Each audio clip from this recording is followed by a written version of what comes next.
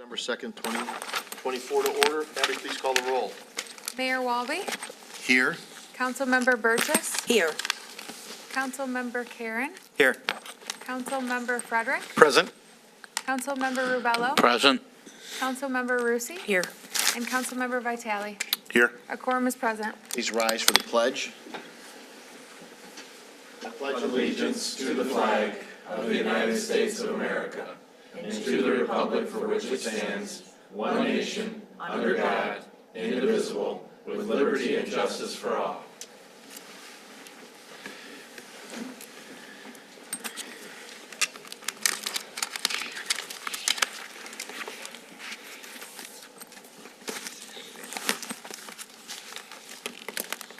Item 2 is proclamations and presentations. We got the Goodfellows this year, as we always do, up. So, Mike, come on up. I know you got a couple members with you. Good to see you again this year.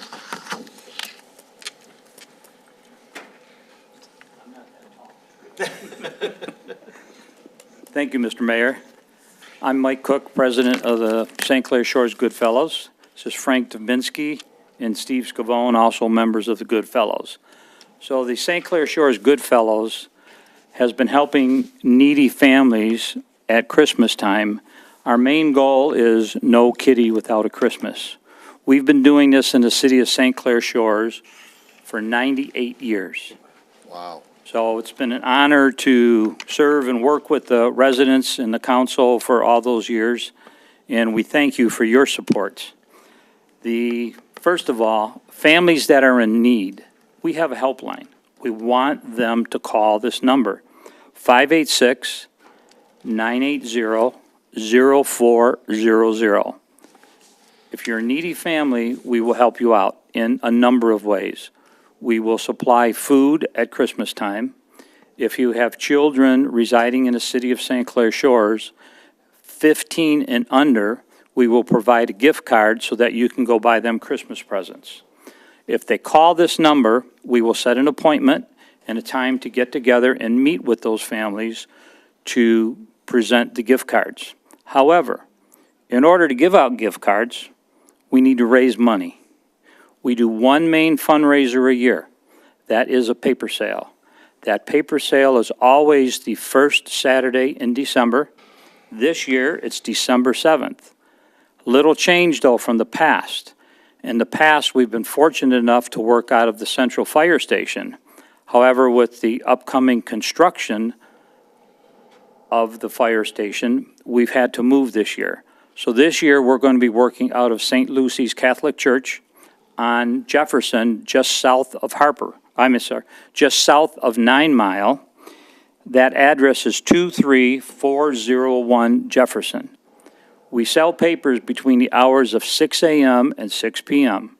Those that want to help sell papers, dress for the weather, show up at the fire station. I'm used to saying the fire station. Show up at St. Lucy's during that time. Dress for the weather. We will supply everything you need to sell papers. The firemen will be making chili for us, as always. So when you're done, come on back, have a bowl of chili.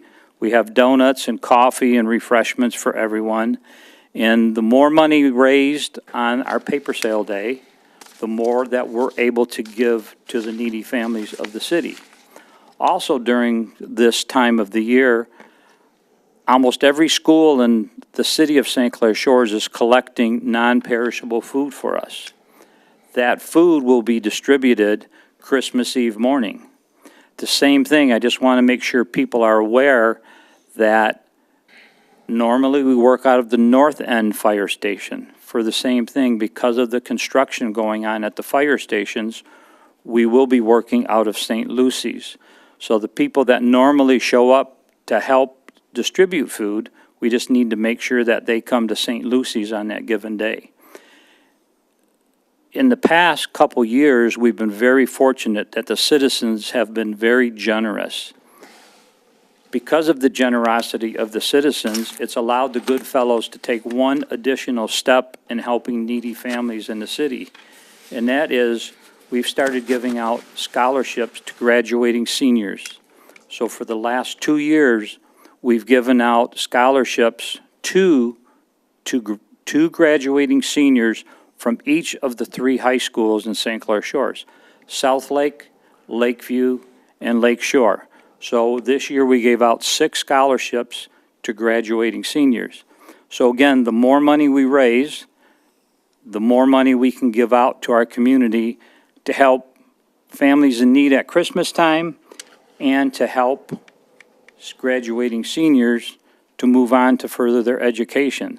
So once again, our helpline number is 586-980-0400. It's going to be this Saturday. You're going to be over at St. Lucy's, right? Correct. This Jefferson? Saturday, St. Lucy's, South 6 of them. a.m. to 6 p.m. Okay. Ms. Russi? Thank you. You said, what, 98 years? 98 years we've been doing this. It's amazing.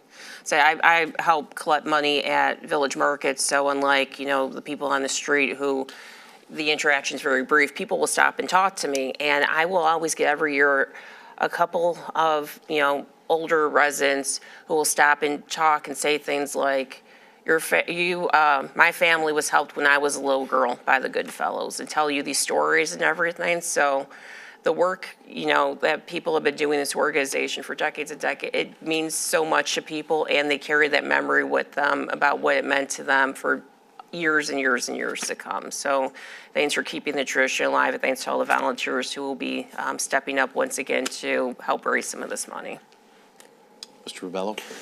And the Goodfellows, you guys provide everything. So if somebody just wants to show up, they're not signed up, they can come see you. You provide, Correct. You've always provided the papers. You've always provided anything that they need as far as carrying the papers. Correct. We give papers, we have bags to carry the paper in, we have containers to collect money in, we have safety vests that they can wear, cones to put in the street. So really, all they have to do is dress for the weather. Yep. Pray for good weather. We don't want snow and ice. Please. But yes, anyone that, the only stipulation we have, in order to sell papers in a street in our city, you must be over the age of 18. We do not allow anyone under 18 to sell papers, obviously for safety reasons. Okay. Yeah, my point was, if anybody out there is listening, this is being taped on Monday, so it's coming right up, on Saturday here. Don't be afraid. You don't need to bring anything except warm clothes. And the Goodfellows, you guys are all-stars, Hall of Famers of the community.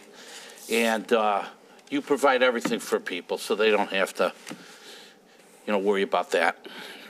Thanks for what you do. Thank you. Thank you, Thank you Mike. for allowing us to do this. Well, thanks for the good fellows and for what they do for decades and decades, as you said, for 98 years. Thank you for keeping that legacy alive. So we appreciate it, Mike. Thanks, Frank. Thanks, Steve. We appreciate it. We'll see you on Saturday. Thank you.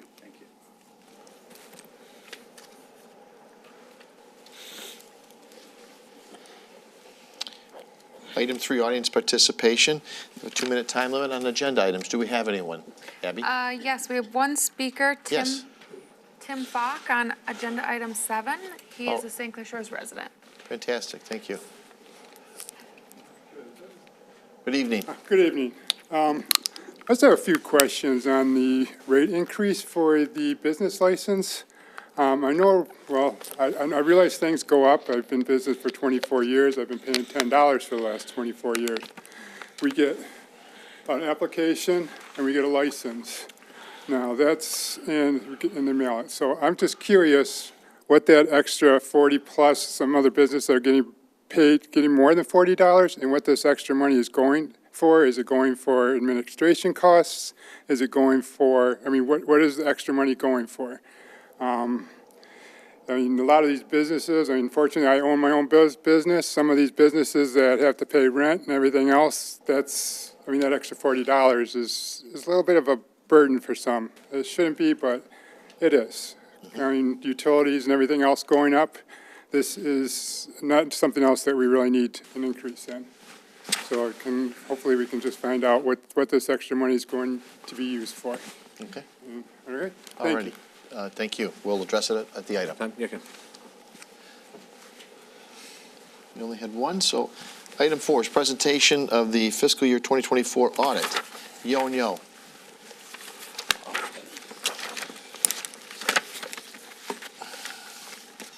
Allie Barnes, good evening. How are you? Good evening. I am doing well. We're just waiting for the presentation to switch over.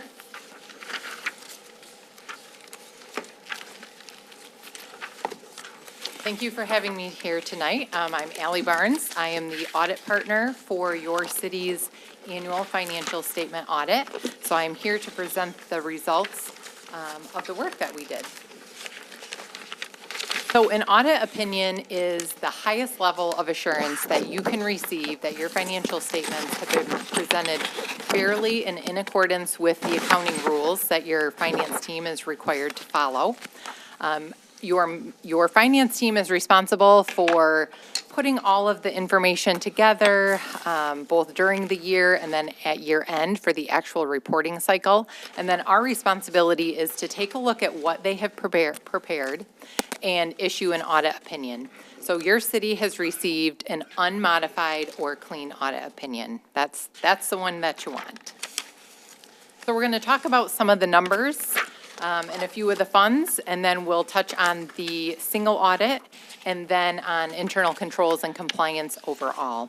So we're going to start with general fund. Here you can see revenues and transfers for your fiscal 2024 year.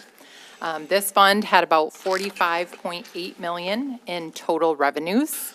The most significant portion of that being property taxes. That's about 46% of what this fund brings in.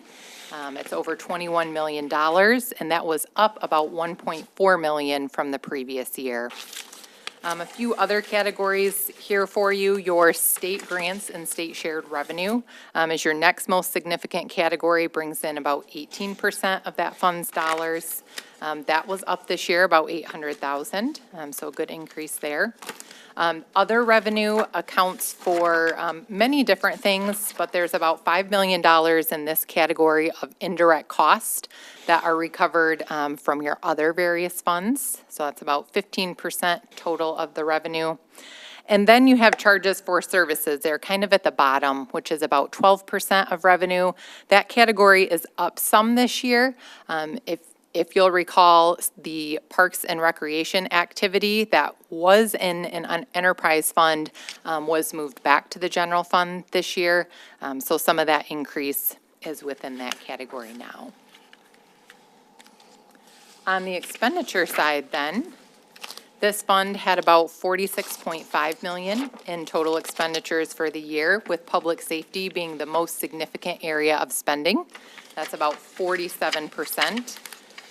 This category actually was down slightly this year, about $955,000. But still, you spent almost $22 million on total public safety. The next most significant category is general government. This accounts for many different areas, clerk, treasurer, buildings and grounds, anything that wouldn't necessarily fall in another bucket here. That was about $8.6 million for the year, or about 19%. And then you'll see that red category, recreation and culture, that's about 18%. That was up this year.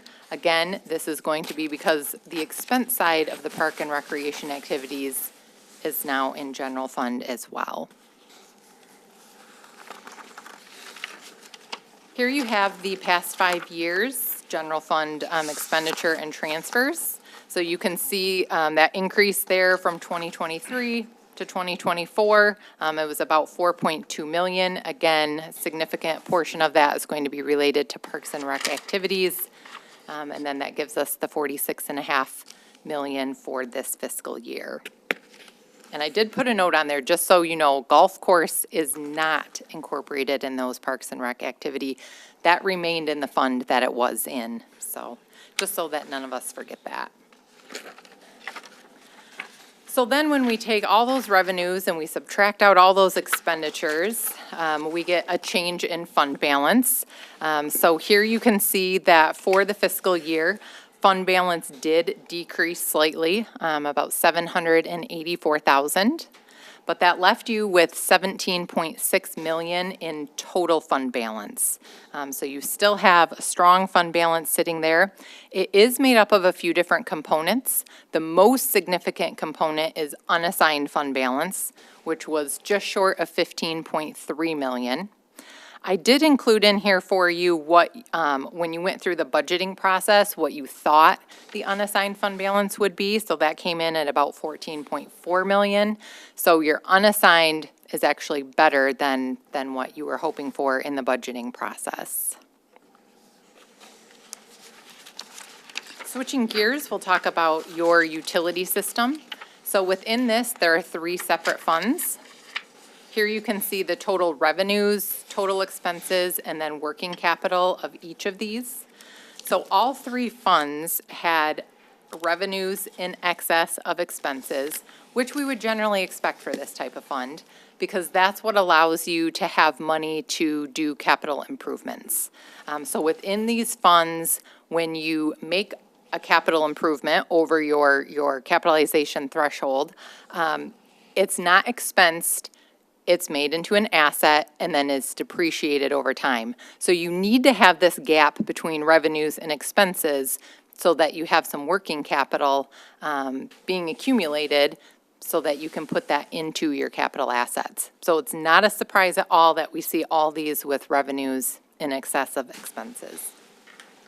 I did also include in here for you, so that peach kind of bar is your working capital. But sometimes at the end of the year, you're still working on projects that you were anticipating to be working on, and you have carryovers. So 2 of the funds did have carryover amounts from some of those projects, and we included that so you can kind of see, okay, even if I have working capital, maybe some of it I've already kind of set aside through these project carryovers so that you can see that piece. So within each of these funds, your sanitary sewer added back about 800,000 in capital assets with that kind of difference between revenue and expense. Your water fund added 3.6 million in capital assets, and then stormwater added roughly $1 million in capital assets. Moving on to some of your longer-term liabilities, we still have some legacy costs in our pension and our OPEB systems. So your pension systems in total have roughly 112 million in net pension liability. So that's made up of 2 plans, one for general employees. So you'll see that that plan is just shy of 60% funded and had net pension liability of roughly 29 million. And then the police and fire is almost 59% funded, and that makes up the remaining 83 million in net pension liability. And then always after the audit is received, you have an updated actuary report that comes in. So if that's available, I like to give you those most recent numbers. So you'll see those there at the bottom of the slide. So you have the most up-to-date percentages for your plans. Then within the other post-employment benefits, so this is the healthcare piece of the liability. Between these 2 plans, there's roughly 80 million in liabilities outstanding. So general employees, about 30.4% funded, has roughly a $30 million liability. And then police and fire, just over 36% funded. That liability is roughly 49 million. You will notice that these percentages are less than what your pension is funded, which is pretty standard. So there just wasn't the push to fund these plans previously, and now I know your city's working hard kind of with other local governments and putting a little more focus on shoring up some of these liabilities. So we do expect to see them decrease over time. All right, your city spent this year about $2.5 million in federal money. So once you're over a certain threshold, you're required to have an additional layer of auditing called a single audit. And we have to go through a risk assessment and determine which of your federal programs need additional auditing. So you actually had two this year. One is related to the ARPA dollars, so that was roughly 766,000 of those expenditures. And then your community development block grant, which is about 1.2 million, was the other program audited. So together, those account for roughly 78% of total expenditures. And within those programs this year, we did not identify any material weaknesses, significant deficiencies, or material noncompliance. So your team did a really good job of documenting what they needed to and spending those dollars according to both the rules and how they said they would when there were budget amounts that they needed to follow. Okay, lastly, we're going to talk about internal controls and compliance overall. So we look at several areas of internal control while we're kind of planning for the audit and then also as we're going through transactions. There's also several compliance items that are just kind of general in nature, not specific to the single audit. And so at the end of the day, your city did have one material weakness, material noncompliance item. This was an item last year as well. So if you'll remember back to the 2023 audit, your police and fire pension millage fund ended in a deficit. So that deficit was about 1.2 million.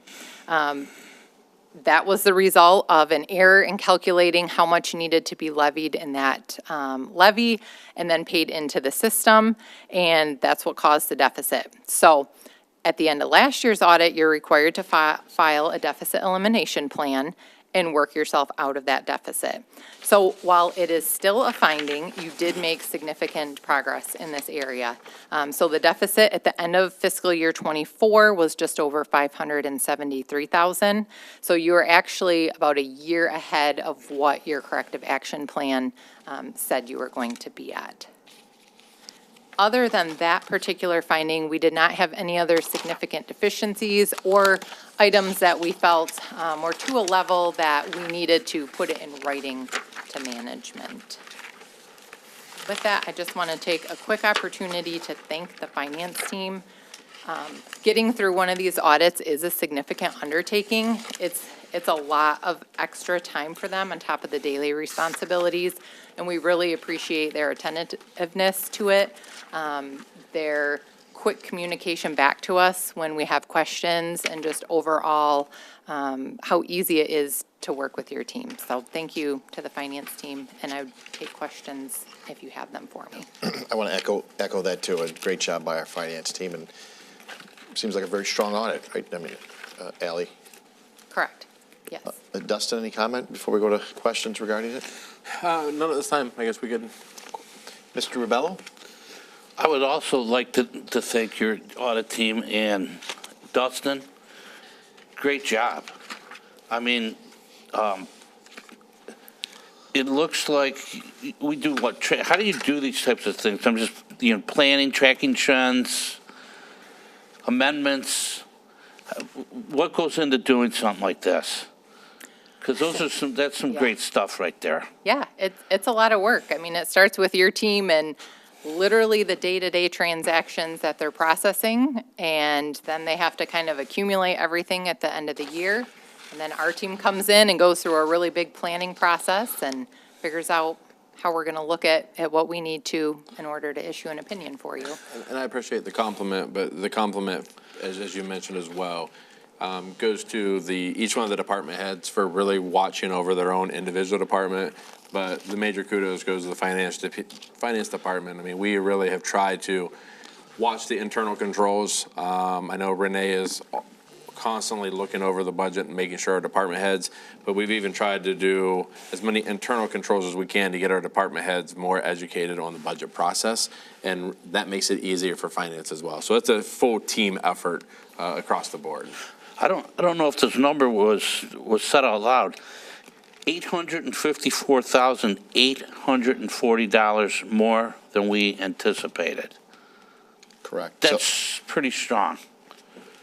I just have a couple of questions on some of the stuff that you were talking about.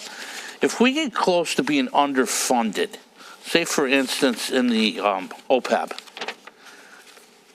we have to stay above certain numbers, or at least pretty close to them. And we're within the zone that we need to be. So unfortunately, how the state looks at it, they look at your audit numbers. So our audited numbers, the state requires for our pension to be above 60%. We were 60.9 and then 62.4, so we were, so. But the state is The gonna state look, relooks at the State's gonna audited do numbers. 59.87. Yeah. So the state's gonna look at the 59.87 and the 58.77. And if council remembers the previous times, we will come back to the council. We'll have to ask for a waiver from the state because we are gonna submit our numbers from the actual numbers that we got from Gable Rotor, which is gonna show us at 60.9% and 62.4. In the past, the state has always offered us a waiver, so we don't have to do our deficit elimination plan, and we've always been awarded that waiver. Because the fiscal year is typically, or because the market is usually higher at the end of the year than it is in the summer months, that's why that number does fluctuate quite a bit. But we tentatively have always hugged that number. We are getting closer and closer to being able to maybe just stay above that 60%. But Right. this is all very subject, the pension process is very subject of the markets, and it is a little bit volatile. So if the market does tank, this number tanks, then we're asking for a different waiver as well from the state. But we pretty much are really conservative on how we do these types of things, these audits. you are not out of line with others. This is pretty standard, and you've been diligent in making sure you're watching these numbers, staying abreast of what the requirements are, making sure you're doing your filings, so you're doing good. And with the state numbers, I'll go ahead real quick, I with the was gonna say- OPEB numbers, Okay. the state before never even monitored OPEB. They only monitored the pension. Just recently, it was probably 4 years ago, they came back and they said they want all cities to be above 30% for their OPEB liabilities by the year 2030. We are already above that 30% right now. And as you guys are well aware, in the general government side, we have actually already closed our OPEB. There is no retiree health care for anybody except for police and fire. So with that system being closed, it's just a constant trying to make sure we build that number up. And we talked a little bit earlier, we have the Public Act 345 and some of the legislation that's going through the state. We have a target on that and what's going on through that. Yep. Okay, I'm going to say the number again, $854,840. I think I would give you an A. Mr. Vitale. Yeah, could we go back to that first pie chart, the revenues and transfers? Okay. So, Ms. Barnes, we have two categories I would see ambulance revenues fitting into. Would that either be charges for services or other revenue? I am gonna guess that's under charges for services, but without looking at a detailed grouping, Okay. I can't tell you for sure, but that seems like where it would fit. to Yeah, me. could you give us a couple examples of maybe what's in other revenue? What Oh. kind of categories normally would fit into that? Yeah, well, a large portion of that is, so there are general costs that your general fund incurs, and then other funds pay back an indirect rate to the general fund. So the majority of that is what's collected for that indirect cost portion. So would that be something like motor pool? Yes. So we have our motor pool, street, water, sewer, all of those have transfers that come into the general fund Okay. for the fees that are incorporated from the general fund that is passed on from those So to funds. a certain extent, these are sort of general fund dollars. It's the city paying back other accounts within the city. Yes, but on kind of the flip side of that, if you looked in the expenditures, it's so that you don't have to get so granular and break out each of those tinier expenses and put them directly in those funds. It's so you Okay. can have certain expenditures that you account for in one fund and then charge indirect back. The reason I ask that question is because when I look at what we collect in tax revenue, we're at 46% of the budget, and then what we expend in public safety are 47%. So we're pretty close, and police and fire are two services that we really do not have an opportunity to collect back for. There's no charge for the police department or the fire department to come to your house for water or something like that. Residents pay water bills. For a permit, residents pay for the permit, so there's a chance to make those costs back. So it seems like we're kind of running where we should be in terms of the money that we're bringing in taxes, paying for the one thing that we can't directly bill out. I think that's a great way to look at that. Yes, there's many ways you can look at whether or not general fund is doing well, but public safety is certainly an Okay. impactful area that you want to make sure. I mean, we're within like $700,000 of expenditures versus what we receive in taxes on that. And that's the one thing we really can't bill for. I assume you probably do some other cities and, of course, talk to your colleagues and things like that. Is that pretty typical for most cities? Do they run around that about the same amount on police and fire versus their tax collection? It all depends. There's a lot that would go into an answer for Okay. that. We would really have to kind of break down maybe a peer group to look at that and tell you if within your peer group, that's normal. I mean, I think it would be good to see maybe some comparison of some other, there must be other communities around here that Yonyo does. This is all public record, right? It is, yep. We could pull any peer group you wanted and do an analysis of that. Your city manager, your finance team, any of them could, because it's, all of this information is out there available to the public. Yeah, I mean, we kind of need to have some kind of metric to measure ourselves against, so that would be good to know and be good for the public to know that too. Thank you. Yep. Thank you. Ms. Rusi. Thank you. Going through the reports, I did have a question. This is in the single audit booklet, the schedule of findings and question costs, section 1. Okay.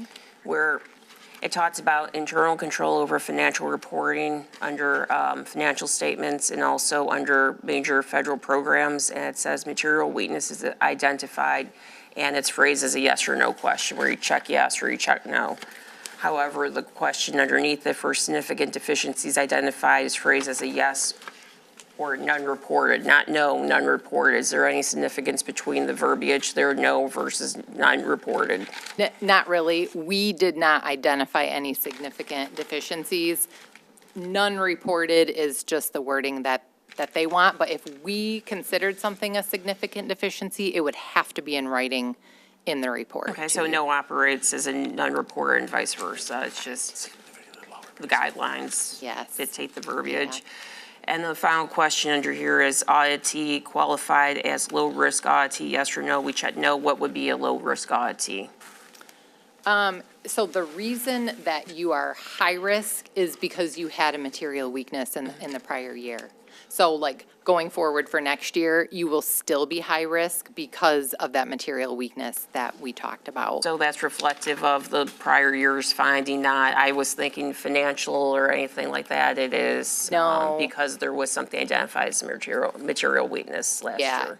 it's mostly related to risk assessment and if there were prior year findings. And what's the significance of low risk versus high risk in terms of the report and how you carry out your job? Sure. So if you are a low-risk auditee, we only have to have 20% coverage when we look at the expenditures in your major program versus total federal expenditures. If you're high risk, we have to hit at least 40%. And then when we go through the risk assessment to figure out what programs are being looked at, it impacts kind of the flow chart of questions within that as well. So what percentage did you hit looking at us as a high risk auditee? You were at 78%, but that's really, it's not like we over audited. It's just your two programs just I'd rather have us happened. over audited than under audited. So I just wanted to make Yes, sure yeah. we were hitting at least the 40 and glad to hear that we went above that. Yep. So, okay, thank you. You're welcome. Mr. Karen? Thank you. So I think I got several technical questions in the audit, but I'm going to start with, on the cover memo, which came from administration, it had revenues in the final budget of $40,815,000, expenditures $53,391,000, and then, but still had a fund balance increase in the final budget of negative $2.5 million. Actual revenue was $40,713,000. The memo has expenditures $49,943,000, but the fund balance decrease was $783,000. And says the source of that is page 4-1, 4-2. Problem is, those expenditure numbers are not on 4-1, 4-2. What somebody did was coming up with the expenditure number, took the number that's under other financing sources, rather than adding it to the revenue, added it to the expenditures on the cover memo. So why do I bring this up? I find mistakes like this all the time. Councilwoman Rusi finds mistakes like this all the time. And we find this on simple things that we get without having any of the background knowledge. And so that's why I'm going to struggle when you come in and say, well, nothing was really found out of compliance in the audit, when we're finding simple things like this. So I guess when you're checking the numbers and what's being recorded, what are you actually checking? And are there corrections happening as you check? Because I know in the past conversation I had with the prior finance director, Doug Haig, he would tell me, when we got the expenditure reports at the end of June, said, that's not final. Things move around as things get corrected. So don't go directly off of that. It's close, but things move around. So when you're actually doing the audit, what are you really looking at to give us the assurance that we have a good audit? Yes, great question. So I obviously can't speak to a memo that was written to you that I didn't look at. As far as the audit goes, so we start with a risk assessment process, and we say, okay, of everything that is here, what is the most risky? And then we develop additional procedures in those areas, and then we also do what we call basic audit procedures. So how do you break down areas that are risky? Are you like certain funds, certain activities within the funds? It What do you could look be, we know person A is new in whatever position, and they're in charge of, let's say they're in charge of payroll. And we don't have a great comfort level with them, or we have some question about internal controls, then we might do additional procedures there. But when we're doing an audit, so we start with risk assessment, we set materiality. So while maybe something that's $10,000 matters to you for what you're doing, as it probably should, it might not have to matter to me, depending on the fund, the type of transaction.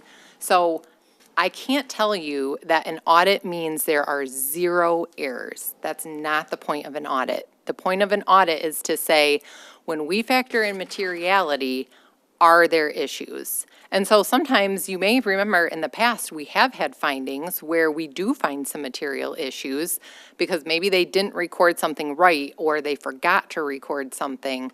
So after our risk assessment, setting materiality, looking at internal controls, then we do either sampling to do, randomized sampling of transactions. We might do, let's say we have, accounts receivable. If you have accounts receivable, maybe we don't do sampling, but we say we're going to look at everything over a certain threshold, and then maybe we pick a few under the threshold also to look at. So there's different ways we look at things. We do analytics. We do a lot of tracing back to source documentation. So actual invoices, actual policies, actual contracts. As much as we can go back to original source data, that's our preferred method. And then analytics, we kind of look at overall, does this make sense, what we're seeing? Given what controls we know there are, the source data we've seen, now analytically, does this make sense to me? So that's kind of the process that we go through. Okay. All right, so with that, let me switch back here. So I think in terms of first question, and this is more towards administration, on 3-4, basically has a list of all the fund balances for all the government funds. One of the things that stands out is roads has a $9.5 million fund balance in terms of, and I think revenue-wise, it's, I don't know, 6-7 million what we bring in between Act 51 and our millage, so. So I think you have three funds that make that up: major fund, local fund, Yeah, local major street, roads. yeah, major street, local streets, and street millage. Yes. Right, yeah. So the thing is that we were having a concerted effort 4 years ago of not wanting to keep that much fund balance within the roads, right? So I think just that from an administration standpoint needs to get looked at of, I know Mr. Koppler put in a plan in place for how to make sure the money was being spent on roads in a timely time. They weren't building up a fund balance of that size in there. So I think that's just something for the administration to follow up on. Abby, back to you on page 3-24. This talks about expenditures in excess of appropriations. And the reason I bring this one up, we had a big issue back in April, May of this year, where council was asked to approve multiple budget amendments so that certain activities were not going to be over budget. Okay. And that was basically the rationale, and one of the rationale was, so it wouldn't show up in the audit. It wouldn't be a ding on the audit. But in here, in the general fund, we had the judicial side did come up over budget by $254,000. And that, so it does show up, but it's not a finding that the court was over budget. Correct. It is not a After finding. we went through all these changes to the budget for all these other areas, that would just be another thing on the list if it happened that way, right? If it was material, it would have been a finding. So judicial being over $254,000 would not be material. Not for that fund, no. So what would be defined material? Is that a certain percent over? It Or- is, it's a dollar calculation. So if it's over the dollar that we calculate for materiality, then it would make it a finding. So, But I can't tell you the formula and I can't tell you that number. is it set based on the activity or, okay. Yes, it is. So there'd be a rating based on other judicial budgets or that you would have from an auditor experience? It is based on, so your general fund is what's considered a major fund. So it has materiality set on its own, considering just general funds dollars. Okay. And it is a makeup of revenues and assets. It's a percentage of each of those that goes into that So if it was the calculation. entire general fund that was over by a certain amount, that would be material. But individual things within the general fund may not be. Because judicial is within the general fund. Correct. So because it's under, okay, let's say that line was over by, I don't know, let me say materiality is $2 million. Okay. I don't know from memory what it is. Materiality is 2 million, judicial's over by 2.1 million.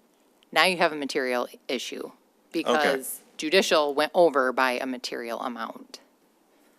All right, but so the material amount would be based on the total fund Correct. value? Okay. Just have that clarification for the future. On the next page, 3-25, this is where on the fund, different fund deficits that we had, it does bring, you did bring up the police and fire, but the other two that were listed here, the community block grant, while that had a fund balance deficit of $442,000, the rationale for why that was not an issue is because we're waiting on funds that was good revenue that was supposed to come in. That is correct. And that was revenue we were expecting to get. Yes. But when I looked at the actual sheet for that, we actually had that the amended budget was actually a deficit. So what we actually had approved but our document showed a deficit, did not show positive. So is that an issue? It potentially could be, but CDBG is what I call not a normal fund, because there tends to be a significant Liz is smiling, so I know that's an lag. understatement. There tends to be a significant lag in getting your revenue. Correct, but this is budgeted. So our budget had a deficit of $102,000. Are Which you, that should are you not be. saying your budget said expenditures were more than revenue, or your I'm fund saying on balance was page going into a 513, deficit? at the bottom of the amended budget line, has fund balance end of year, $102,000 deficit. Yes, so you should not be doing that. Right, okay. But that's, again, does that fall again of need to be a certain amount to be a finding? Yes, again, Okay. it's not a material issue. Okay. The other one, on the golf course and the motor pool fund, were called out in here as well. That was a little different, because it wasn't just about the fund balance, it was an unrestricted net position, probably because they're business type funds versus government funds, right? Okay. And it had, the golf course number was bigger, so the golf course fund had an unrestricted net position of over $1,072,924. But again, going back to that page, so that is just the unrestricted deficit was that, but but overall, we had a positive 612,000 net position for the golf course. Correct. So why in this case, like in the other one, the final number, the fund balance number, what was being called out, where in the golf course and the motor pool, it's one of the sub-numbers that's being called out in terms of the unrestricted net position. So when we look at the enterprise fund, we have to look at the components also. I think if you look at CDBG, though, that fund in total is also in a deficit. Oh, It's yes, not just the unassigned piece. It's, No, whole and that's fund. different, because that's talking about a fund balance. The reason I'm picking on this one is that it wasn't talking about a fund balance. It was just talking about the unrestricted net position, not the overall net position. because that's what I'm required to point out, is if the total fund was in a deficit, I'd have to call it out. If the unrestricted was in a deficit, I still have to call it out. So what does unrestricted then in this case mean? So in this the golf case, course. yep, in that fund, it would mean if you took your total net position and backed out the portion that's invested in capital assets, that gives you the unrestricted. And in this case, because you have a lot invested in capital assets in that fund, that is part of the reason why that fund ends up with a deficit. No deficit elimination plan is required, though, because that fund has working or has current assets in excess of current liabilities. So in the state's eyes, they understand that in these funds that have some legacy cost, that there may be deficits, and they want to know, okay, even though there may be deficits in the unrestricted portion, is there enough to pay for the current liabilities? And if there are current assets there that can cover those current liabilities, then they say, okay, well, it's footnoted, we know it's there, it's in the statements, it's in the footnotes, but no deficit elimination plan is required. Okay. So on that the $1,072,000 then, because I know we've had to make, general fund made a contribution to the golf course fund is basically meaning it had to be over, the fund Short-term balance has to liabilities. stay, right, it has to be over a certain amount. The short-term But- liabilities. But it's nowhere near $1 million, right? No, It was like, it's still in here too. It's whatever the short-term liabilities are. I'm sorry, what page you're on. that's 5-26. So it would be the new short-term liability, There's a line- 206,500 total, so total current liabilities. Yeah, The 206,554 is what would be required right now to keep in there to cover current liabilities. okay. So I guess then, We have 612. So what, because under the golf course itself, it's only had 2 to 3 employees at any given time. In terms of that would be a pension liability or OPEB liability going into the past. Yes, but those liabilities are so large that It even just a seems couple outsized people- versus everything else. $1 million. Well, that's what it is. Again, that's the number, okay. So the This net ironic pension- conversation, I laugh, John, because it's ironic. We had this conversation, I had the same question to Ally, remember? Yes. Yep. So the net pension liability for those employees is what the 121 is. Right. And then the OPEB liability, which is calculated just because it's paying for their health care all the way until, unfortunately, the individuals pass away, that liability is $702,000.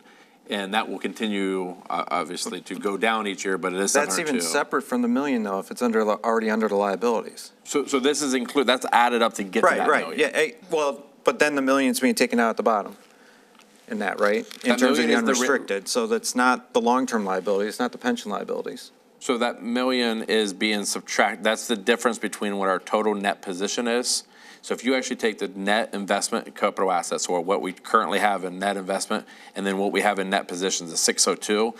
So you subtract the 1,685,000, subtract to the 612, that's where that unrestricted deficit comes in. That's how there's that 1,072,000. So it's taken, that number is comprised of those Okay. total liabilities. So it's a weird calculation, like the mayor All said, right, we did it's- talk to Ally. So that net million includes all of the current liabilities and all the long-term liabilities. Minus what we would get if our golf course was just to cease to exist and everybody quit and we said we're no longer running golf, we still would have the liabilities that we would have to pay for Right. after we sold off all of our assets. That's where that negative number That's what that number's comes in. actually tracking. Yes. Okay. But if that were to ever happen, those employees would be transferred back over to the general fund, and those costs would just be added to our total OPEB and total current liabilities. Okay. So it's just a unique way we had to report it, and like I said, I was confused by those numbers too. That was one of the numbers that we asked the audit on. Got it, okay. All right, so I'm going to jump to 3-33, which is the long-term debt activity summarized. Just want to confirm some of the terms. I think I guessed what they are, but the 2021 capital improvement bonds, that was basically the TIFA bonds for the pier, right? The finance purchases appears both under government activities and business type activities. I believe that's the JCI transactions. Tell me an ending amount. I was trying to find a reader too. So the ending balance for the JCI is $3,295,000.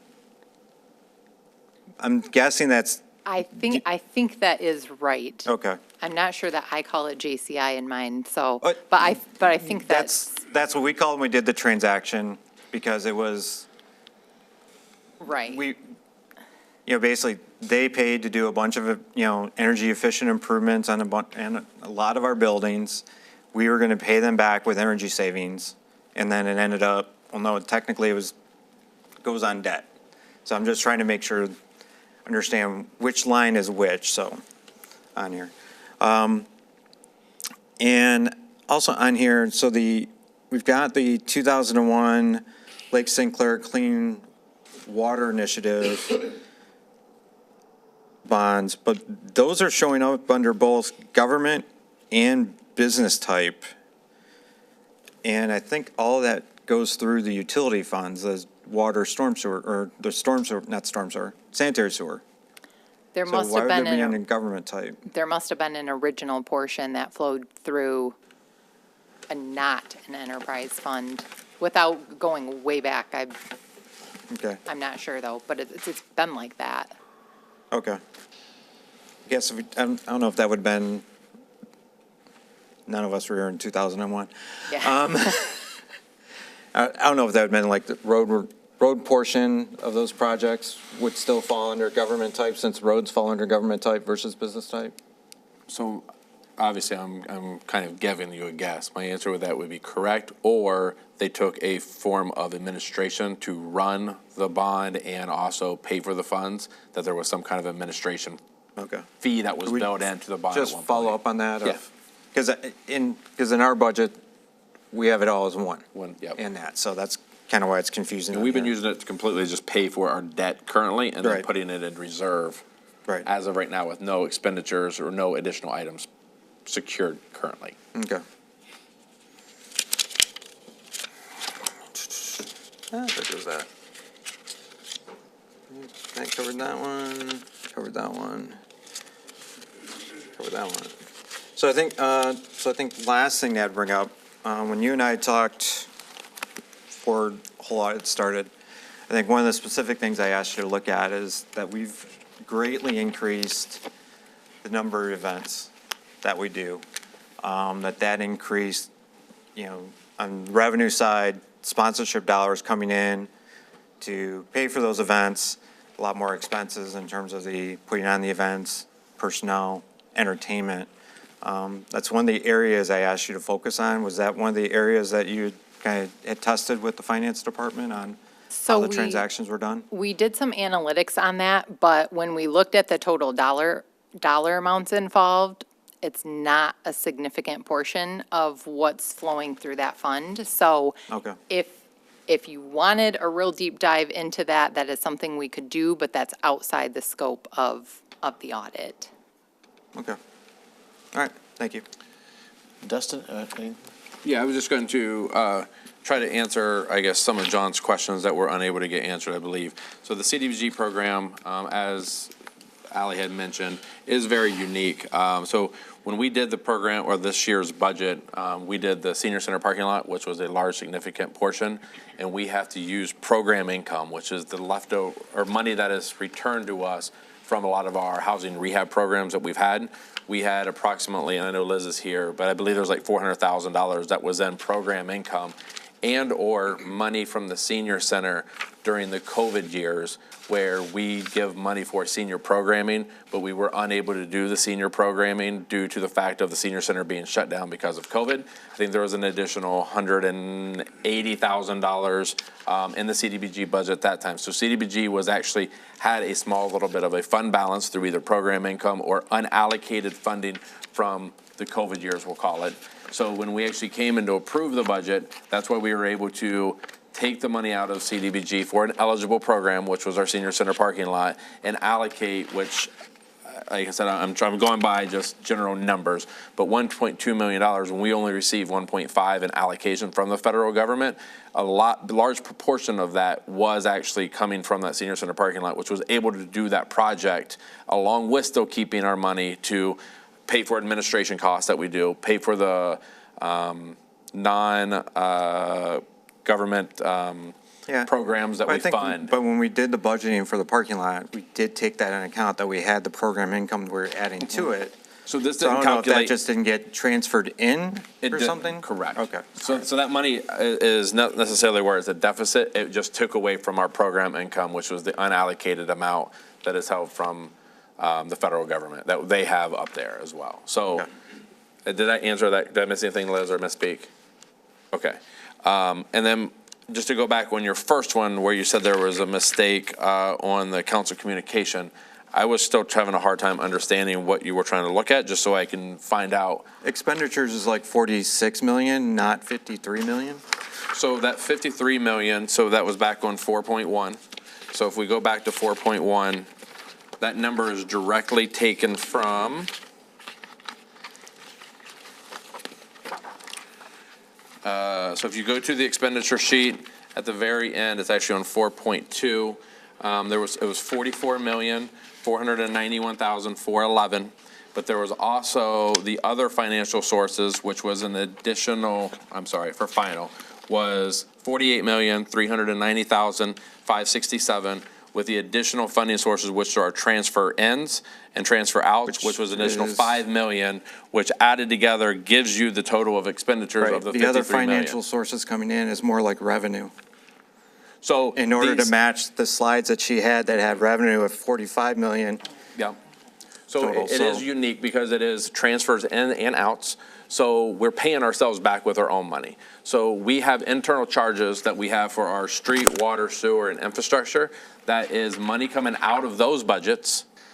So it's technically an expenditure from streets, sewer, sanitary, motor pool, golf course. We transfer the money back into the general fund. Yep. So the general fund also gets it, but it's also an expenditure on 5 ourselves. million should have been added to revenues on here. And it is, you have the transfer in for No, revenues. it was added to expenditure number. If you added it to the revenues, it would match the numbers that Ally had on her slides. Any other questions? Mr. Rubello?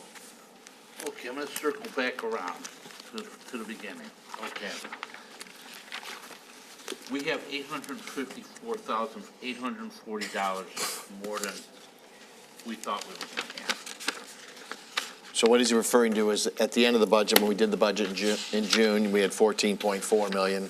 That's what we anticipated that we were going to have in the rainy day fund, and it ended up being 15,284,000. That's where you get the $854,000. Thank you, So Mayor. much better than we thought back in June when we were going to have in the rainy day fund. 14.4, we got now 15.3. It's like almost 7% more, 7-8% more.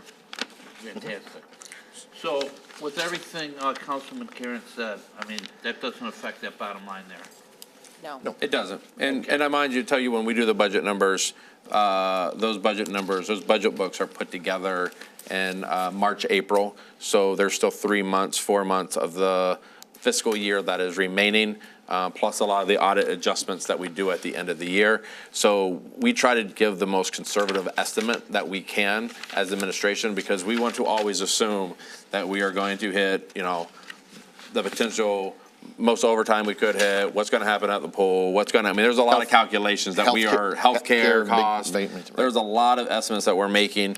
So our goal when we're doing that is to try to be as conservative as possible. And as you could see, after all the budget amendments and everything, we did do approximately, like you said, the $800,000 better. So with that, I'll make a motion to receive and file the FY 2024 ACFR and related reports.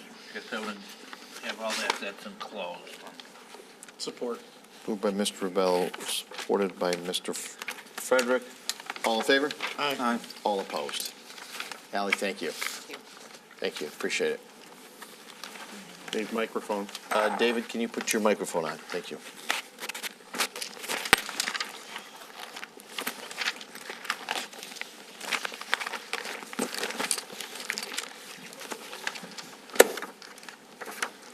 Item 6 is planning case, request for site plan approval of exterior renovations, 300 square foot maintenance vestibule at 20643 Stevens. Representative Mike Leanweber?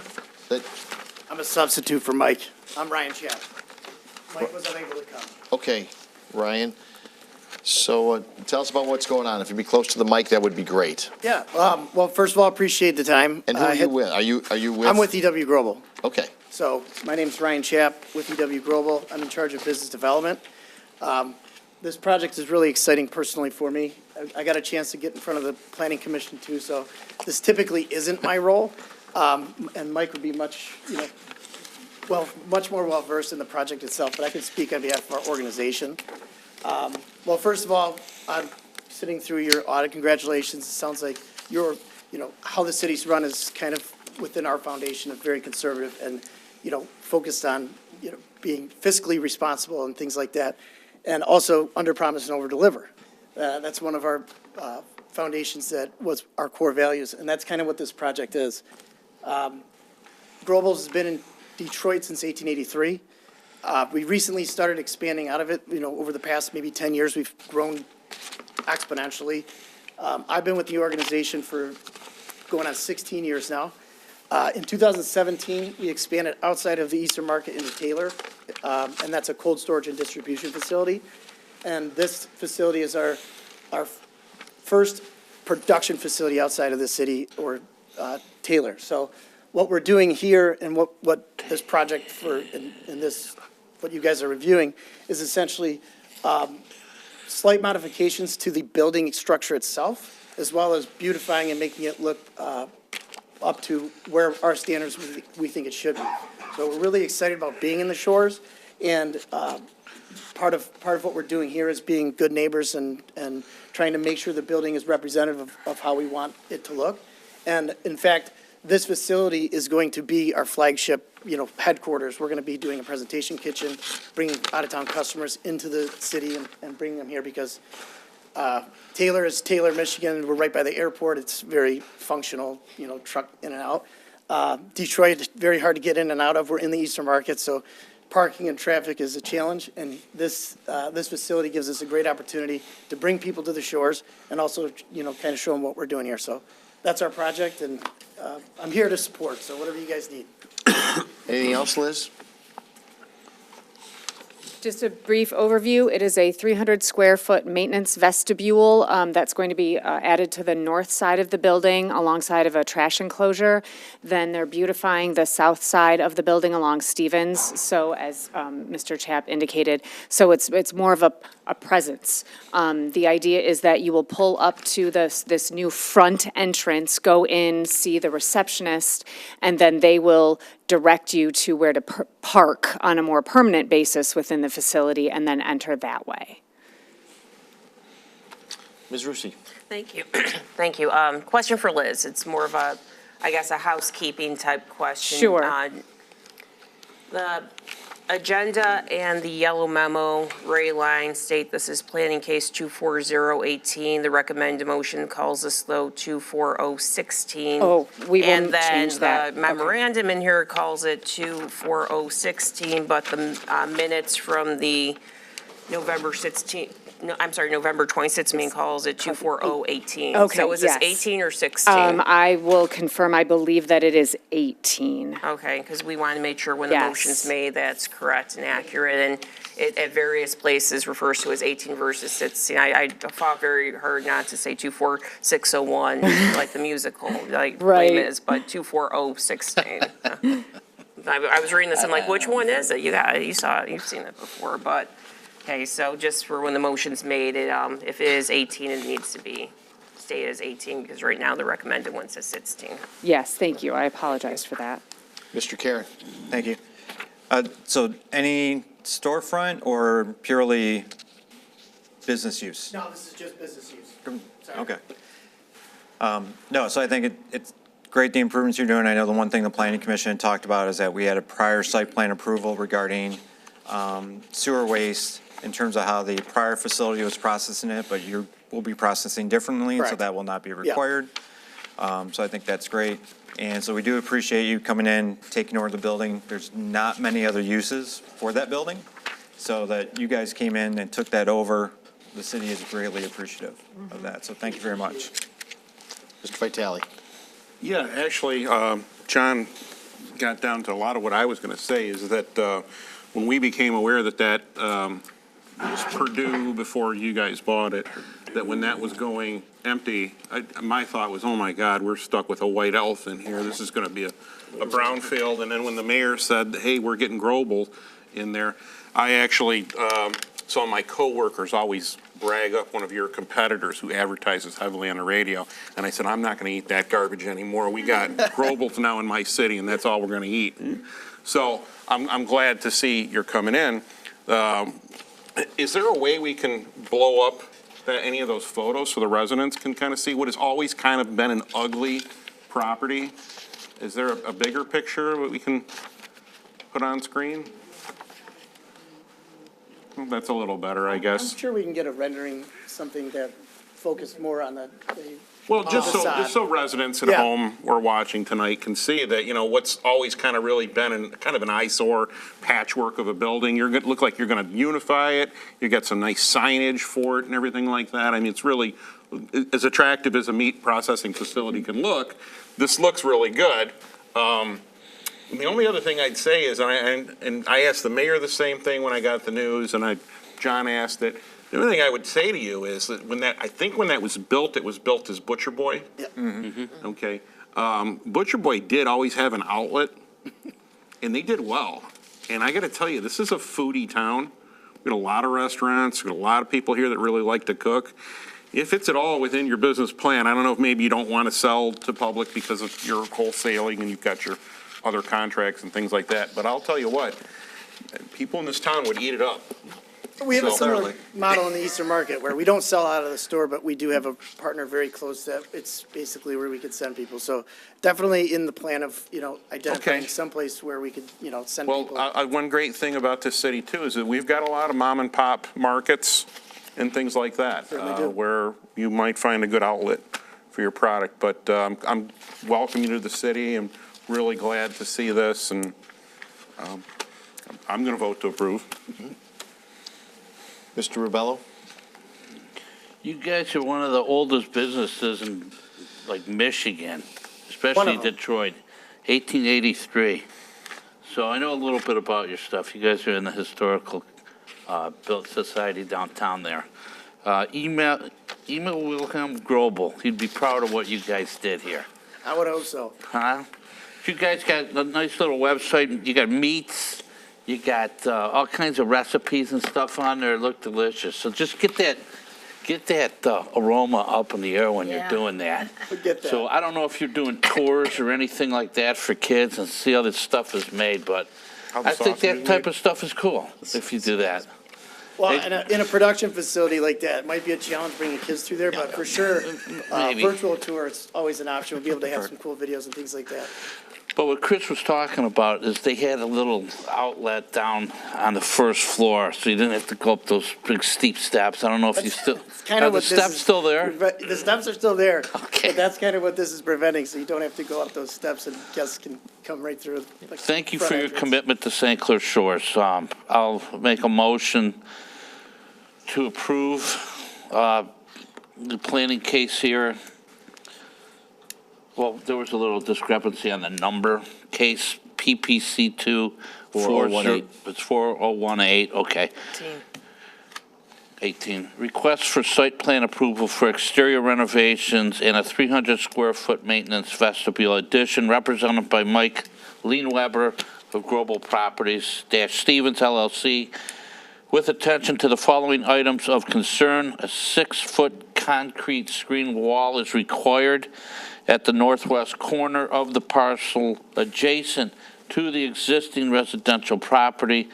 The screen wall will be required to step down from 6 feet to 4 feet to 2.5 feet over the last 25 feet between the sidewalk on Harmon and the parking area wall, or the parking area and all mechanical equipment, whether placed at grade or on the roof of the structure, must be screened from view or placed in a location on the roof that is not visible for, and I wrote over that last word, From grade. grade. Moved by Councilman Rubello, I'll support that. supported by Mr. Fredericks. Mr. Fredericks, question? Yeah, a couple things. First off, that front vestibule, that's not going to be any closer to Stevens than it is right now. It's going to be built into the building. Okay, Correct. all right. That's good. And then, and by the way, it looks probably the best I've ever seen, right? And growing up here, going through the Butcher Boy and its iterations later on, we really appreciate you guys spending the money and doing that. I was pretty lucky when I stopped by today. You had somebody out there measuring. I can't remember his name, but he was very, talkative and, oh my God, we're so excited and this is what we're going to do. And, okay, great. But I'm excited about the parking lot in the back, right, which is gravel and it's kind of been an eyesore. Now, do you guys have any plans with the green belt next to you over there? Is that, As of right now, that's not part of the scope of this. okay. And, Liz, I'm not sure if anyone has talked to the resident. Oh, sorry, microphone. I'm not sure if anybody has talked, I didn't say anything during the, I'm not sure if anyone's talked to the resident that's on Harmon, right at the edge of your parking lot there. But I know in previous iterations, they didn't want the wall. There was something going on with how he gets into his garage or something, I'm not sure. But it would be great if you guys could talk that through with him before we just slap the wall up there. So, and then, I guess you kind of had me at repaving all of the parking. So, That's ultimately needed. And, I'm gonna echo what Dave and Chris said about having a little something there for people to pick that up. And I'll tell you, one of the other big things that always happened, Mary, you'll remember this, is they used to be a big proponent of making sure their stuff was at a lot of the city events and things, make like I don't want to tell you have to make donations, but at the end of the day, it was Butcher Boy this, and, here, we're featuring Butcher Boy. I mean, now it's global, featuring, I mean, that's a big deal. And then, we take full advantage of that and, try to help you guys out too, because we love the fact that you're here, right? And you picked St. Clair Shores. So however we can work with you on that, it would be great, so. And I did support that, right? You did. Okay. Mr. Vitale. Yeah, there was only one thing I was going to, actually two things that Ron's comment brought to mind is that previous owners on that green belt, there were some trees and things on there that did kind of look nice and soften it up a little bit. They mowed them all down. So I don't know if that's within your budget or anything you're interested in, but it would be nice to kind of get a couple trees going over there again. The other question I was asked from a resident when I was talking about this to them was that they remember Butcher Boy used to do deer processing. Oh, yeah. Is there any interest, or is that all within your business It's outside plan? the scope of what we Okay. did. I thought it, to be honest with you, I thought it probably was, but Yeah. I told him, I said, okay, I'll ask. So, There's no kill floor up there, is there? No. Okay. Moved by Mr. Rebel, supported by Ms. Rusi. Thank you. Just no emphasis for the minutes and for the residents at home and for the petitioner that any sort, for procedural purposes, the discussion about potential sponsorships, real or expected or whatever, is not part of the site plan Right. approval process whatsoever. Well, I just want you guys to know, as our organization is very supportive of all of our local communities, so if there's anytime we can help, we will. Yeah, no, and that's not part of the things like that. process. That's separate Yeah, and apart from completely the separate. process Yeah. legally and everything. Completely, Ethically, 100%. we're not pay for play. Yes, I get it. No, Understood. it's gross when that stuff is brought up here during site plan. And that's not why we support it either. We support our local communities because we care about them. That's the truth. Moved by Mr. Appreciate that. Rebello, supported by Mr. Frederick. All in favor? Aye. All opposed, 7-0. Thank you. We appreciate it. Item 6 is request acceptance for the pre-disaster mitigation grant and allocate matching funds. Denise Pike, CDI Director. Good Mayor, evening. Council, good evening. This agenda item is to ask for your acceptance of pre-hazard mitigation funding. If you recall, this was a congressionally directed spending from Congressman John James. We went through the grant process, and we were successful in receiving the $1,667,538 for sewer separation within the Martin Drain District. The amount of the totals engineers projection for the project, which is separating the storm along Alexander Street between Little Mac and Manhattan, is $2,690,425. Therefore, it would require a match from the city of $1,022,887, or 38% of the project. The project is anticipated for spring, summer of 2025, so within the next calendar year. And what we are asking for approval this evening is acceptance of the grant, authorization for the city manager to sign the grant agreement, and allocation of the $1,022,887 in funding proposed to come from the Clean Lake St. Clair Initiative Fund for the project. Questions? Ms. Rusi. Thank you. We do have the grant agreement. This looks like the state form, so I assume they lawyered it to death and have used it in other communities too for this program. I wanted to make sure and get on the record that our attorney has looked at this and signed off on this from our end too. Is standard. Microphone. Yes. We should just staple them onto everybody for the duration of the meeting. Okay, so our attorney has looked at the signed off on this, and this is a very good thing for St. Clair Shores, correct? For sure. yes. Yes. Somebody. Very good. I will move to approve. Support. Moved by Ms. Rusi, supported by Mr. Karen. Question by Mr. Karen. Thank you. Yeah, first off, thank you to Congressman John James for coordinating and getting the funds, because this is more of congressional directed spending, also called earmarks, right? But that's where this funding started, but we still had to turn around and apply for it. Correct. Even though he got it approved in the federal budget for the specific project, we still had to go apply for it. Correct. Wonderful federal government. But, no, I remember a year and a half ago, standing on the parade route with Congressman James, and he pulled up the website of what he was asking for. Right. And that this project was on the list, and he was very happy to help with, which would basically, what I hope would be the start of several projects to begin to separate the storm water from the sanitary system within the central part of the city, or also called the Martin Drain District. And that basically means less flow into the Martin retention, less potential for discharges into the lake.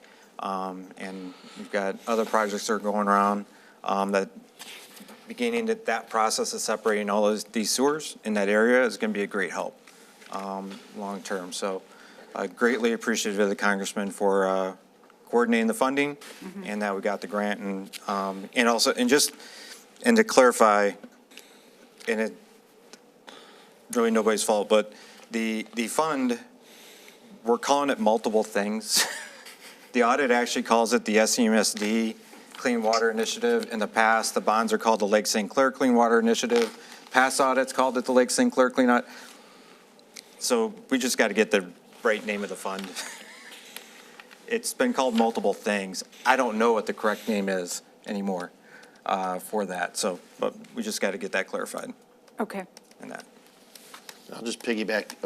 When I met with the congressman, he was, as Councilman Karen said, I mean, he's passionate about clean water, and his effort was here on this. And not only he worked with Macomb County Public Works and getting money for the Jefferson Relief Sewer. So I mean, he's got a passion for cleaning the lake. So that was great to see. And many times they talk and they don't deliver, and he has delivered. So I appreciate that. And I think.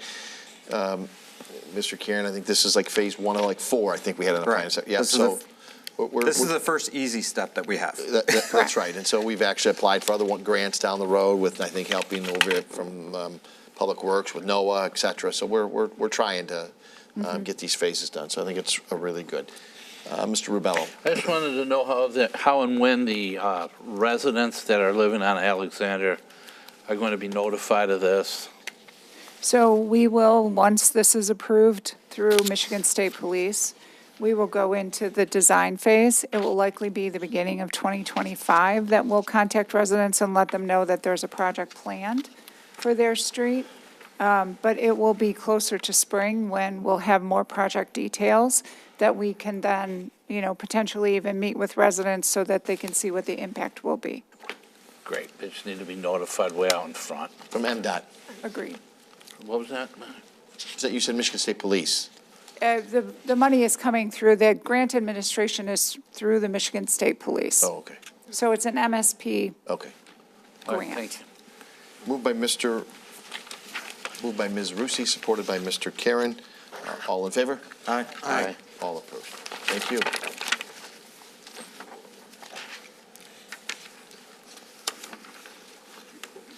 Item 7 is request the adoption of a fee schedule, resolution, business license, certificate of occupancy.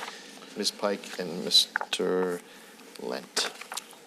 And if you don't mind, too, we'd like to answer the question we had. Absolutely. Yes, thank you. So if you recall, in September, council approved revisions to the business and licensing ordinance. At the time, what we intended to do was to take an ordinance that was at least a couple of decades old, which was noted earlier, and update it for the types of businesses that were to be licensed within the city. What we did at the time was to aggregate like businesses. So tonight, what we are asking council's approval for is to adopt the fees that would then be associated with those licenses for the various types of businesses that we have. The intent and the reason behind asking for the updated fees is that since the 28 years that that ordinance was adopted, the costs have increased, the cost of administration has increased. So what we are looking to do is simply cover the cost of providing the service within the city. As you'd seen earlier with the audit, sometimes the cost of administration can be a burden on the general fund. We're hoping to lessen that burden through the institution of these updated fees and the updated fee schedule. There was a concern that was presented to administration about a type of business that had heretofore not been included in the licensing requirement, and that was medical and professional offices. It is something that at least 3 members was concerned about, and what we are proposing to address those concerns is to keep the category, but to not charge a fee for those businesses for the first 3 years. So you will see on the recommended fee schedule that we say with medical and professional offices, the charge would be 0 with an asterisk. What we propose is that we would charge 0 through 2028. We would bring it back to council for adoption of a fee schedule at that time. So, Mr. Baumgartner, do you have any additional comments or?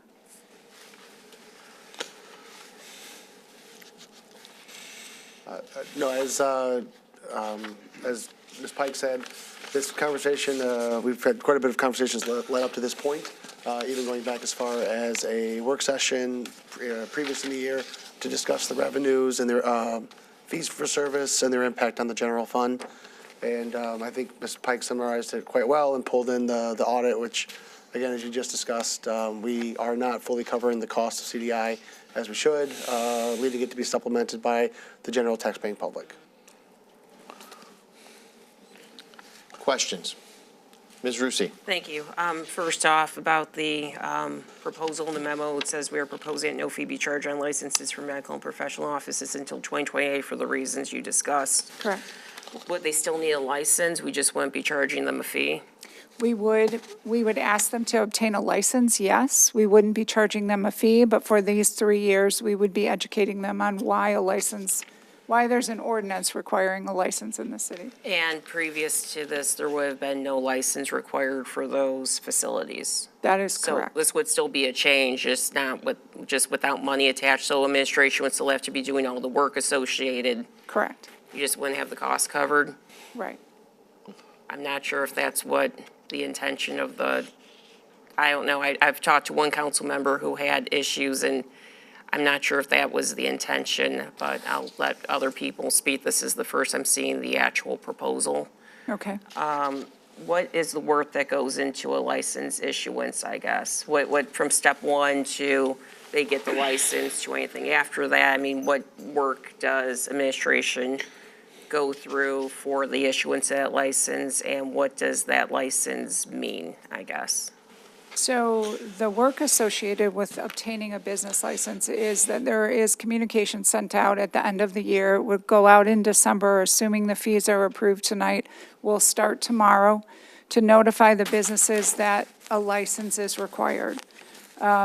Once the letters are generated and mailed, and there are, I believe, around 6,000 letters, so it is no small task that is taken on by a clerical staff, then they would be responsible for, when the fees are sent in or brought in, then, submitting the paperwork to the cashier and/or getting that over to finance, and then mailing out the business license to that particular business. So in between that, getting the application, getting the fee, getting the money, processing the money, and the license getting put in the mail or right at the desk for pickup or whatever, Right. what does the city do for that business?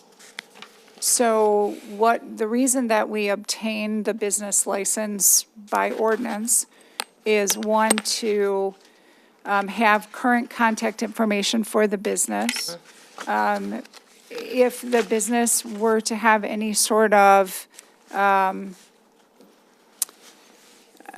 maybe zoning-related question. Those are things that our staff answers, but then we would know who to contact. The other thing is that we do a zoning review to make sure that that type of business is in the right location and/or is allowed in the city. I mean, a lot of them are so easy, though. It's like, I'm going to open a restaurant, that's a B1, no, it's a B1, no, it's a B, I don't know. It seems to me that if all that we're doing is processing, taking money and processing paperwork, why is there different levels of fees for different types of businesses? I mean, what would make recreational, personal services $150 versus food services $50? What is $100 if we're taking just the $100 difference between those two type of businesses if you just get the application, process the money, and put something in the mail? I guess what justifies the differentials between the types of businesses with the proposed fee schedule? A food service business would have a required inspection. We would also be maintaining a current health department review. So if they are, food service would have fire suppression inspections that go with them. So there is a cost to having that. So there is more More steps than than just, administration, yes. there is more steps than just taking the paper. Depending on the type of business you are, yes, there are more steps. Gas stations need to have fire inspections. Food service, as I mentioned, have hood inspections. Retail. Retail would have, we would like to be doing fire inspections in those, but we would respond to complaints. We don't hit every retail business in every year. That is the goal. An office, for example, that would be more of just a clerical, administrative side of it, but it would be, again, a license. The ordinance does require that businesses have a license to do business in the city. So I guess to kind of piggyback off a little bit as well. So the state has a requirement, what businesses require a inspection on a yearly basis. And as she mentioned, kind of gas stations are one, large retail centers, hotels, we don't have any hotels. But your food, anything that has a hood, large stuff. So yeah, you do. I meant. I know you're what right. you mean. We know what you mean. Sorry. I understand. And then, as Ms. Pike mentioned as well, the goal is, and one of the things that we have struggled in the past with, is making sure that we're keeping up with a lot of our offices, retail, and doing inspections. Now, it's not required by the state, but as a best practice for a lot of municipalities is to get into those almost on every 3-year basis. So what we currently do, what our fire marshal does and what our inspector does, is he goes through and he hits everything that is required from the state, and then he'll start looking at some of those that are more likely to have issues and or businesses that have been out there the longest that haven't been reviewed. And then he will go in and try to hit those.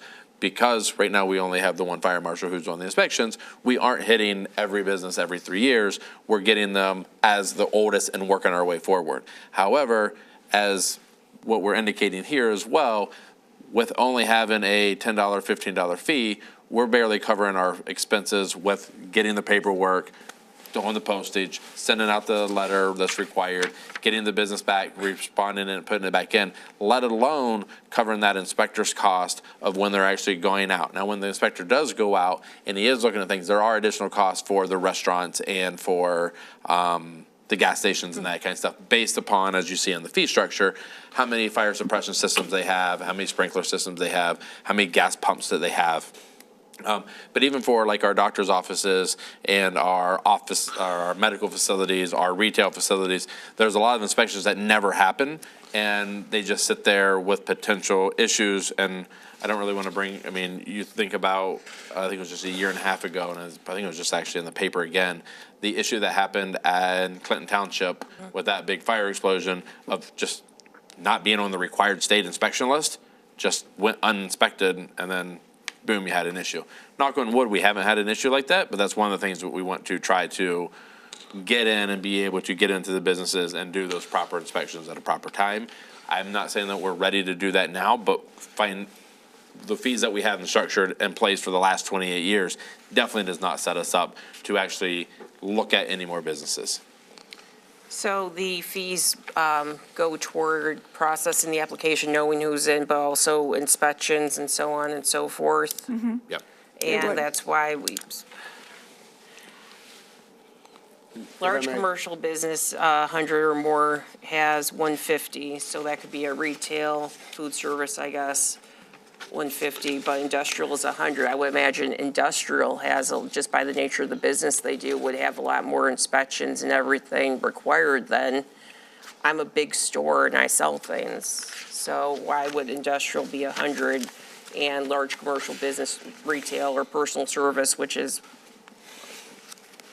I think one of the important things to note with a large, let's say, retail center is that that is an area that the public is entering on a regular basis. An industrial facility, their employees are entering. I'm not saying that their employees are any less important, but it's important for us to make sure that places where public is entering are safe. Our fire marshal does a great job at making sure that as many businesses, absolutely the priority ones, we know that their fire suppression, their fire systems are up to date.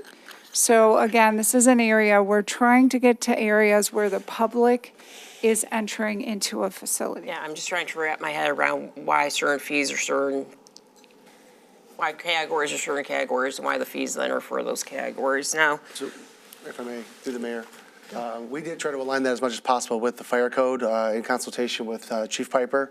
That is why you see that 100 persons threshold being so important there is the occupancy, as Ms. Pike said.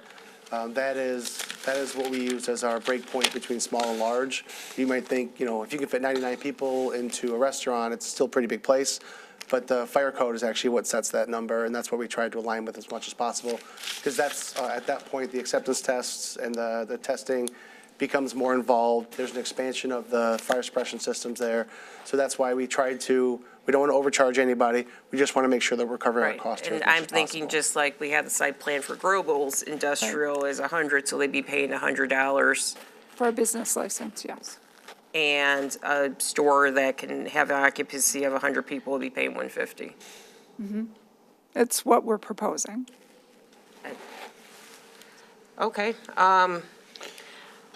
the question I have is the previous ordinance had the ice cream, they said specifically ice cream truck. This one now says food-ice cream truck, food/ice cream truck, under transient merchants. And this discussion came up in September when we were talking about this. Is this just ice cream trucks driving through the neighborhoods, vending to the neighborhoods versus a food truck that is stationary, like parts at a microbrewery and vends stationary? Because right now it's not very clear. It just says food trucks. The food truck provision, and I apologize if it's not out of there, what we, based on the conversation the last time we were before council with this proposal, was that we were removing food trucks from the fee resolution. Yep, it says transient merchants, and underneath it says food/ice cream, food/ice cream trucks. These would be the mobile trucks that go through neighborhoods. Okay, we Not a might- stationary food That might truck. want to be clarified a little bit, because right now it just says food trucks. And it does say transient, but a food truck that drives somewhere in parks is still transient because they're not permanent, a long-term occupant there. Let's see. I will let other people ask questions while I look and make sure that was everything I had circled, but as I know other people have questions, so. Mr. Kieran. Thank you. So Denise, when we have a business that begins to operate without discussing anything with the city, code enforcement goes out and does the first contact? Not necessarily. If we identify a business that is a new business to town that did not get a certificate of occupancy, then it would actually be staff, administrative staff that Okay. would send out a So, letter okay, initially. so it's still some levels, okay. Yes. Because I know like the former publishing office at the end of my street that all of a sudden turned into a, 50% off construction retail drop-off location. I think it was code enforcement that first Believe came it out to was. investigate. Yes. And that was actually one of the things, we used the business license application to find out what they were doing and at least get some legitimacy to why they were there. Correct. And then there's subsequent signed ordinances, violations all over the place they're doing. But that's kind of like one of the rationales of why to have the business license requirement is that so we know who's doing what type of business within our city. So adding the medical and professional offices, which, you know, it was surprising that it wasn't part of the prior requirements when we added it, when we last passed the ordinance, because that medical is like one of the larger industries that we have within the city. It And is. it's been targeted to be one of the largest industries as part of past master plans and that. It has. So having them being required business licenses, to me, makes total sense of that you'd want to know which doctors and what type of operations that they're running. You know, we've had, you know, you kind of look over Warren of the opioid issue they had with the doctors that were operating over on Van Dyke. And that led to the multiple cases and fraud and, you know, and to speak of the addiction that the guy caused and that, because he was free to operate without any oversight. So, so having that as part of it, the licensing, I think makes total sense. I don't agree with why they would be zero. I don't know why they would be treated anything differently. We're catching something that should have been caught a while ago.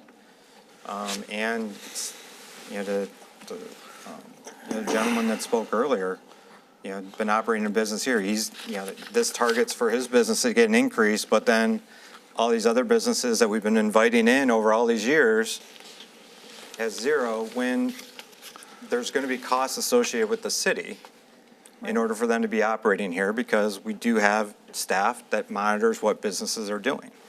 And I think case in point, medical office next door to the former retail thing at the end of my street. I've had code enforcement visit there probably through the summer once a month for various issues that get cleaned up, but then they all come back. That's all it costs, you know, as long as they clean it up, city doesn't get anything out of that, right? We're not writing them a ticket. And even if we were to write a ticket, the citation would actually go to court funds. It wouldn't come to CDI. So the business license fee is how we fund that type of enforcement as well. And why it does need to keep up with, you know, the expenses that we had. And I think in terms of this audit, one of the things I did notice is that the revenues, budgeted revenues for CDI, or businesses and licensing fees, were like $500,000 short of what we had budgeted and that. So there is an expense there, and unfortunately, that does exist. And taxpayers can't bear all of it. Tax revenue is only part of the revenue. You know, the charge for services, business and license fees are also part of it. And they do need to keep up with the times. And that's unfortunate. So I would be in favor of putting the fees back in for the medical and professional offices like they originally proposed last time. Thank you. Mr. Rubello. Okay, this, I'm not sure if there's exactly a great yes or no to this, but I can tell you the offices, the professional services. I was talking to Councilman Vitale a little while ago, and I think it just sort of dawned on us that there's a reason for zero. And the reason for zero would be these are not problem type of businesses. You're not going to find a lot of issues with small offices, small lawyers, guys sitting there with one desk. I don't think that was the intended target. So I think that is why it's zero, which I am in favor of keeping it zero. As far as contacting businesses, it's not that hard to, at least the way I see it, it's not that hard to find, I'm just picking somebody, Colonial Title, to call up and say, hey, who's in charge of, you know, who's in charge, who's the owner? Dr. Steinberg or somebody like, their names are all over the front of these buildings. So I don't see a big problem with how to contact them. I don't think that's a big deal to me. Heck, what we have right now, with all the businesses that we have right now, no fault of anybody's except we're short of people. They can't even they can't even cover what we have now, let alone go after all these new type of professional businesses. So I think that's from where we currently sit, we can't even keep up with what we have. And to answer Councilman Karen's question, I think it's zero, because that's what it was intended to be. They looked at those types of businesses and said, they're not a problem. They may want to go after nurseries or bigger types of things, not those guys. So, in my opinion, there's a lot of ways to cut money. There's a lot of ways to make money. And I know this is an easy one to raise. I'm not going to say taxes, but to raise fees.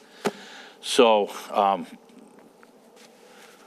that's how I feel about it. I get around the business community quite a bit, and I can tell whose problems and who's not. And to contact them is not real hard. At least the mom and pops. I can see some of the, the bigger places or whatever, but these are the same folks that we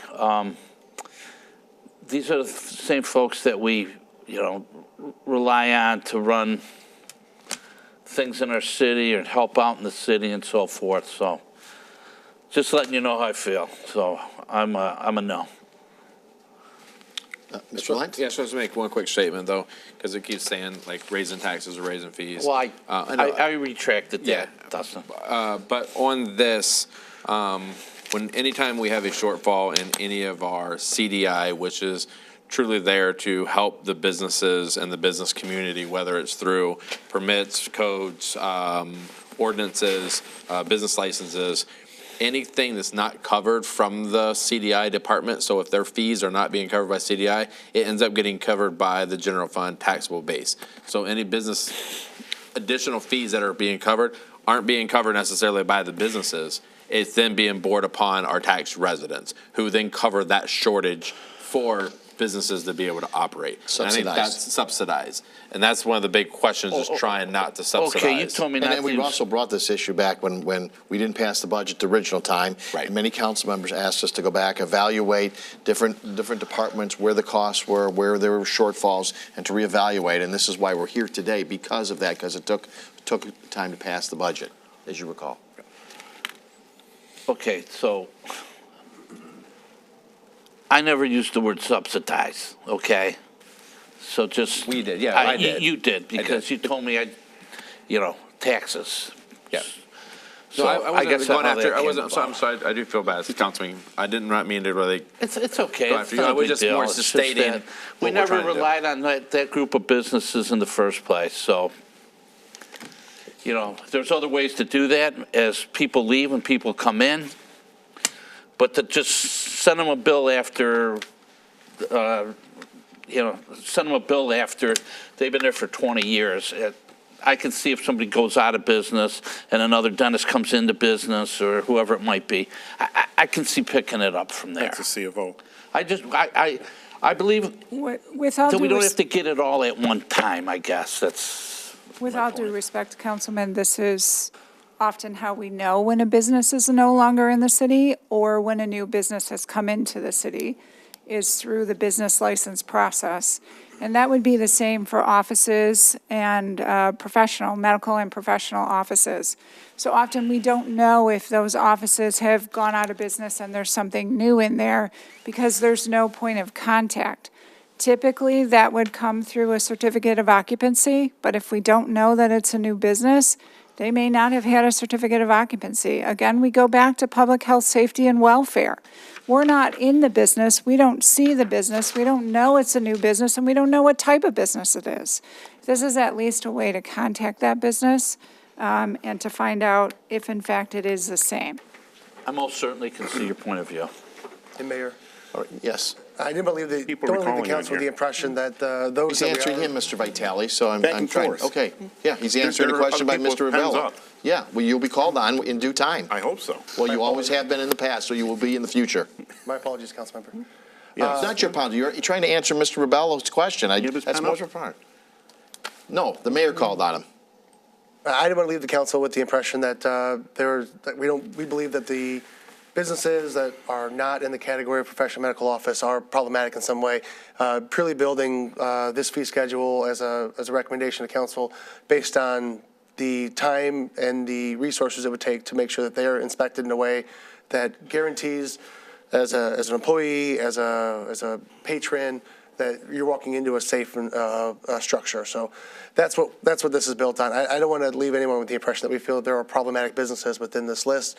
These are just general categories here. So I want to make sure to be responsive to Councilmember Bello's comments. Anything else, Mr. Rebello? The only other thing I really wanted to bring up, Mayor, was I was reading this thing, and, you know, it's not sort of uniformed across. I don't want to plans for licenses to sell.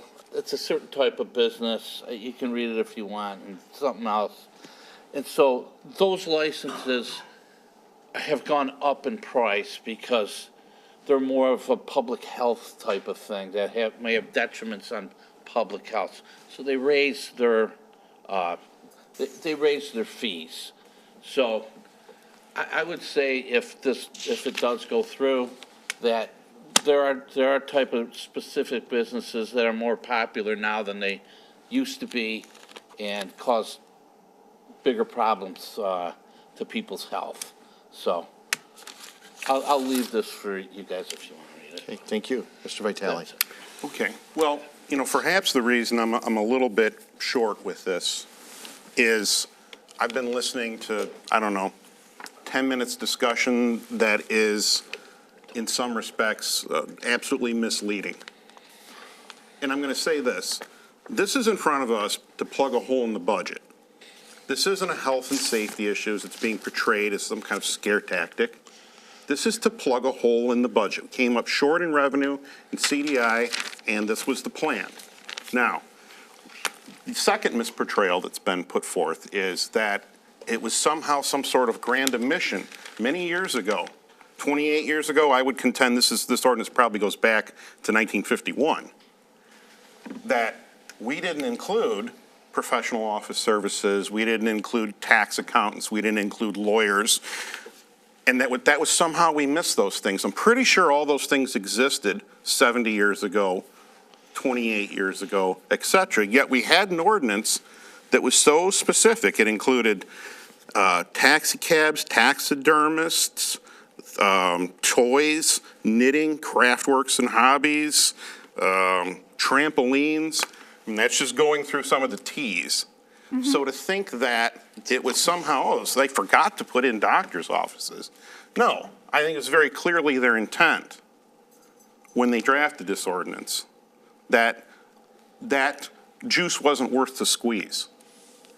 And the truth of the matter is, we don't get anywhere near getting through all these businesses in the course of a year, in the course of 2 years, in the course of 3 years, in the course of 4 years, 5 years. I know businesses that have never had anyone show up and do an inspection. So then I ask this question to you. When we have hundreds of medical offices and tax accountants and lawyers and title agencies and things like that we have never heretofore demanded a business license from, and we are now going to add them to the to-do list, does that stretch out the time to get into all these businesses without hiring any more staff? Or does that shorten the time? I would have to say logically, you add more places to get into and keep the same number of employees, it's going to take even longer to get through all these businesses. So what you've done here and the way that you've changed the ordinance by just grouping these as together instead of being specific. And I don't have a problem with organizing them by category. I do think being so specific and saying taxidermist is a little ridiculous. But by lumping in a category that we've never taken on before, that I've heard might be as many as 40% of the businesses that operate in this city, we're not staffed for that. And I'm not looking to add staff. Correct. And I'm not looking to go to these people that have been operating in the city for 30 years, 20 years and say suddenly, you know what, Mr. Tax Accountant, we know you go through your state mandated updates and your IRS mandated training classes. A bunch of people up on city council that do it part-time have decided you need to start kicking up to us to operate your business. This is an expansion of government. You can't give me a good reason for it. The best reason I can get is fear-mongering. Oh, it's going to be like the goo that blew up at 15 Mile and Groesbeck. They knew they had nitrous oxide tanks in that building. That was a retail building. We would have inspected that building. That's not related to charging the tax accountant $50 a year for the privilege of operating. So that's what I have so far. Okay. Mr. Frederick? Thanks, Mayor. My concern is kind of along those lines, but it deals more with the practicality of adding that many. And I don't know, how many did we talk about today, Dustin? Was it 200, something like that, 200 medical professional? It's very hard to tell because, as we have mentioned, we don't do the current business licenses for them. So to be able to say exactly how many we have, that's, you know, and then one of the issues that we have without having proper business licenses, we don't know the businesses, how many businesses we have in here, how many that entails, or who they are. Well, and I guess from where I sit and what I've been saying up here for many years was that, you know, we have a fire marshal, and I think we need a fire inspector. You've heard me say it. Chief's heard me say it. Council's heard me say it. And what we're going to do now is add a bunch of work, because this is a fire inspection, not just the CDI paperwork. There might be some CDI electrical and mechanical, possibly, if we have to go look at it. But we're talking about adding a ton of work to somebody who's only one person in his department and can't get it all done. I mean, as evident of, look what happened with Hearst Appliance. If we'd have had an inspector in addition to a fire marshal, we may have caught the fact that he stacked the boxes to the ceiling because we'd have been in there once a year. All right? I almost look at this as an unfunded state mandate. You guys got to do this, but we're not going to give you any money to do it. So now we're sitting here, and now we've got new businesses. In addition, the fire marshal, as we've discussed, Denise, has to go through plan reviews. So when a new business comes in, not only does he have to look at the plans, which isn't a, oh yeah, that looks good. It's a pretty in-depth look at, do we need to sprinkle? What areas do we need to sprinkle? And then on-site visits. And, you know, there's a lot of work for one person who right now is overloaded. And now what this is going to do with medical and professional is put it over the top. John mentioned the opioid situation in Warren. Do we have to now include the police as an inspector in these medical, just to find out if there's an opioid problem or some other fentanyl or something that these guys are doing? I guess I'm confused about why we need to add medical and professional when in the past, we've had zero. I don't know, are there any problems that we've had with medical and professional, whether we know them or not? Are there problems that we've had in the city? Maybe it's a chief question. Are there problems that we've had with medical or professional buildings or businesses? I can tell you that from a different perspective, there have been. I can tell you that there have been medical and professional offices that we're unaware of. Can I tell you that we found fentanyl in any of them? No, I can't tell you that. And I think that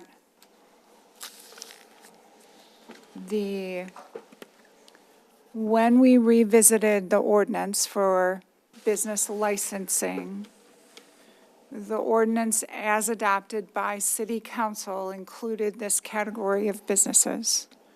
What we are attempting to do this evening is to establish the fees that go along with that ordinance, which currently do not exist.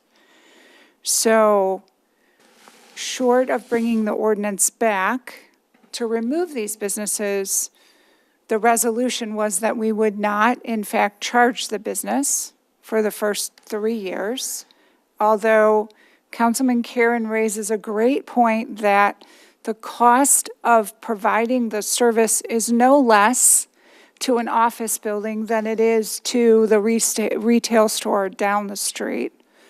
To Tim's Bike Shop versus an office, same.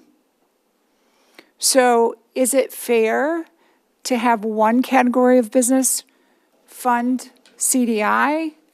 What we are attempting to do with this is, again, to address the fees that right now are unattached to the ordinance, which was adopted, has been published, is now in effect, and to assign those fees in a way that simply cover our cost.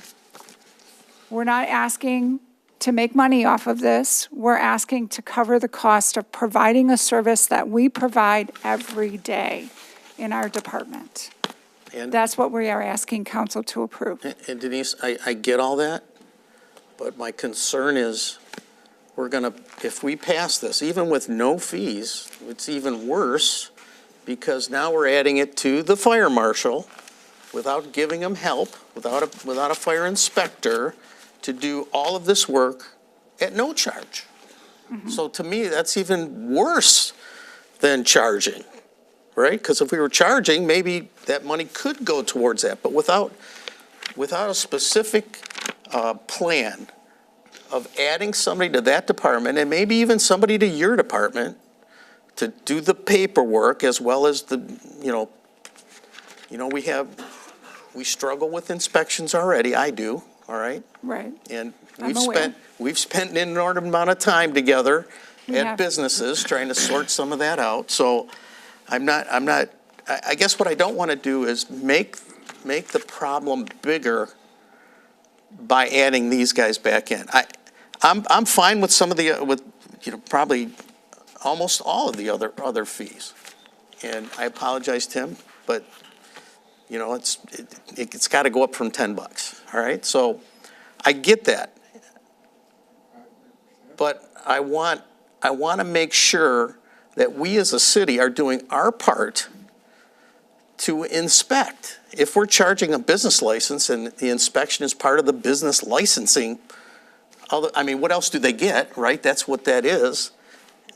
Then why wouldn't we put the people in place to do that?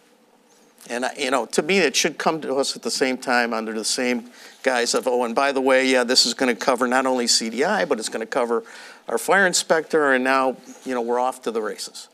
But without that, I cannot support, especially medical and professional, since we've never been in there, all right? We've never had, to my knowledge, have had any problems with medical professional, whether it's lawyers or, whatever, some of the stuff that Chris mentioned.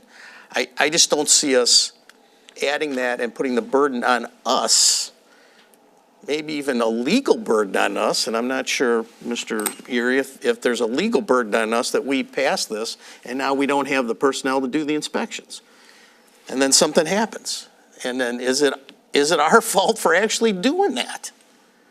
I can't support that. I would support maybe doing some of the other fees and just leaving that. And I know it says 0, and it was going to sunset in 2028, I think you said, to where it would come back in. That's what we're proposing, yes.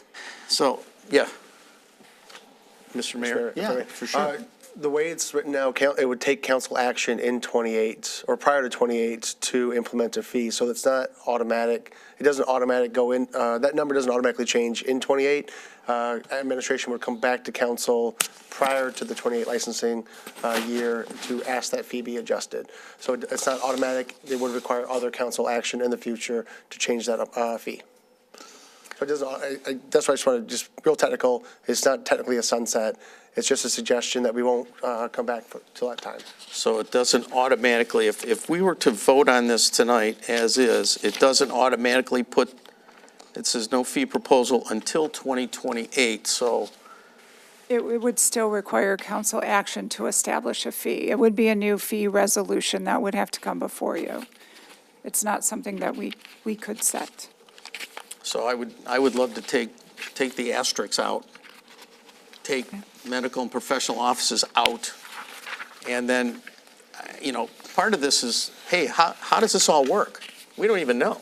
I mean, we're doing a ton of stuff here, and I think what we should be doing is we should get some kind of a document explaining to us, how's it going with the fire marshal? Where is he at? Is it 2 years? Is it 3 years? Is it 6 years?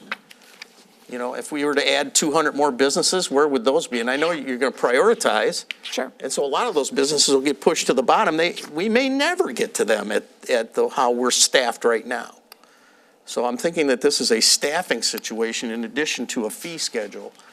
And I really think we need to talk about that. I get it that we need to adjust some of these fees to make sure that we're covering our costs, which I think this is what you did. I'm assuming, I hope that's what we did. Yes. That's what you said she did. Yeah. To make sure that for these different sized businesses, which are going to take a little bit more because it's a little bigger, a little bit less because it's a little smaller. Anyway, that's my position. I hope it's clear. Just to kind of answer some of your questions, though, to clarify about the fire marshal and additional responsibilities, there is no additional responsibilities. What the responsibilities are set by the state. There's X amount of businesses that are required to be hit by the fire marshal. Fire marshal hits the required businesses. Anything that is additional is what we will try to go in and hit. That would a best practice be to try to get into every business every 3 years? Yes, but that's the best practice, not a state mandate or a requirement per the business type. So the fire marshal then would try to go in and try to hit additional businesses. Most of those are really complaint driven by either a patron that's in the store, an issue that we address, and it's something that we see, and then we're like, oh, we have an issue, we go over and we do those inspections. It is no additional responsibility that is automatically forced just because we got all of these, that it guarantees that it includes an inspection. What it guarantees and it gets is the business license process, which gives us that names, the information, what businesses are here, who's operating in our community, what's going on. That's the information that is received, not necessarily additional work. If I may respond, the only exception to that is the fact that we're now charging for something that nobody's getting. We're charging for a license that somehow comes with an inspection that they can't get for maybe 6 years because they're not a priority relative to the state. And I get it, they're state mandated, and then there'll be what we would call, I guess, city mandated, right? Best practices. We have none. I mean, it'd be best practice if we have. Right now, we have none. But if we're charging them, if I'm being charged $50, and I'm supposed to get inspected, I guess I'd want to be inspected. The $50 to get an inspector, our inspector cost per hour is way more than $50. I'm sure. So if that's not even covering an inspection, if we were to say the business license covers inspection, it does not. Well, even more of a reason to not do it. Okay. There are 4 more pencils, so I'm going to go around the horn again. All right, go Ms. around the Rusi. horn. Thank you. This whole thing's such a mess. It's crazy. I guess the funny, back in September when we did approve the categorization of businesses, we did have the discussion at that time about the addition of a category of businesses that previously were not in the ordinance and previously not licensed, which was the medical and professional offices. So it's like it kind of would have been a great time to bring up these questions and points and arguments against that at the time from this body, because right now we're looking at an ordinance that was partially amended to include those things. And now the issue before us is just attaching, I guess, fees to it. But now it's like, well, not a fee for this, but maybe take this out. And this is just very confusing right now. And I'm glad I'm not in administration and having to take direction from whatever happens tonight. But again, the whole issue of medical and professional did come up in September when we did the thing. That said, tonight I guess we have 2 things where I alluded to this in my opening questions or comments, I guess, is the proposal we have before us still maintains the licensure of medical and professional buildings just without the cost recovery associated with it. So that still has a lot of work for administration without getting the recoupment, which I guess falls still on the back of the general taxpayer fund, and also the businesses that do pay licenses, that have been paying for licenses. To Ron's point, though, oh, well, we're not going to do we probably won't be able to get to the inspection, so really, we're just processing the paperwork. If we do have later in 2028, the $50 fee or $100 fee, that's to process paperwork. We do a garage sale permit for $5 and know what a garage sale's going on there. So that seems rather steep if there is no attended inspections going on with it.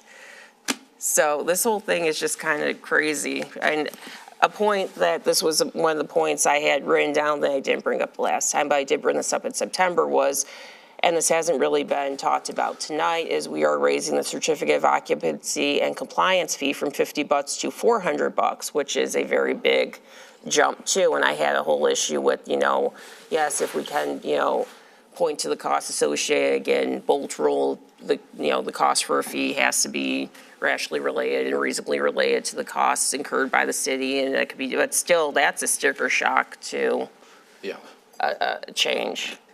And we still haven't gotten, and I guess I did address it a little bit, talked about, we still didn't really speak about, like I said, if we are getting into the whole, all the inspections and everything beyond just a record keeping, to charge an industrial facility $100 versus a retail facility, a larger one, $150, which it seems like I would think all the inspections and electrical and fire and everything would be a lot more of an undertaking for administration, the inspectors for an industrial building versus a store. I don't know.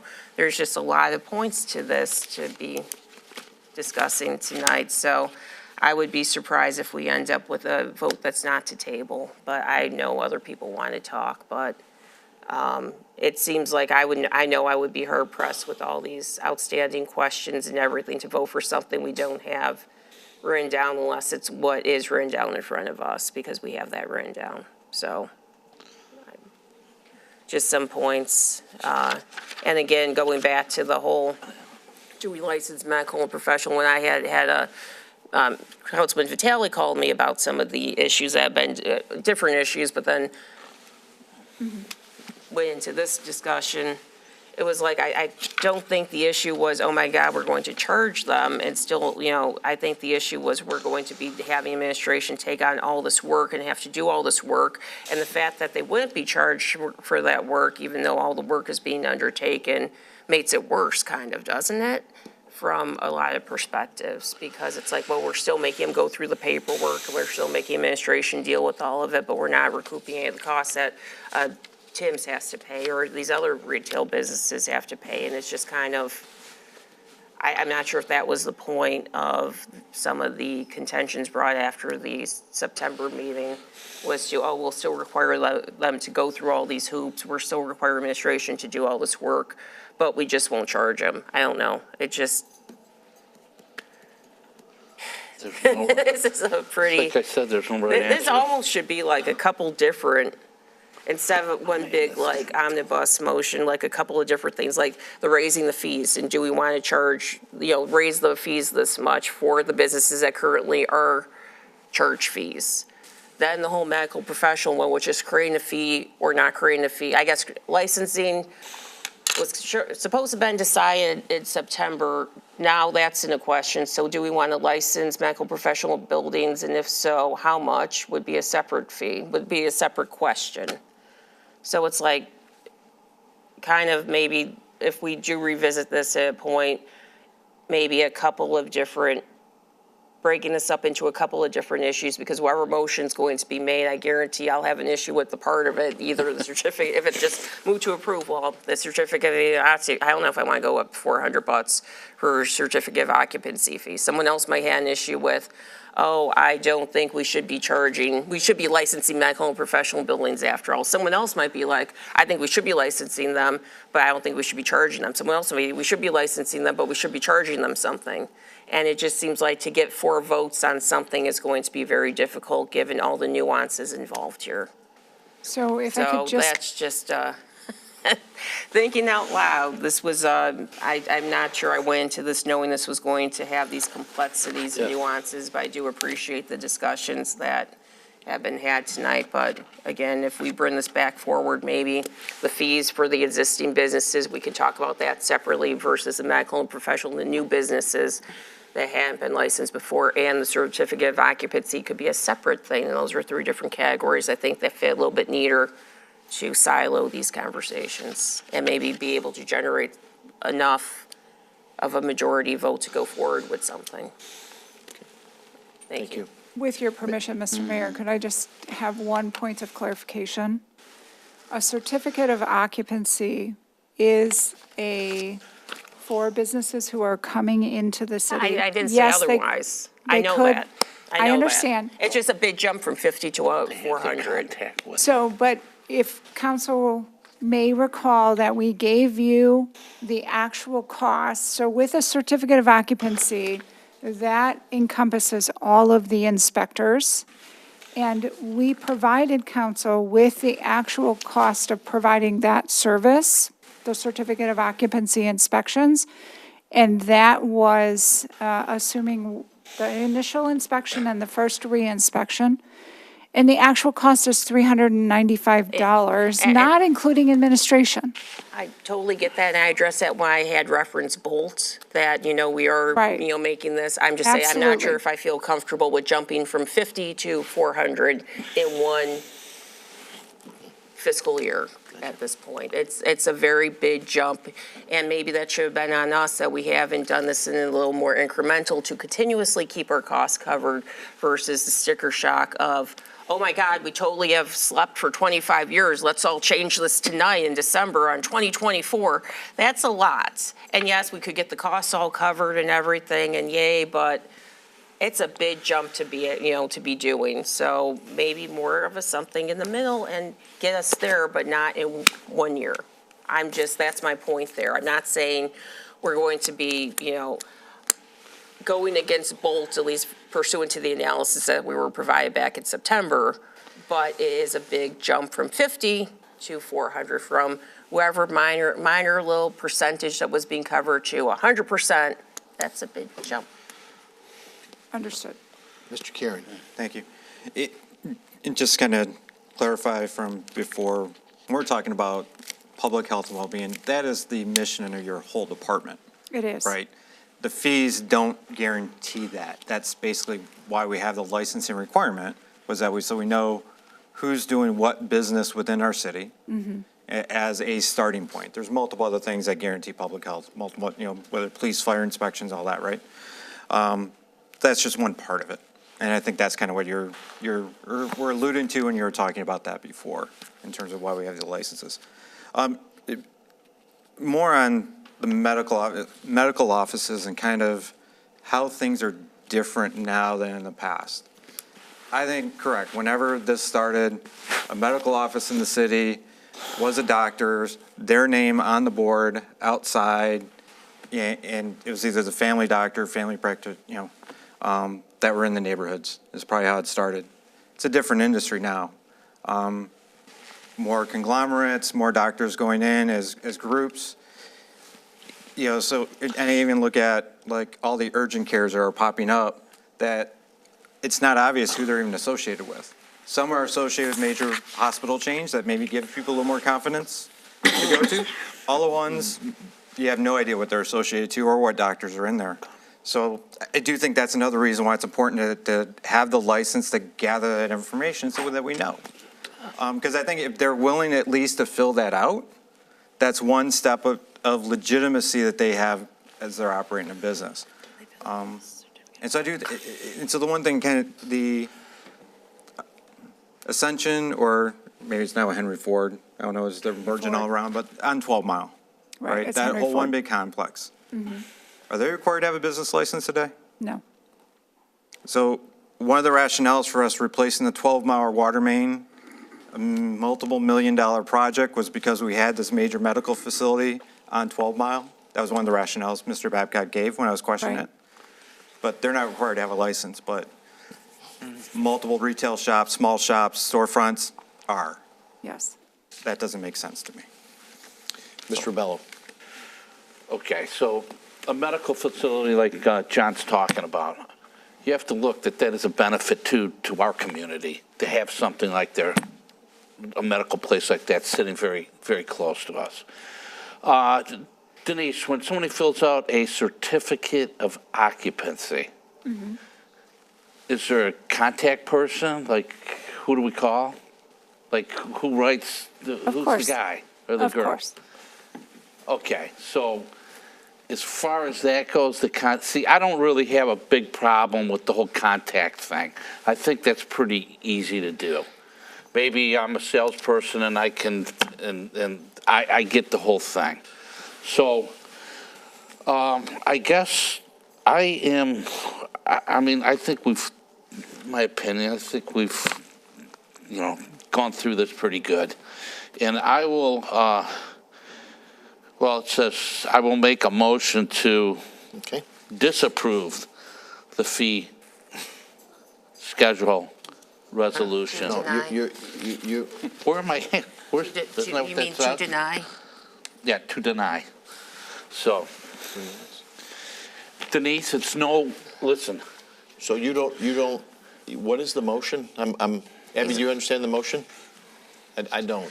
well, if you're sitting on here, it's sort It's of the weird. opposite of this. Right now, this is Yeah. to approve the whole thing. I guess he's saying he So you- wants to deny the whole thing, which goes back to my point of maybe we Yes, should split okay. this up. And I next time. agree with Moved by Mr. Rossi. Rebello to deny what is in front of us. Correct. Is there support? No support, dies a lack of support. Mr. Vitale. Not for lack of support of Mr. Rebello's motion, but just because I not think there's I'm a drowning. couple more points I'd like to know. First of all, we're increasing, just in general, 500%. How much money do we bring in right now from business licenses? I'm sorry, sir, I don't have that number in front of me. So how do I know that we're not,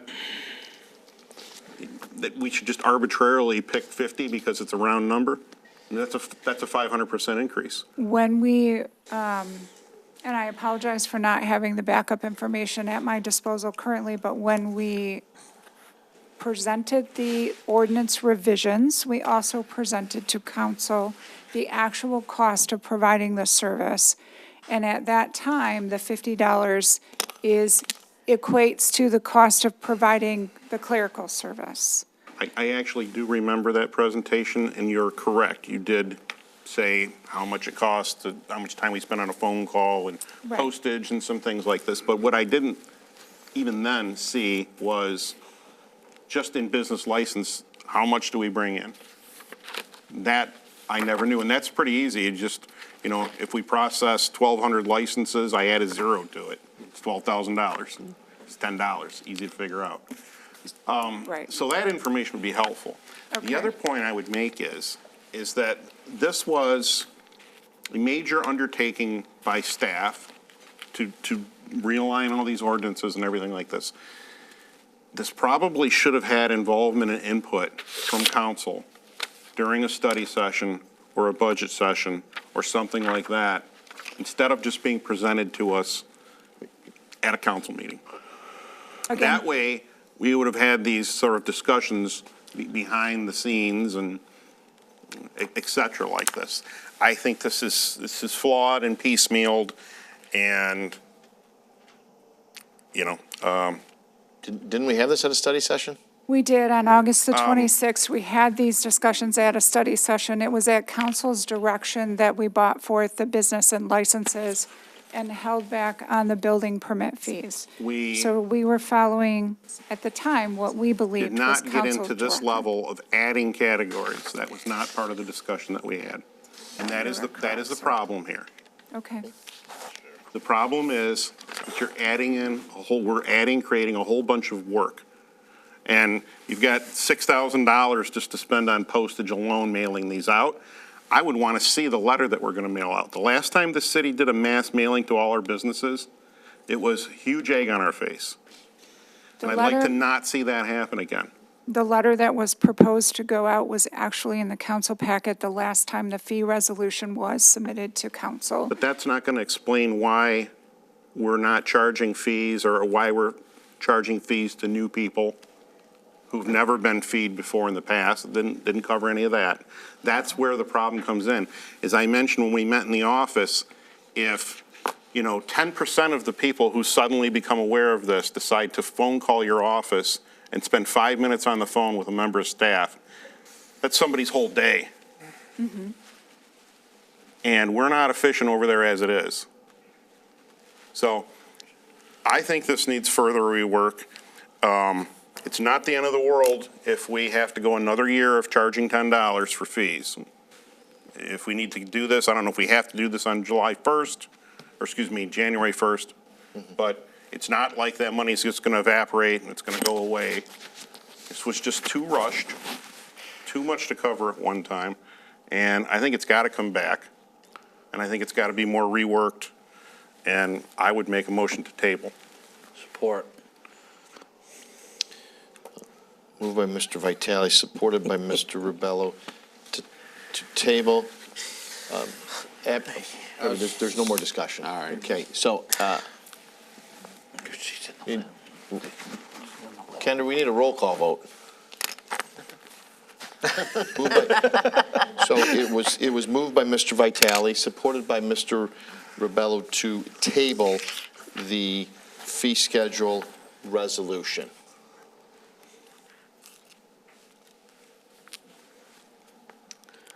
Councilmember Vitale? Councilman Vitale. Aye. Thank you. Councilmember Rubello? Aye. Councilmember Burgess? Aye. Councilmember Karen? Aye. Councilmember Frederick? Aye. Councilmember Rusi? Aye. Mayor Walby? No. 6-1, tabled. Okay, Thank you. thank you. So we won't get it out this year, so I mean, Dustin, we don't have the timing at this point, so this will have to be revisited through 2025, and yes. So because of that, and I know we just tabled this currently, we do have an ordinance that has been passed that does not have any fee structure tied to it at all. I would almost ask council now to make a motion to revert back to last year's fee structure and ordinance, because right now we have no direction to go to with current businesses. We're not going to make that motion sitting here, so that's not part of the agenda, so, no. Item 8 is request to approve master plan. I request approval of the draft master plan. Denise? Liz? Mayor, Council, we are before you this evening asking for approval of the master plan. I have with me, as you know, Liz Cotto, our city planner, and I have Cassie Meidel, who is with Spalding DeDecker. If you recall that at council's direction, we issued an RFP, thank you, for consultant services to update both the master plan and the recreation plan. And as part of that, council approved a contract with Spalding DeDecker Associates. That contract was to provide technical assistance, facilitate public input, and undertake formatting and graphic design for an updated master plan. The bulk of the narrative was actually written in-house by Liz and myself, so what you see before you is something that we have been intimately involved with now.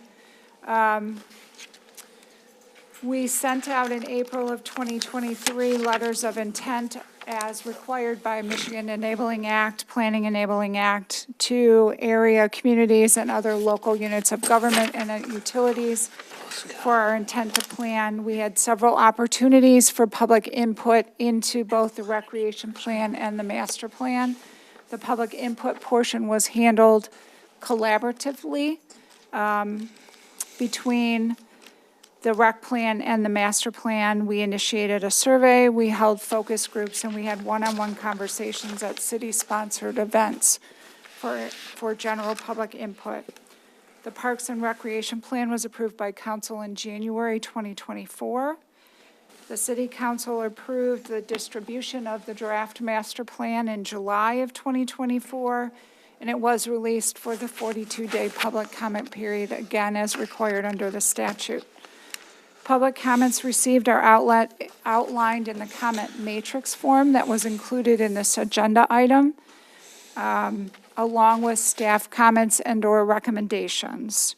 The public hearing on the master plan was presented to the Planning Commission, or was held at the Planning Commission on November 12th. Planning Commission recommended approval.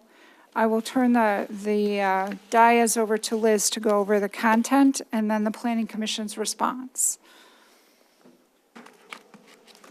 Good evening, Mayor and Council. Liz Cotto, City Planner. What you have before you tonight is the same text that was before you in July. No changes have yet been made to it, as we obviously didn't want to make any changes and then have to go back and make more again. So it is the same text that's been before you since July. What has been added, or I shouldn't say added, well, what has been added to your packets is a matrix. The matrix includes over 90 comments that were received.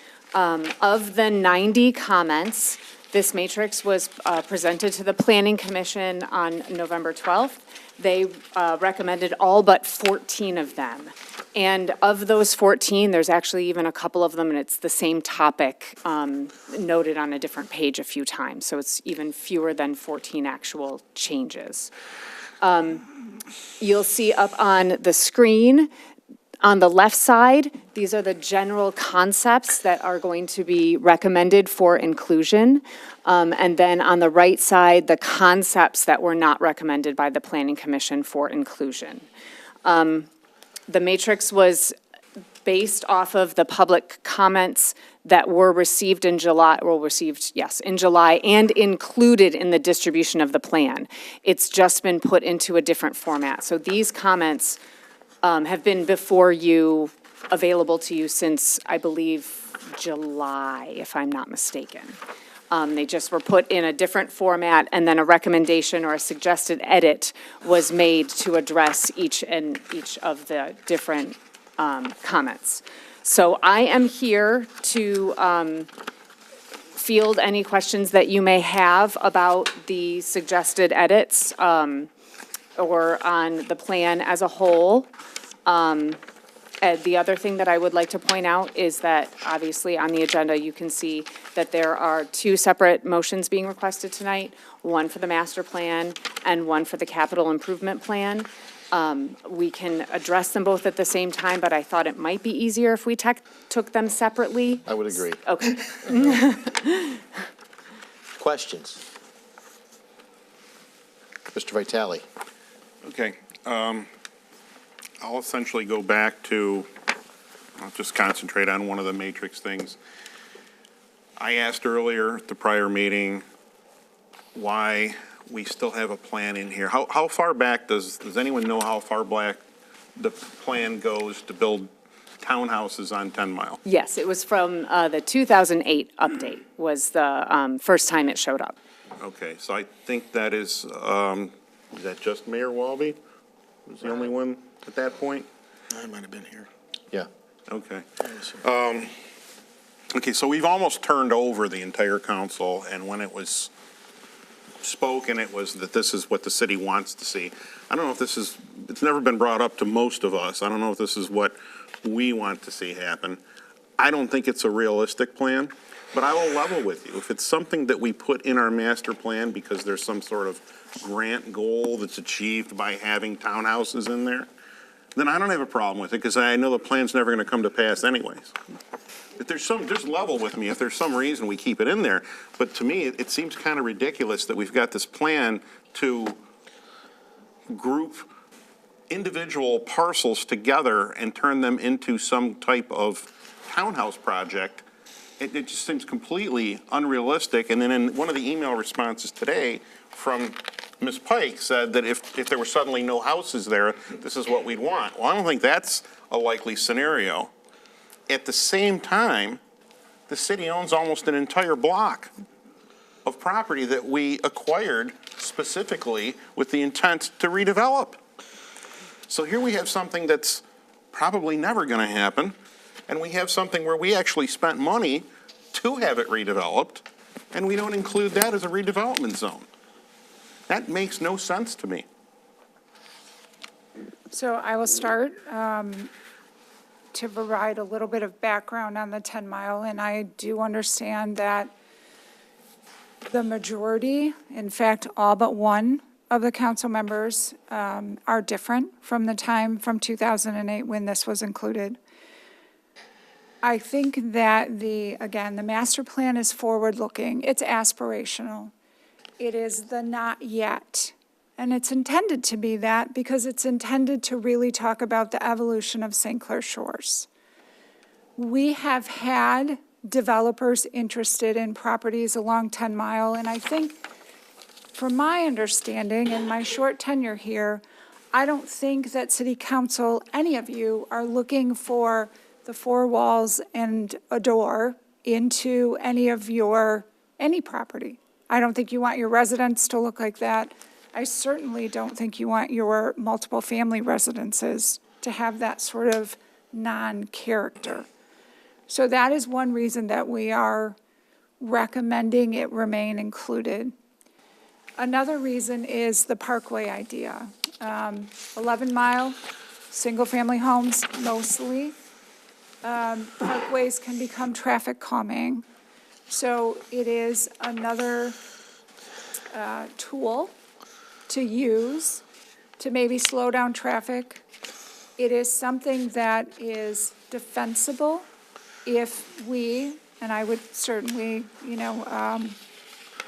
defer to the city attorney, but if we have a development proposal of that nature and it's not included in the master plan, then there is, one, no guidance for developers and no justification if something is denied. So having said all of that, the other Can I and just last interject on point. one thing here, the Parkway? Yeah. I actually think that might be a good idea, but that's not what I read in the redevelopment zone. It's really just about the private properties. It's not the roadway. So the Parkway idea is included in the 10 Mile Parkway or investment area. There is a Parkway concept that's included in there. But lastly, I just want to point out that what this master plan version is an update. It's not a complete rewrite. That's why this particular concept was in 2008 and again in 2016. We did not initiate a complete rewrite of the master plan. So by statute, and I can again defer, if we were to substantially remove this content, then we may have other requirements under the Planning Enabling Act that we would have to then follow. So I personally believe leaving the 10 Mile Parkway in is a good idea. I think it gives us something to aspire to. It may never get built, honestly. So from what you've just said to me, Yes. that if we were to remove it, it might require other things to be written. Fine. Keep it in there. I don't have a problem with it. Okay. In fact, I actually like the green belt idea in the center left turn lane, and I don't think we need to necessarily wait to build townhouses to build that. We have very similar along 11 Mile. I think it's actually kind of a nice feature. Yes. But that's all separate. So the second part of the question is, if we have developers that look at master plans and things like this, why don't we include the block of property that we own that I know there were plans to develop that potentially as a court, kind of similar to Peltier. Mm-hmm. So this is in fact Local Street. The properties outlined in blue are the properties that the city owns. If you note, there's one large parcel, but the rest of them are actually individual parcels that are not aggregated into a cohesive development area. The properties on either side have been attached to the houses that front, and I think that it's not Harper Lake. Mm-hmm. Yeah. Yeah. It is Harper Lake. The backyard's a Harper Lake. Loco Ridgeway Standard. Ridgeway. Okay. So the front of the houses face Ridgeway, and those properties would in fact be looking at the rear yards of the houses along Harper Lake. So I have to tell you that this representation here is the first time I've seen this map. And what my understanding was, in even prior years, that we had essentially every property we needed to redevelop this. And obviously now that's not the case. It is not. I wish you would have just told me that. We actually based on your questions, we put this map together today. Oh, so that's why I haven't seen it until today. So, Okay, well, then that makes sense. Now, some of these properties, you said they were given to the homes that front, is it Harper Lake? It's Ridgeway. I don't know if they were financially Were given sold? to them. They were sold, they are combined. So there taxes on are it. on the map little yellow kind of Zs that you can't really see from far away, but that means that it's been combined. So, Okay. It looks like one of them that is there's three together and then a gap and then a fourth one.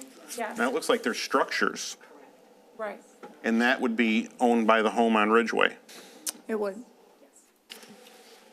Okay. Well, then that makes sense. That's what I wish I would have seen in the email, in the response. Okay. You've answered the two questions I had. Mr. Ribello. Liz, this thing seems like it's been hanging around forever, man. I know you really worked hard on this, and Denise. This has been a thanks for long everything. pregnancy. Yes. Wow. It's been around so long, we probably should be working on the next one. Yeah. So I have had every opportunity in the world to have asked you anything I've wanted to. This is required by the state, and I always thought it looks like the number one thing about these it helps us get grants. I mean, at least it's a direction. It could. So this is not like the Parks and Rec Master Plan. The Parks and Rec Master Plan, we have to have it approved by the state in order to qualify for MDNR grants. That's an absolute must. The master plan is required by the state, but it will not guarantee us grants, or it will not give us the opportunity to apply for any grants. Now, what it is great at is we can point to stuff in here when we're writing a grant and say, hey, we would love to get money to do X, right? Acquire properties on lot, something like that, because it's in our master plan. But there isn't a grant we wouldn't qualify or be eligible to apply for because of this. Okay. Yeah, that's what I meant. Well, and I will say, I think that, line of thinking was sort of misinformed. Members of the Planning Commission were misinformed about that, and it was included in the meeting minutes as part of the record, but it is not necessarily accurate in the way that the Parks and Rec Master Plan is needed. I appreciate these things. I know I've spent dozens of hours looking at this. Our residents have engaged in the process. Correct, yes. And the Planning Commission, God bless them, they're always, their names are over all of our paperwork all the time. So, the only real question I had, and I didn't see it in here, is sometimes I read about cities, and listen, I know this might sound crazy a little bit, but some of the cities are starting to let their natural rivers come back into play. Yes. Is that mentioned at all in here? No, that is not mentioned in here. I know it's, John's looking at me like I'm half nuts, but this is. Not half. No, we have not for the Milk River. There is mention of the opportunity to have a naturalized shoreline on Lake St. Clair, but with, everything involved with where the Milk River is located and the plant there, et cetera, that wasn't mentioned. Planning Commission recommends that we pass this, and I guess I'm just gonna make a motion to approve the draft master plan, including the changes recommended by the Planning Commission. Okay.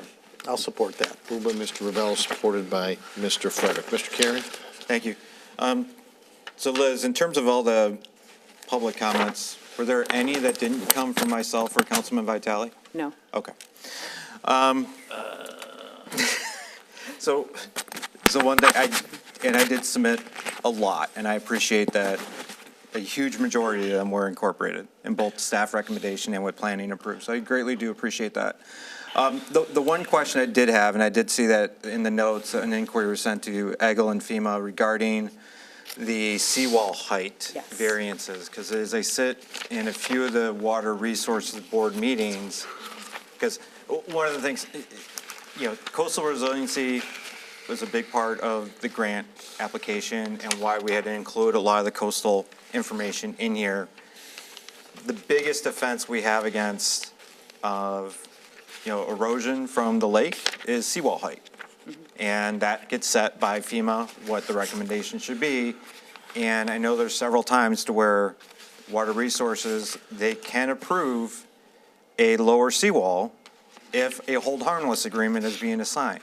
So it's counterintuitive to what we actually want from a resiliency. So that's kind of why I wanted that somewhere in the action items, and maybe based on conversations with EGLE and FEMA, maybe that is something to have more conversation with the Water Resources Board on having a better policy of when a hold harmless makes sense versus doesn't.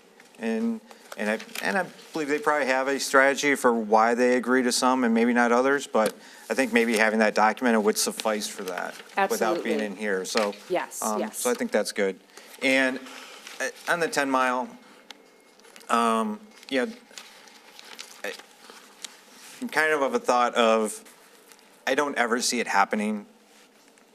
So it's like, so why put a focus on it? Because you only can focus on so many things. And I'm greatly appreciative that what was incorporated was creating the 13-mile Harper business investment area as part of the future plan as well, that wasn't anywhere in there. And seeing the verbiage that you've written up, and I think that's great to add. But to me, it's like you only can focus on so many things or else you're not really focusing on anything. So it's kind of like, okay, the 10 mile can be in there. It's going to be in the background because I really do think going forward, our major focuses are that 13-mile Harper area, Nautical Mile District, downtown. I know we got a lot of actions going on in the 9-mile area as well. Next 5 years, that's going to be a major focus of a lot of where our attention is going to be. So, so I'm fine leaving it in, but kind of realizing it's incredibly long-term planning. So, thank you for that. Thank you for accepting a vast majority of my comments. Ms. Rusi. Thank you. Do have some comments. I have some for the capital improvement plan too, which will be the next agenda item. So they kind of run together a little bit, but I guess more so to that plan, the capital improvement plan. But this one even, it's very strange to read some things in here like about the police and fire station. So talk about plans to renovate the station have been developed. Plans to renovations to the police station have been developed. It's like, well, we're not doing renovations, obviously we're doing replacements. And it's like, and about the fire stations, like anticipated to take place in 2025, okay, but still a renovation. The police station's even more funny where it's like, and renovations are anticipated to begin in 2024, and here it is December 2024. And it's like, if we'd be approving this, it feels like we're all just approving something that's like out of date at the point of approval already, which is, I guess, symptomatic of a document that takes a long time to develop, but. Yes. That would be nice. I mean, we knew, I think, back in July, that this was not going to be a renovation. It was going to be a new construction. So, I guess, this is coming after a long time, a lot of plans of the TAMP plan and all the issues, the Park to Rec master plan and all the issues, the 9-mile DDA plan, which we didn't even see, but include some weird stuff. It extended to be on the DDA, including a road diet proposal. And it's just like I kind of have some sort of fatigue going with all these plans right now. And especially when it seems like what we use these plans for, or even just the master, let's just focus back on the master plan. Is it tactical? Is it strategic? Is it aspirational? Is it hypothetical? You know, oh, we could have something that happens to all these houses on 10 Mile, which leaves us, what do we want here? Which is like, okay, wow, I can play SimCity too. And if, you know, the lake dried up and the marinas went away, we could put, you know, we could rebuild the roller coasters. I mean, you know, it gets to a point where at what point does it become 5 years is just, like I said, like more of a fantastical thing? This is just a check a box because we have to have one of these and throw in a drawer and never look at it again. But we know that will be conjured up when we want to approve or disapprove or support something or deny something, because we've sat up here about like 4.5-story condos where both sides pointed to different aspects. Some taking out context, maybe some not, pointed to different aspects of the master plan to support voting for approving or voting for denying the thing. So it just is like, it's just so weird, all these different things, and it's hard to know what the focus of the document is. When is it aspirational? Is it tactical? Is it tree? Does this represent a plan that we will be devoting administrative time and resources to engineering things, pursuing things, doing grant applications to help support things that might or may not have a match, but will definitely have a lot of administrative, I don't know. And it's just very tough to look at this document and be like, why, yes, I potentially agree with every concept in here, including if I lived in that 10 Mile area and I saw my house identified as an investment area that, hey, we could put some brownstones here, I'd be like, what's going on? Wow, I don't like that. You know, maybe we should keep residential areas out of, you know, those type of plans and just leave it to the commercial. I don't know, it's just, it's very odd. And then to hear, oh, we can't just take out the 10 Mile thing, which I don't think any of us, I don't know, I can't say that. I know personally, I just like John said, would like to see other priorities pursued with all the hassle, and I don't think we're going to be doing anything within 5 years, but leaving it here, we can't take it out though, because we might trigger other things, so we can just keep adding and adding and adding, but our priorities and goals can't change in 20 years. That doesn't seem realistic to me. What's the point of this document? And how much money, I mean, okay, this is a question that's not just me ranting. How much money has been spent on this document in front of us, both with the consultant, both with your guys' administration time, all the attendant expenses and everything associated with it? How much money are we looking at in this document about brownstones on 10 Mile and everything, so on and so forth within this thing? We have spent $58,000 of the grant funds. We have spent our match of $20,000 in our staff time. So how much? So $78,000. 78,000. For a document that, oh yeah, brownstones, we'll just leave that in here. We can't really take it out, but no one really cares to pursue it. Then we have ideas that weren't even included in the document I'm looking at that I'm being asked to approve, like the 13 Mile, Harper, and it's really hard to read this font size, by the way. I have my glasses on and I'm having a hard time, but I think it says at 13 Mile Harper investment area, which sounds like a great idea. Let's add that. Planning Commission, I guess, agrees to that. I guess administration's agreeing to that. What's the text? What's the text? Is The that what you text said? in the document. It's in the matrix. It's on. It's in the matrix, but is it in this? No, because we didn't make any changes to the actual So I just document. have, I don't know, this is just it's very odd, and I'm glad we don't have to do another one of these for a while, because I think having been through this process, because this is the first time I think this has come to council for us to discuss. Before it just went to the planning commission. So this, you know, for the people at home watching, why are they looking at this and talking about this like this is the first time they've ever done this? This kind of is. This is. And so we weren't, you know, yes, council has changed since 2008 when, you know, the brownstone 10 Mile thingy was put in there, but even back then, I don't think it came to council, would it? It would just I went. don't believe So it did. even that council up here, yes, there's been turnover, but even that council back in the day, the people actually elected by the people didn't have, you know, the ability to give the input and actually approve the plan. Now, we changed that, so we do, but so even the legacy stuff that apparently may or may not be stuck in here, because otherwise it might trigger other things, was not approved by council even 20 years ago when it was first added. That's crazy. This whole thing is just, I'm using that word again, but it's just being up here and being expected to, I don't know. It's just, it's a lot, and yes, I didn't, again, I think I mean, why would we be married to having that paragraph? It's even, are these investment areas in the original plan, the 2015 one that we're amending? Yes. Investment area one, so the Yes. 10 Mile Parkway was one. Yes. 9 Mac is 2, investment area 3 is nautical mile, investment area 4 is motor mile. Those are Correct. unchanging Correct. since 2008. Yes. Have we changed the content in here in any way? Yes, since 2008, yes. There were probably 13. Because I know, like, it's not just like we're legacy carrying on the content for NIMAC downtown, because now this invokes a developmental authority, which didn't exist back, prior to more than 2 years ago, or whenever, right? So you can change the content within, you just can't, remove the whole section, I guess, is, We updated some of the content to actually be more reflective of current conditions.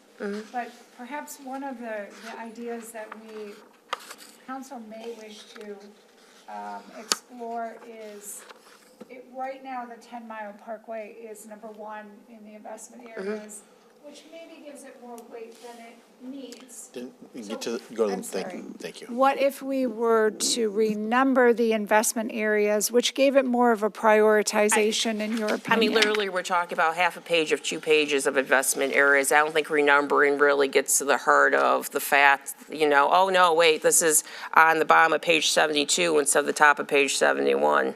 Okay. It just seems like if we can edit and change the content within the defined investment areas, why not do that then?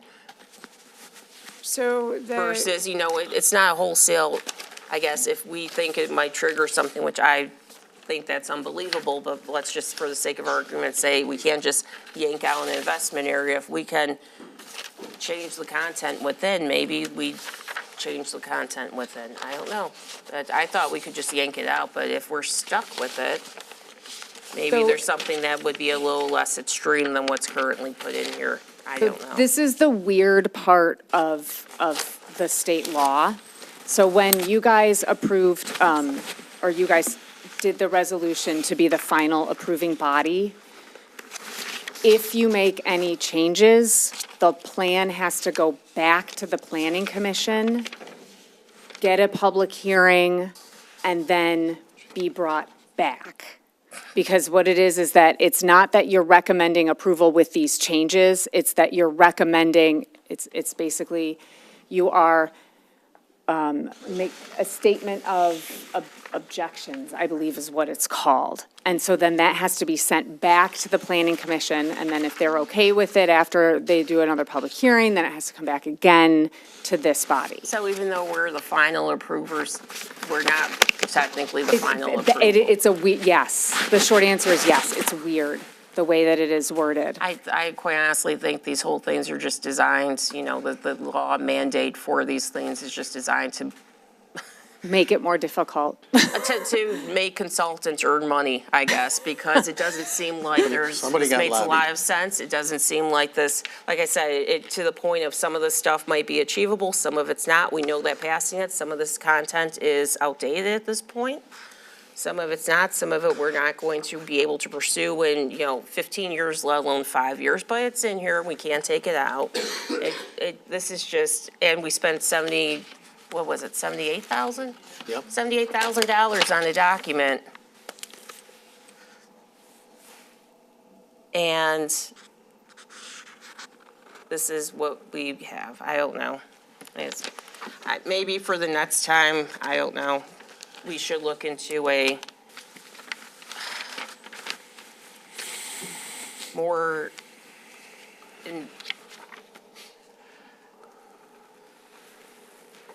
I'm trying to phrase it, I'm sorry. Okay. Maybe the next time we should look into if we have to be stuck with things, if we just amend it, and it's still, how much would rewriting the thing cost? It seems like we did rewrite it. So what's the line? If you wrote, if we compare the text in here that was written by you guys to the one that was from 2015, I bet there's a lot of differences. The pictures are different, a lot of the content's different, correct? The stuff is updated.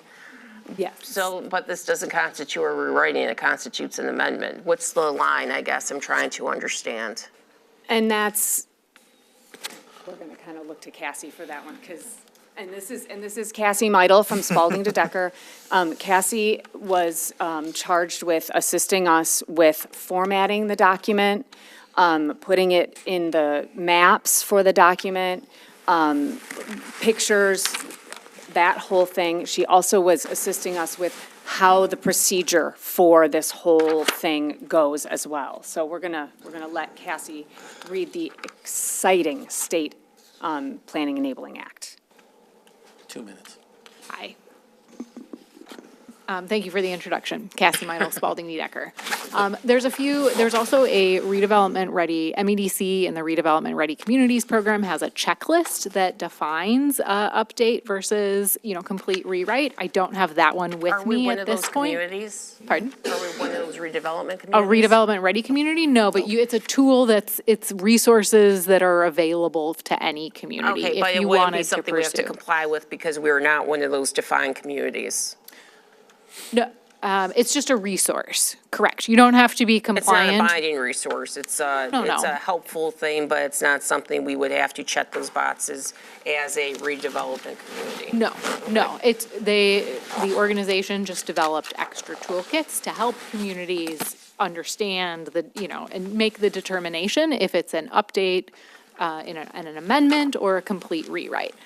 We talked about it early on when we started this process to confirm the approach as well. One of the big characteristics is the goals and objectives at the end of the document.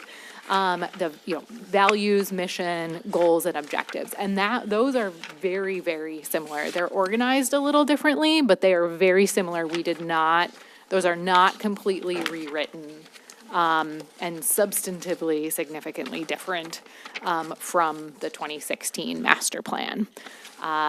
Most of the content as well, the demographic data for the U.S. Census section was updated, the physical conditions was updated. Those were not also, significant changes. In other processes, for a complete rewrite, complete new plan, which is more likely every 20 to 25 years, there's significant engagement in multiple bodies to redefine our community's values or investment areas as well. That was not part of this process. The process was an update and an amendment, an update of census data and information, and reorganization of goals and objectives with new action plans. But the investment areas were also not significantly changed, considering they were still seemed relevant. Okay, is in terms of this document compared to the 2015 version, is the coastal resilience and environmental stewardship chapter, is that new? That is new, and that is acknowledged in the introduction of the document. So we can add whole new That chapters in is- here, but we're stuck with other, okay, I don't know, I think what I was getting at was maybe next time, I think we need to get on the same page as a body, administratively, consultant, everything, maybe with what the objective and scope of this will be in terms of, is it tactical, strategic, realistic? Is it more aspirational? Is it more fantastical? Is it more, well, what if something happens to the houses at 10 Mile? What vision do we see? I mean, what is it, And maybe if we get on that same page from the onset, maybe that will help us define what the priorities should be within the document, because like I said, something's going to come up in this 5 years this is active on council, be it, a special land use being, somebody's going to be like, oh, well, council approved this document, the sentence is in here, and someone else down the table will be like, well, council approved this document, but this sentence is in here. And all of a sudden, this will carry a lot of weights. Oh, for sure. And I think Kathy brought up a good Should it? point, that a full rewrite is about every 20 to 25 years. And a lot more money. We'll be at the 20 to 25-year mark when this comes up again. And maybe we'll, that should work on be- a document, work on the scoping first in terms of what aim we want this to be, Correct. because it seems like it's kind of all over the place. Okay. Good? I don't know if that's a term I would use, but I'm done. Fair. Moved by Mr. Rebello, supported by Mr. Frederick to approve the master plan, including the changes recommended by the planning commission. All in favor? Aye. All opposed? No. 6-1, it passes. Thank you. Can I just make a comment? Oh, yes, sir. So I think we remember the Parkway situation. Did that come up back when we were dealing with the cobbles and the stones on 10 Mile and all that? I don't believe so. So it must have been before that. Yes, yes. So it's kind of definitely. running together. Yes, And- it is. And for the record, I did give you some changes, but they were early on, and it had to do with maps. All right, so Sorry. you did get some changes. Councilman Frederick also had public comment to Thank offer. you, thank you. The issue with that, I think, way back was a lot is that the size of these lots was Yeah, able to exactly. facilitate this, as I recall. That This is Exactly. this is why it was targeted. And the other thing that I'm happy that the word motor mile is in this.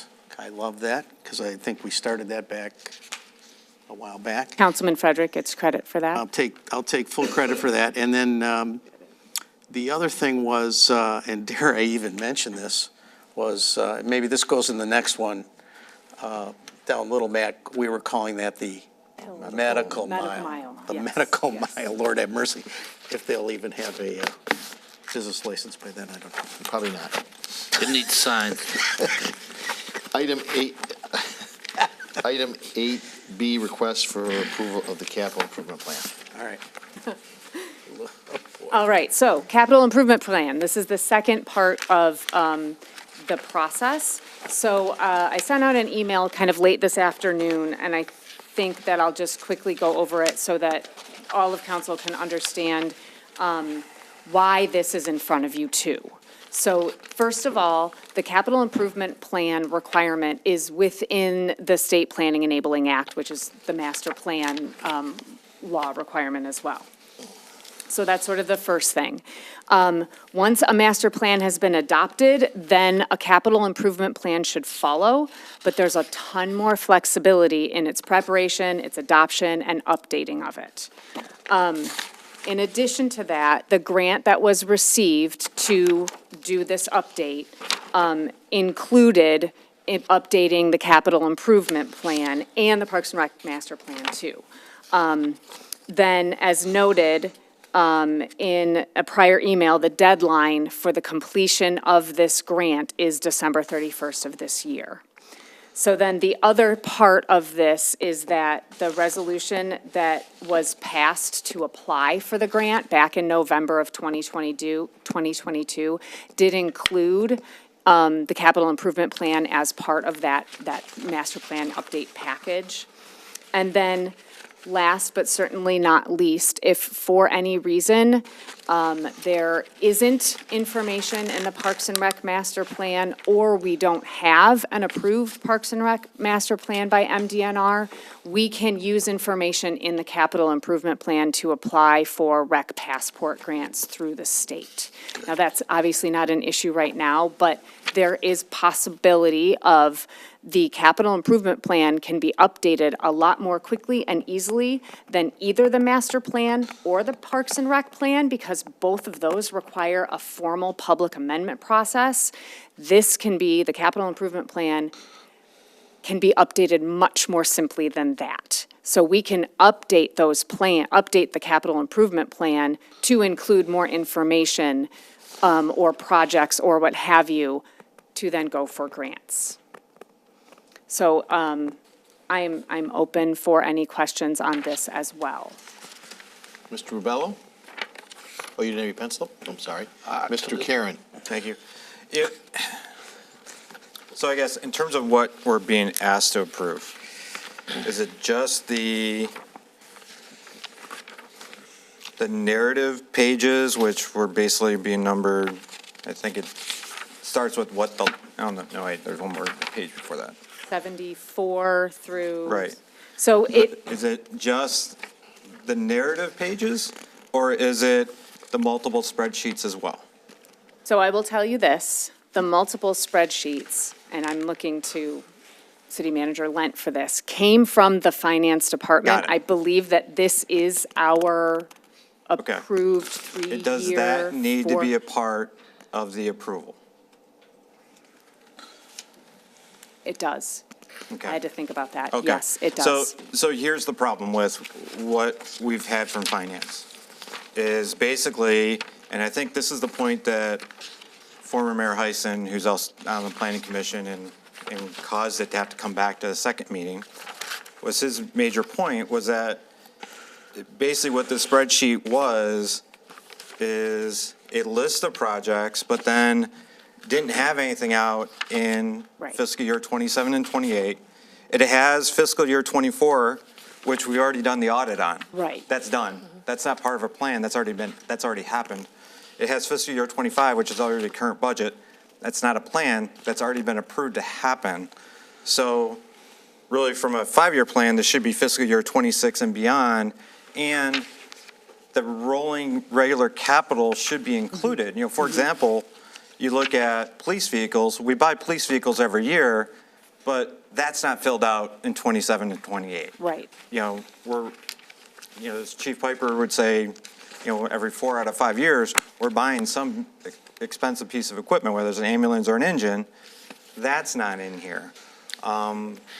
There's rolling laptop expenses that aren't in here. Absolutely. There's items that are on here that don't even have an expense from fiscal year 24 through 28. So just kind of having this included makes, it's just like, hey, this is the only document we had, let's throw it in. And I would hope that we could at least have maybe, I think, 26 is kind of filled out. Maybe departments already have plans. The 27, 28, and that's kind of why I asked, is like, what was the Right, requirements? right. Is 5 years a requirement? It's not. Not, okay. No, it's Good. not. So- And So what, maybe we focus on 26, we include what we know is happening, for example, the police and fire new buildings right. aren't on here. And that, I think we spend the next couple of weeks to get that included, because I can't approve a document that's a whole bunch of zeros in that.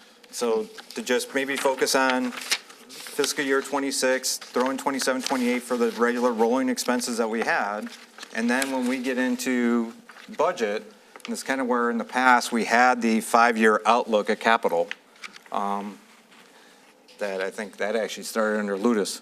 Yes. Ludos. Ludos. Forgot how to pronounce his name. Phil, yeah, that dude. 9-monther. It actually started under him. So there's the one good thing he had done was got us to start thinking capital-wise 5 years out. So maybe this unfortunately does come back at the next meeting with at least the clarifications of things that we know will go into fiscal year 26. Some of the recurring ones for maybe 27 and 28. And then as we get into the budget year, we get more diligent that that is included so that that becomes the regular update every year, to the capital improvement plan. But yeah, I can't approve, if the spreadsheets are included, I can't approve this. So, just a few things, and Liz, please correct me, because I said you guys are the one deep in the weeds with this planning and zoning. Very similar to, as Councilman Rusi brought up, in regards to the plan when it was established, has been almost a year and a half. So a lot of this 3 years planning, as you saw 24 in there, 25 in there, was because it was put out so much earlier than how many renditions we've went through. The other part as well is the nice part about the capital improvement plan, unlike the master plan, which once it's set and then it's all changed, it's done without having all the public hearings. Well, the nice thing with this actually can change at any time. So even if we bring something back to you at the next council meeting and you approve it, and then at budget time, you guys decide, hey, nope, scratch that, we're changing this, we're doing that. We can update the living document that could be changed at any time. Yeah. The structure and the formatting of budgeting the 3 years or 5 years, whatever it be council's direction, can change at any time. And I think that's what pages 74 through 79, I believe, states in that argument. And then there's just the 3-year plan that was established when this program started almost a year and a half ago, that at any time, and I guess my question would be, and depending on how council would like, rather than having staff rush through and trying to get something to the next staff meeting, making this part of the budget process, that we actually have a full 3-year capital improvement plan along with the budget process, as I believe you have, kind of suggested in the past. Anyway, making that part of the approval, and it gets updated and changed, and everything's done at that time. But we have the framework of the 5 pages and the master plan document ready to go, understanding that really we're just approving the framework with the documentation of what we're looking for and put it as part of the budget process. We can get something just for next year or not next meeting, but I think it would be rushing. It would still be incomplete, and we're still making changes. Well, no, what I'm asking for at the next meeting, to have something that's accurate. Okay. Of what do we know today? Fiscal year 26 is in there. Maybe we have to drop off 27 and 28, so we're not rushing through those. We know there are some out there. I bring up police vehicles and laptops, and I think there's other recurring capital expenses that's a part of every budget, that can at least be put in there as placeholders to start with. And fully agree that ought to be part of the regular budget process, so that we always have that forward looking of what are those capital expenses going forward. What I'm asking here is just not to have a document that's a year and a half old, that we know it's greatly changed, especially with the police and fire buildings, right? Yep. So, because this is part of the original process, and because this already went through planning, and because right now it's tentatively tied to the master plan as the first, and then you could just make the additions at any time later on for the capital portion. Does that impact the public hearing and the planning so far? I guess I'm asking, is it easier for us to approve it now, knowing that we can make changes and then make changes, but we get the approval portion done with the planning? Or is it easier just to say, hey, we start the entire planning portion over? I would ask for a direction from.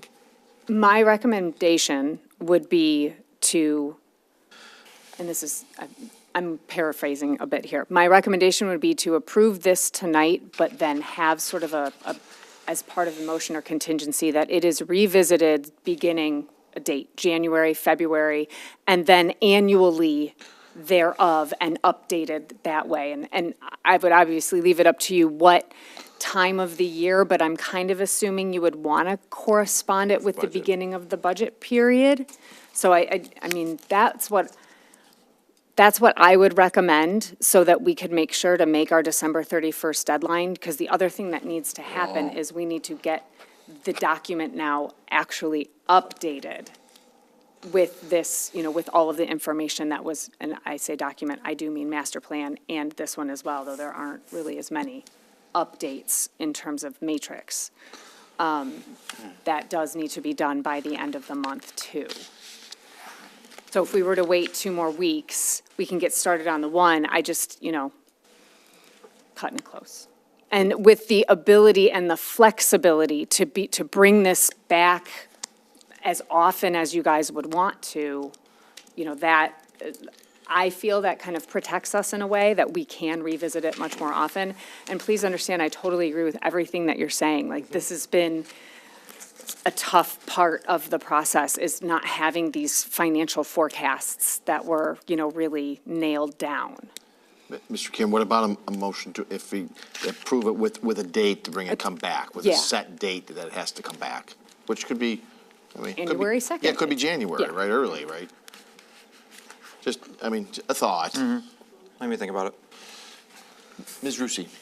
Thank you. Well, I had mentioned this when talking about the other one and the other portion of the actual master plan, and, John hit some of the same points. This is out of date upon our approval. And yes, it's been a work in progress for a year and a half, but these spreadsheets are dated July 15, 2024. So these spreadsheets themselves were from the summer, and it's hard because you're looking, let's just take like the fire page as an example. And these things are so sloppy because of how I think they were just compiled and extricated from maybe, and put on, download and put on a spreadsheet from finance. It's like, okay, let's look at the fire page. Yes, we have nothing in 24 or 28, I'm sorry, 27, 28 for this department or any department. We know we have expenses, and we will have expenses like John had mentioned. Even the police, we know we buy cars. Okay, maybe, I think we know pretty much the expected capital vehicle purchases for the fire department too, but let's just say we don't. But for the police, we know 5 police cars a year, that's not in here.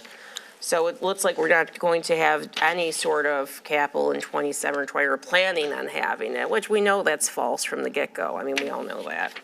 But you look at the fire page, for example, and how it was extracted. We have a bunch of line items that have 0. Repaint fire station living quarters, central. I assume that's from a previous budget year. We're not going to be repainting the central fire quarters. Why? New building. Because we won't have the current site, but that's still a line item in here. Yes, it's zeroed out, but, stair chair replacement, that has 0. Resurface repair central fire station, that has 0. No figures in any of the fiscal years. Why? New construction. But that's still in here, but let's approve this document, which no one thought, hey, let's delete these out. I mean, we're evoking a building that's not going to exist very soon. And no one thought, hey, let's just delete out even the zeros. But the zeros are in here. And then you look at other pages, we have a nice little column called source of funds, which is filled in general, whatever, for a lot of departments. It has nothing, so it's the fund source. We know it's the general fund, but we didn't fill out that column because I guess with our material, we just downloaded and took from and stuck it on a spreadsheet, didn't have it, didn't transfer that. And even then, some departments say general, some say GF, which means, I guess, general fund. And some say MP, some say motor pool. MP means motor pool, but we're not even consistent. We couldn't even do a find or replace to consistify the names of the source of funds, let alone make sure that we even had a source of funds filled in for some things, which we don't. We know the stuff will be funded. We could have put that in there. It's very sloppy. It's very sloppy. Not only is it, again, a poor document to do any sort of planning with, obviously, because even stuff we know we're going to have isn't reflected in here. What we do have that we just pulled from some finance program and download to a spreadsheet sloppy because we didn't go through and fix the spelling errors, made sure the columns were filled in, made sure the rows that we know we won't be doing in 5 years because we already did it are deleted and it's out of date by, like John said, 24, 25. It's not a capital, forward-looking capital plan. It's goofy. I can't approve this even under a discrepancy of, a contingency of, let's approve this now because we have to and we'll just, again, check the box and make the deadline. But we know it's crappy and we'll be looking at it again back in January or February, but approve this. How can I put my name on this? I can't put my name on this. I'm done. Mr. Ribello. Liz, that was one of my questions that Candace asked, was about the police and fire and how that's affected. Obviously, that's a wipeout. So I want to get back to the ever-evolving document. So some of these changes obviously have to be wiped off of this document. How do you go about doing it? I would confer with the finance department and the different department heads and come up with a forecast. Okay, on this one page here, you stated at the planning commission meeting, the capital improvement plan can be separate from the master plan. So that's fine. Yes. Okay. The ever-evolving document, we can add or take off anytime we want. Am I missing? That's correct, right? Yeah, that's my answer, yes. Okay, and a little while ago, the mayor had asked about bringing this, that if we approve it now, we bring it back at a certain date. So I would ask, what would be a certain date, or does it matter? I think the sooner the better, The right? sooner the I mean, better, there's- correct. I mean, We could have it for budget. Okay, so I would say that by the end of January would be sufficient enough time. I mean, I'm looking at my planning department, but And sufficient I enough actually time. would look back to you guys, because this would be, to you, Finance. because I don't know, getting all this information from the other The departments. department heads. And the reason I'm Right. saying the second meeting in January is obviously you do know we have Christmas and New Year's and all that coming up. So we do have our meeting in December, and then we have in January 2nd, the very first meeting coming back is right after all the holidays. I'm not sure how much the department heads are going to be in at that time. I think giving us that additional 2 weeks after the holidays to be able to come back would be sufficient time for them to reach out and at least get an active document that at least shows the 26th year, and then make it part of the budget process moving forward. I mean, that's what the process is looking to do, is to create a 3-year to 5-year budget, depending on how comfortable council feels of moving out, and then move it forward as part of our budget process from there. So almost if we had one in January, it's approved in January, knowing though that it's going to be coming back in March, April as part of the budget process. Okay, so getting back to the basic of the whole thing, is these capital improvement, this is anything over $10,000. Okay, we're talking about, isn't that what that says in here? Yes, that's the sort of accepted minimum amount. Okay, that's the minimum accepted amount. And doing a little bit of reading, I think the years were, when they were talking about these capital improvement plans, they like it anywhere between 4 and 10 years. That's the documents that I read. Okay, yes, I thought I read somewhere between 2 and 6 years today, but that's Okay. possible, yours is It's possible an as well. ever-evolving document. Okay. So I will, I mean, this stuff is, you have to balance between community planning and fiscal management and stuff, so this stuff isn't always easy. So I will make a motion to approve the capital improvement plan, but to bring it back the second meeting of December? Of January? January 2025. Is that enough time, I guess, for? Yeah, Mr. Lent said yes. We will have something to you in the second Okay. meeting in January. Is there support for that? Support. Supported by Mr. Frederick.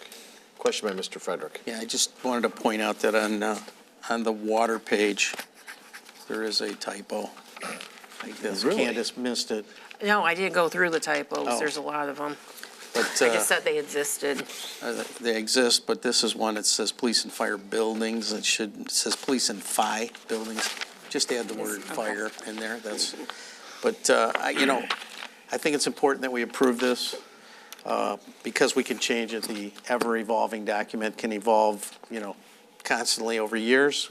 And this is important for the 5-year plan, or for the master plan to be considered the master plan, because this has to be part of it. So I have no problem if there isn't anything in there past 26 at this moment, because we know we're going to put some stuff in there come January. So I'm good with that. Mr. Karen. Thank you. Actually, the suggestions I came up with were basically 3 changes. One of delete vertical columns of fiscal year '24, because it already happened. Delete 27 and 28 vertical columns, because they're blank. Delete any horizontal columns that are blank or listed only for 2024, which already happened. So at least that way, I was thinking, it's like, all right, at least it'd be accurate. And then include the police and fire. So, but someone else made a motion. But does it have to go back to Hold on. planning then? No? No, for sure, no, they can easily make this, and I don't think that's a big request, that still gets us in that, change. it makes it accurate. Makes these changes here, which if Mr. Rebella wants to make the changes, Absolutely. yeah, I think we can, and that Sure. stills it and keeps it there, and the supporter makes it, he's got 4 changes, you understand the changes, Liz? I have delete columns for fiscal year '24, delete columns of fiscal year '27, '28. Yep. Delete any of the rows that are zeros or blanks. Yep. And then Or just for fiscal year '24, because that already happened. The horizontal ones. Right. Right. Right, so there's yes. only a number in for '24. It doesn't matter. Doesn't matter. Yes, exactly. And then I have add police and fire. I'm assuming you mean construction of the New buildings, building right? construction for both Yes. police and Okay, fire. so we've made that, okay? Okay, thank you. Ms. Rusi? And then the title right now says 5-year capital outlay request, so that title will need to be updated. Just change to capital outlay request, Or plan, yep. because it wouldn't be 5 years anymore. Yep. And would you still like this brought back? Yes, In the yes. second meeting in January, though, Yes, to yes, begin this is for the just- next just year? Trying to get it right here and Got it. clean it up a little bit better here and then bring it back the second meeting in January. That is still part of the motion. And spell check. Yes, spell check, thank Spell you. check. Spell check. All in favor? Aye. All opposed? 7-0, it passes, and we'll see you at the second meeting in January. Thank you. Thank you, everybody, I appreciate it. Hoping to never come back, but apparently I will. Bids, contracts, purchase orders, request to award the joint ceiling contract. City engineer, Mike Freckleton. Good evening, everybody. I evening. hope everyone had a good Thanksgiving. All right, you too, I hope you did too. Yeah, Thank you. absolutely. Thank you. So our joint ceiling budget got increased this year from $100,000 to $150,000. And back at the June 3rd council meeting, it was determined that we want to rebid to see if we could get some more competitive pricing. Michigan Joint Seal had the previous 3-year contract. We ended up with 2 bids, with Michigan Joint, again, coming in as the low bid. Their unit prices for this year were a little bit more than what they had in the contract, or for their 3rd year previously, but, we then would have had to rebid it next year anyway, and I think where their prices were at for the next couple years they probably would have been about the same anyway, just because of the nature of how the business is right now. So, in your packets, it's outlined with the total project amount and the yearly amounts, and that's what we're looking to approve today, to Michigan Joint for another 3 years on the joint ceiling. Move to approve. Support. Moved by Mr. Frederick, supported by Mr. Karen to approve 3-year joint ceiling contract, joint ceiling project contract to Michigan Joint Ceiling, the amount of $339,910, with a question by Mr. Rebello. Why is it costing us more money? Just how their prices came in. I mean, it's like 7 cents a foot more, so it's not really costing us that much more money. We bid it out. Yeah, we rebid it. And that's what happened. Okay, so I know sometimes people will ask questions about extending we bids and can- stuff, and this one got us this time. So, okay, that's all I wanted to ask. We can still get plenty of joint ceiling done for this amount of money. All in favor? Aye. All opposed? Thank you. Wonderful. Thank you, guys. Have a good All night. right, thank you. Thanks for staying. We appreciate that. 9B is request approval to award the Kite Monroe lighting bid. Mr. Spinizzola and Mr. Mel. Yep, I have Mr. Mel here with me tonight. Chris Ray's also here, put the bid specs together. So I'm here tonight to ask for your approval for the Kite Monroe lighting bid. Process started in March 2020 with an approval and a resolution from council to apply for the Land and Water Conservation Fund grant for Kite Monroe lighting, playground and ADA pathway from our north parking lot. But due to COVID, everything got delayed. We were notified in late 2022 that we were approved for the grant. The state requires the agency to secure services of what they term a prime professional. We would just call it an engineer here, to submit formal plans for approval. With that, we enlisted services from Chris Ray's from Hennessy Engineers to put together the plans for the state. The state approved the plans in June of 2024. The plans being put out for bid that same month. After the bid process and discussion amongst administration, we decided to use the existing poles on diamonds A and number 1, and to put new poles on diamond D, because there are no lights currently on that diamond.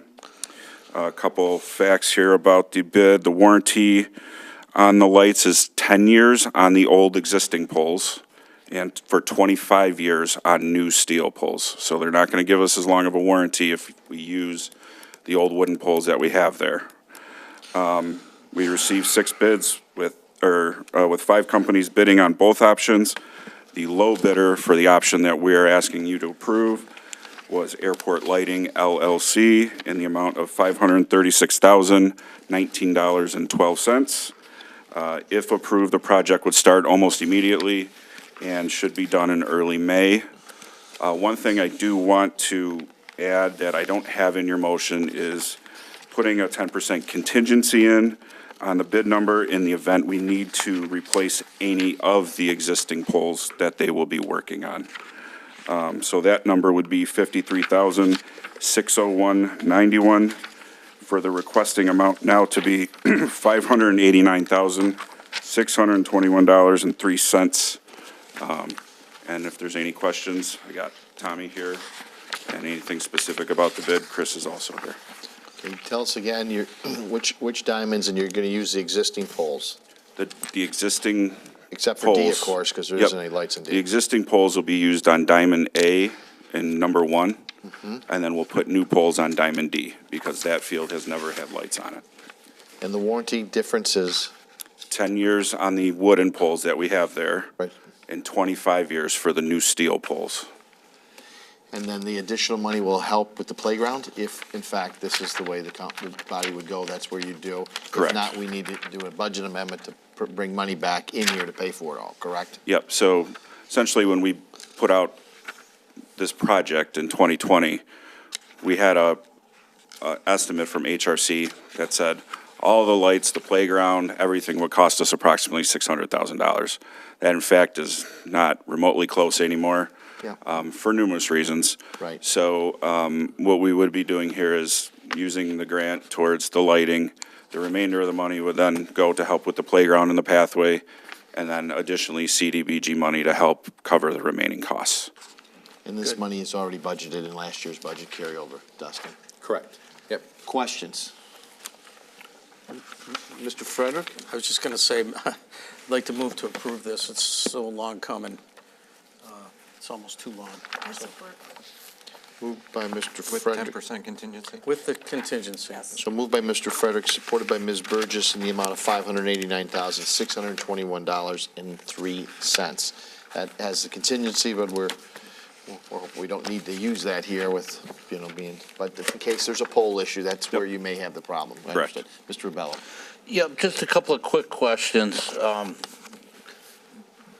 Those poles have been there a long time. Yeah, I mean, if you go back to the 2 original grants that we received to put lights there, you're talking 1975 and 1983, I believe. I believe it's possible I may have hit a home run off one of those poles. That's why we're going to keep it there for you. Huh? That's why we're going to keep it there. The mark is still on there. Okay, and since it popped up again, where's our guy here, the prime professional? Chris Reyes. Raise. I like that. You can keep that name, prime professional.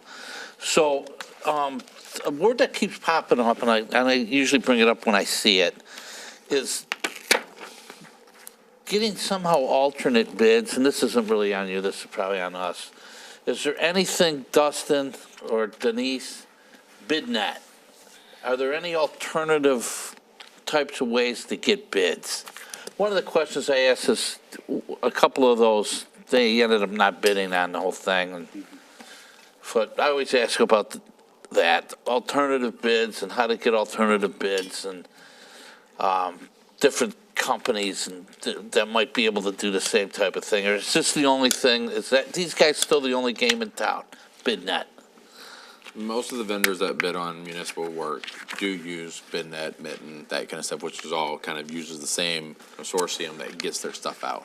The other way as well that we do try a lot, and I think we did on this and on the other one as well, is we reach out to vendors that we know that can do the job or have contacts or have connections, and we reach out and say, hey, we have this bid coming out, please bid.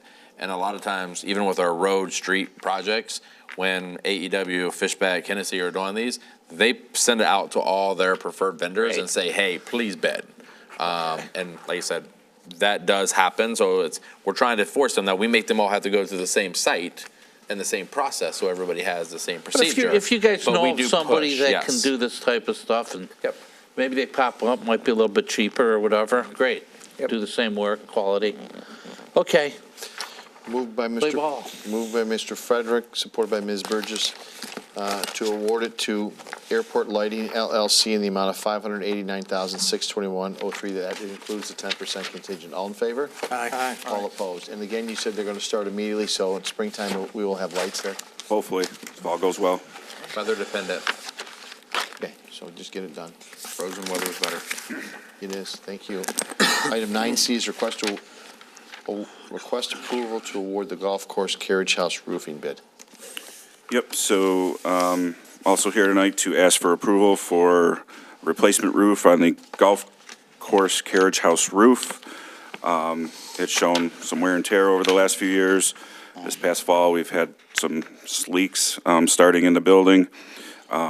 Bid specs were put on to BidNet in October. Mandatory pre-bid conferences were required of all potential bidders. We had 4 bids submitted out of the 7 who attended the pre-bid conferences. The low bid was from Big Cat Roofing in the amount of $58,000. And that's what we are asking for, along with a budget amendment of increasing that from $40,000 to $58,000. Couple notes about it. They would start immediately, weather permitting. There's a 2-year workmanship warranty on there, 30-year material warranty on the shingles, and a 10-year discoloring warranty on those as well. And then, any questions? Questions? Mr. Karen? Yeah, who is Matt Verhey? Verhey, sorry. Matt Verhey is from Garland and Company. And he's listed as our owner's representative, which is the city representative? Yep, he helped us put the bid specs together. Okay. Recreation came to administration, said that, putting together bid specs for a roof building isn't their specialty. They didn't want to go to a roofing company. We got 3 engineering firms on. We do, and those 3 engineering firms do have fees that go with them, and they're civil engineers. So we went with a company that actually specializes in roofing. I have personally utilized them when I was in Southgate. Matt had also utilized them when he was in Berkeley. So we had experience utilizing them. They were able to save us money by doing the bid specs for free. Now there is somewhat of, I would say, a little bit of a trade-off. So the trade-off is. I love hearing this one. No. So Garland does this stuff. They really specialize in flat roofs. Flat roofs is one of the main reasons that they get into it. This is a pitched roof. Normally, they don't do any kind of bid specs for pitched roofs, but because of the connections of working with Berkeley and with City of Southgate, my previous community, and a lot of these other surrounding communities, they decided that they want to try to get their foot in the door. So they actually authorized to do our roofing bid. The only requirement was for us to be able to utilize their underlayment. So not the shingles, not the work, just the underlayment. Whoa. And? Whoa, hang on, no, hang on. Yep. So, we had somebody that doesn't do any slanted roofs, do bid specs, because they specialize in flat roofs. They do roofs. But they specialize in flat roofs, and city municipal They governments. specialize in flat roofs, this is a slanted And roof. municipal governments. And we have 3 engineering firms, all that could have done it, but the requirement for them to do it for free was we use their product? Their underlayment, yep, which is cheaper than utilizing the service engineering companies that we currently have now. Our job is to try to save money for the budget. No, the thing is you need to follow a purchasing policy, which means doesn't give favorability to certain businesses to do business with the city's money. The purchasing policy is for us to go out to bid. The underlayment is under the purchase policy figure But number. I've never had where we agreed to use a product for them to give us a free service. Can't you see why I would have a problem with that? You took a free document as long as we bought their product. That's not part of a bid. We're not buying their product. The company who is. They're required to buy the product then. It's the same thing. There. In order for us to be able to save money on the roof for a enterprise fund, that is saving money. Yeah, no. Oh, my God. No. How much did we save? Don't matter. It's unethical. Ms. Russo. What he just did. Absolutely unethical. Attorney, is it unethical for Garland to do All the he can process? answer if it's legal. Is it Ask legal? Mr. Ribello. Is it legal? Wait, I didn't trade D into it. I want to look at the language of our ordinance. I understand the concept of certainly wanting to save money, whether it can fall within the ambit of our ordinance. I would like to take a look at the exact language of it at this point. So table it. Like, But Ms. Russo, yeah, your point. Yep. Can't. Yeah, it was called on too.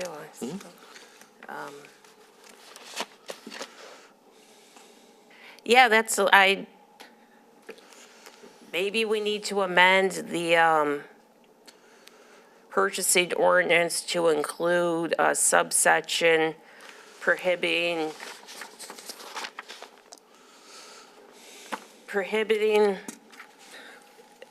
people from, or entities from being involved in the creation of the bid documents who would then benefit from the bid financially. I mean, maybe we have to go to that level because it's kind of crazy. I don't know, there's that word again, but I don't know, maybe something like that, because it just seems like it's giving, that even if they just create, I didn't know that they were like mandating the use of their underlayment as part of this. I saw their name on the bid documents that they were involved in the creation, which would give them a leg up too. Because one of the bids for the base bid is 12, manufacturer, is the underlayment the ice and water shield? Is that what that is? Yes, under the. Okay, because base bid 12, manufacturer of ice and water shield is to perform site inspections no less than 3 times per week to ensure compliance with bid documents. Who else but our owner's representative on the site would be available from the manufacturer if we use another underlayment to go and do the inspections 3 times, no less than 3 times to ensure compliance with the bid documents? It's just like, even if it wasn't like explicitly required, the bid documents were written, when I went back and looked at it, it's like the bid documents are written specifically for it to be very advantageous to the owner's representative who had a hand in crafting these bid documents, who would be then willing, I mean, find another manufacturer to go send some guy up there to look at it 3 times, a minimum of 3 times a week. Oh my God. I mean, maybe we do need to make that a part of awareness that if you stand to financially benefit from the bid, you cannot be involved in the creation of the specs, and vice versa. If you are involved in the creation of the specs, you cannot financially benefit from it. I mean, maybe we have to do something like that because that's kind of crazy. I mean, this is not how I'm comfortable. I mean, I'm surprised this didn't raise any questions beforehand, given I kind of harp on the bid process and the integrity of it a lot for 16 years at this point. Did anyone think that this was just, we would be okay with this? I mean, I only asked about Garland. It does not even called out in like the memo or anywhere else about that arrangement. I only asked about because I'm like, wait, why are we having Garland Company, Matt Verhey, be our owner's representative? I've never heard of the Garland Company. I've never heard of that name before. Who is this person? I thought, quite honestly, when I was getting on the first page of this, going through this last night, as I was reading my packet, I thought this was like a bad cut and paste job or something where we just took general conditions of, which happens in construction projects all the time, and we just didn't update that. I saw, wait, here he is again. And technical questions regarding this bid. Wait, okay, he's the owner representative. He can answer the questions about the bid. Then you go to the specs and you see, okay, wait, the names all over the specs, and then you go and see, okay, who is this company? Oh, wait, they made stuff with roofs. Like I said, I didn't even know there was any sort of arrangements to guarantee the usage of this thing. I just thought that they would have had a leg up, given they were involved in the creation, putting in the bid specs, the requirement of the manufacturer of the ice and, water shield coming out 3 times a week, which would give them a leg up, not only knowledge-wise, but also availability and willingness to do that on a golf course carriage house roof. But there was an agreement to utilize this? Your pen's So up. when you called me this morning, I explained this, the exact same process. And I Yeah, asked but if there was without it any being other- the requirements. No, without- I mentioned that we had to purchase the No, you- underlayment from them. You That didn't was a mention that conversation this because you morning. even mentioned another bidder had used. Did not use them. Did yeah. not use them, Correct. so. And the highest bidder did not put that in there, and their price was even higher by Well, not yeah, even but I'm utilizing their saying product. I didn't know there was a requirement to use. I just thought they just happened to all use the same, maybe because of this number 12, I guess that functionally requires, but I guess it goes beyond a functional requirement, which I would have had an issue with going through the bid specs too, but an actual requirement of usage of this. But I guess also to say, we want a accredited purchase policy where the person who creates the bids don't benefit financially. Every one of our current service providers, whether it's Fishback, AEW, Hennessy, any one of those who put our bids together benefit financially from the project. I was drafting the language knee-jerk from my, oh my God, reaction to this. That's not the language I would be utilizing. Obviously, the engineer, product. If, I don't know, there's something, because you can't just say, hey, you scratch our back and give us free documents, we'll scratch yours and guarantee your product gets used on this. That goes, to the spirit of the purchase, why we bid things out. So, Sourcewell, BidNet has, Garland and Company has the lowest bid on Sourcewell for 45 millimeter underlayment, which is what was spec'd out and was required. They've already won a competitive bid process for that item. If, let's just say we decide we didn't want to use a 45 millimeter, which for 45 millimeter is just the thickness of that level. That roof is a little bit unique because it does have 12 skylights. So it does have 12 skylights, so it has a lot more puncture points, has a lot more areas. So it is typically, in order for the integrity of the roof, you do want a little bit thicker of an underlayment to protect so many puncture points that we have with the skylights. So if we would have went, because we did the research on this and we did talk to them, if we would have went with the lowest Sourcewell bid for a 40 millimeter, I can't remember the company, but it would have saved us $3,000, well, not us necessarily, because I don't know what the markup was with the bid people who were bidding, but it was $3,000 cheaper for the entire roof if we would have went with a 40 millimeter. Now that would have been a thinner material as our underlayment, so it wouldn't have been as good of a product, but it would have saved us $3,000. However, we would have had to pay AEW, Fishback, or Hennessy, whatever firm we do now, all the prices are different, but from anywhere from $5,000 to $7,000 to write out the bid, put the bid out, have the pre-bid structure, and also, if we were to even, which most likely we probably would not have, had somebody on site inspecting the roof as it was being built. If we would have, there would have been an hourly rate for either one of those engineering firms who have an hourly rate that would have billed us for on-site construction.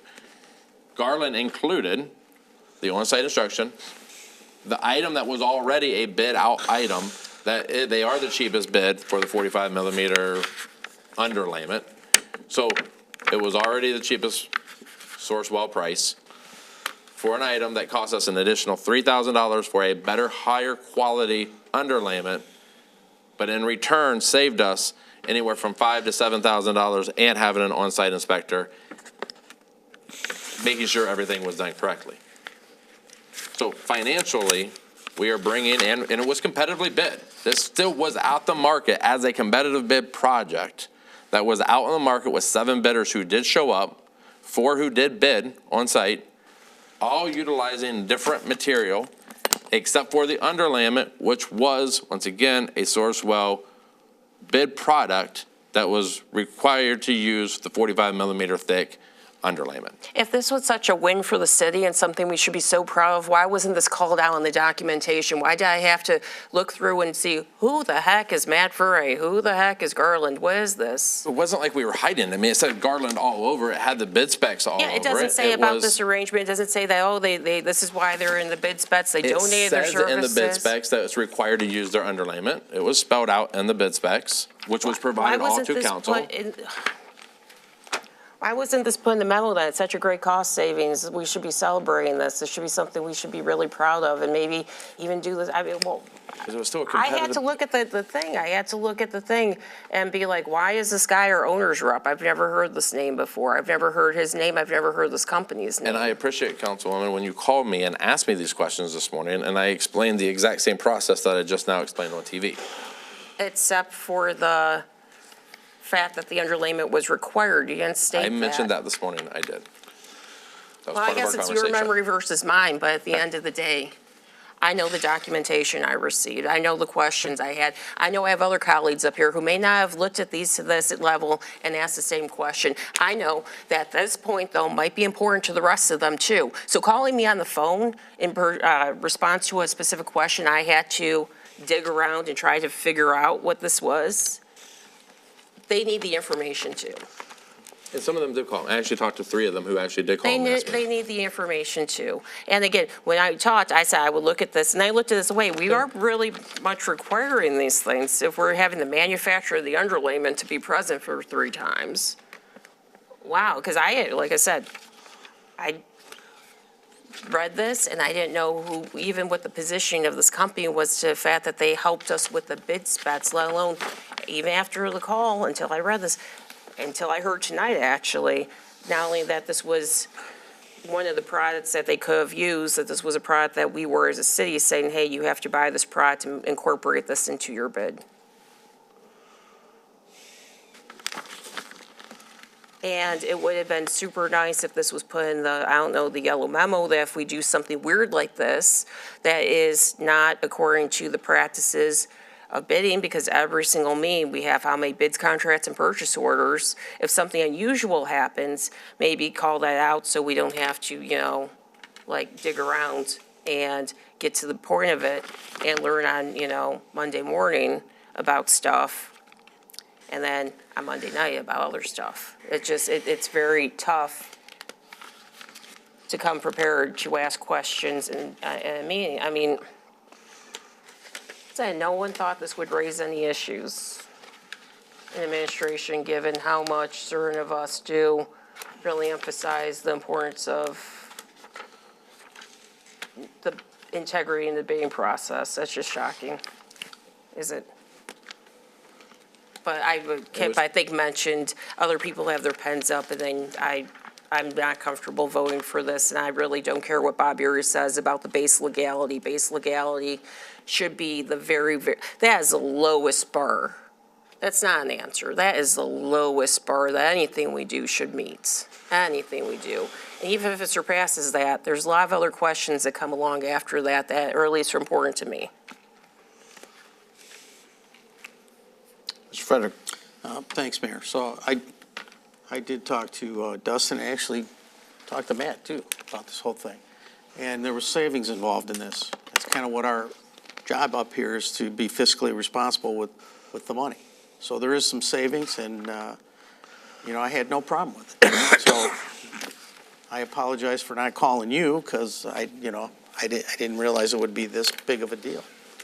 But, as I went through the discussion, this was about saving money that we try to save across the board. Now, all of a sudden, it's an integrity thing? I don't get it. And ethics, integrity and ethics. Good, that's good. Mr. Ribello. I will make a motion to table this. Support. Moved by Mr. Ribello, supported by Mr. Karen to table. All in favor? Aye. Aye. Hold on. Roll call vote, please. Abby, roll call vote. Motion was made by Mr. Ribello and Mr. Karen to table. Councilmember Rubello, Yes. Councilmember Karen, Aye. Councilmember Burgess, Aye. Councilmember Frederick, No, Councilmember Rusi, Aye. Councilmember Vitale, Aye. Mayor Walby. Aye, 6-1 to table. Thank you. Thank you. Item 10 is the consent agenda. Move to approve. Support by Mr. Karen, supported by Mr. Frederick, to approve the consent agenda. All in, Mr. Erie? Yep. Can you grab your mic? I know I don't usually raise my hand at this point, but could I have just council look at 10D? 10D? 10D, approval of minutes. Okay, let us pull that out. Okay. So everything else, moved by Mr. Karen, supported by Mr. Frederick, to approve everything but 10D. All in favor? Aye. All opposed. Mr. Erie, 10D. Thank you. 10D has a couple of sets of city council minutes. I would just draw the council's attention to the October 7th, 2024 minutes, page 5. The last paragraph I would like to change, I believe, is a punctuational situation that is maybe of some significance later on. It's the last paragraph. It's the motion by Councilmember Frederick, seconded by Councilmember Rubella to deny the site plan at 2669 Mile Road for a new gas station within the parking lot of the existing Kroger store. I believe that there should not be a period at that point, and that the "as" should be a small a, and it should just be a continuation of the sentence. The last sentence really doesn't make any grammatical sense whatsoever, and I think it was just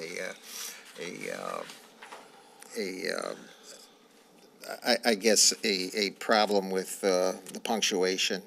And I would ask that the period be removed and the "as" continue on as part of the last sentence. So we have a motion. Move to approve with those changes. Support. Moved by Mr. Karen, supported by Mr. Frederick. All in favor of 10D? Aye. Aye. All opposed. Thank you. Number 11, updates and follow-ups from Mr. Lent. Mr. Rubello asked if the council could get plaques at Jefferson and Avon to show where the old fire stations were. Library Director Stephanie plans to discuss that at the next meeting on December 3rd. There are specific requirements and guidelines for these markers, so they need to review the request and determine if it aligns with these criteria at the Historical Commission. Mr. Karen said the Bry's walking path is in rough shape. He asked why only one section is concrete when the rest of the loop is in asphalt. He asked how was it paid for. Concrete was placed in that section because it appeared that DTE was either servicing the lines or trimming the trees in that area and had driven across the pathway multiple times and had placed an outrigger for truck stabilization into the pathway. We decided that it was best to place concrete here as it would continue to be damaged by service, and concrete would provide a stronger surface for the trucks to drive over. An email with a diagram denoting the locations of the concrete was sent to council on 11/20 and is attached. Mr. Vitale asked why DTE won't tell us what easements they work on. He asked Mr. Erie to keep him updated on this. Administration will continue to meet with DTE in order to find a way for them to comply with our request. That is it. Okay, item 12 is comments by individual council members. Mr. Rubello. Thank you, Mayor. Can you grab your mic, please?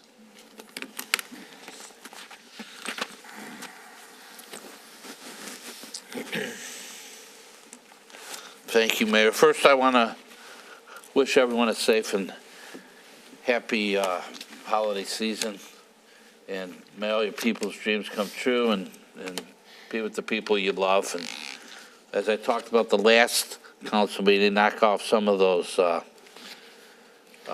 wish list things. I wanted to announce, and we all got these, we're all aware, December 8th of 2024, so that is Sunday. The St. Clair Shores Community Chorus has their concert at the Lakeshore High School Auditorium. What a wonderful music group. You'd love these guys. They came here a couple of weeks ago, and again, December 8th, brand new Hallelujah holiday. The 9 Mile and Mac area is throwing their Jingle Mingle December 7th. St. Clair Shores 9 Mac Merchants Association will again host a downtown Jingle Mingle filled with holiday cheer and fun activities. Still trying to get volunteers for our St. Clair Shores Snow Brigade. We're trying to shovel out some people that got problems, need it, elders, people that can't get their snow done.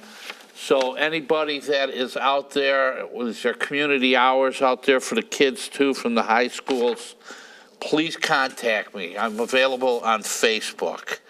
I'm getting a lot of people calling to say they need services. But in order to get those guys going, we need to have people that volunteer to shovel the snow. And we try to guarantee the people you shovel the snow to be in your own neighborhood there, so you don't have to go a long way. So the snow removal list is growing, but I need more volunteers. So if anybody can make way for that, we sure would appreciate it. St. Isaac Jogues has some action going on. SIJ, pancake breakfast Sunday, December 8th, after Mass. So it's a 9:30 Mass. Okay. So if we can get some more signage at the central fire station that says it's basically, there's nobody there anymore, correct, Chief? I just want to stop people from pulling up there maybe and, I'm sorry.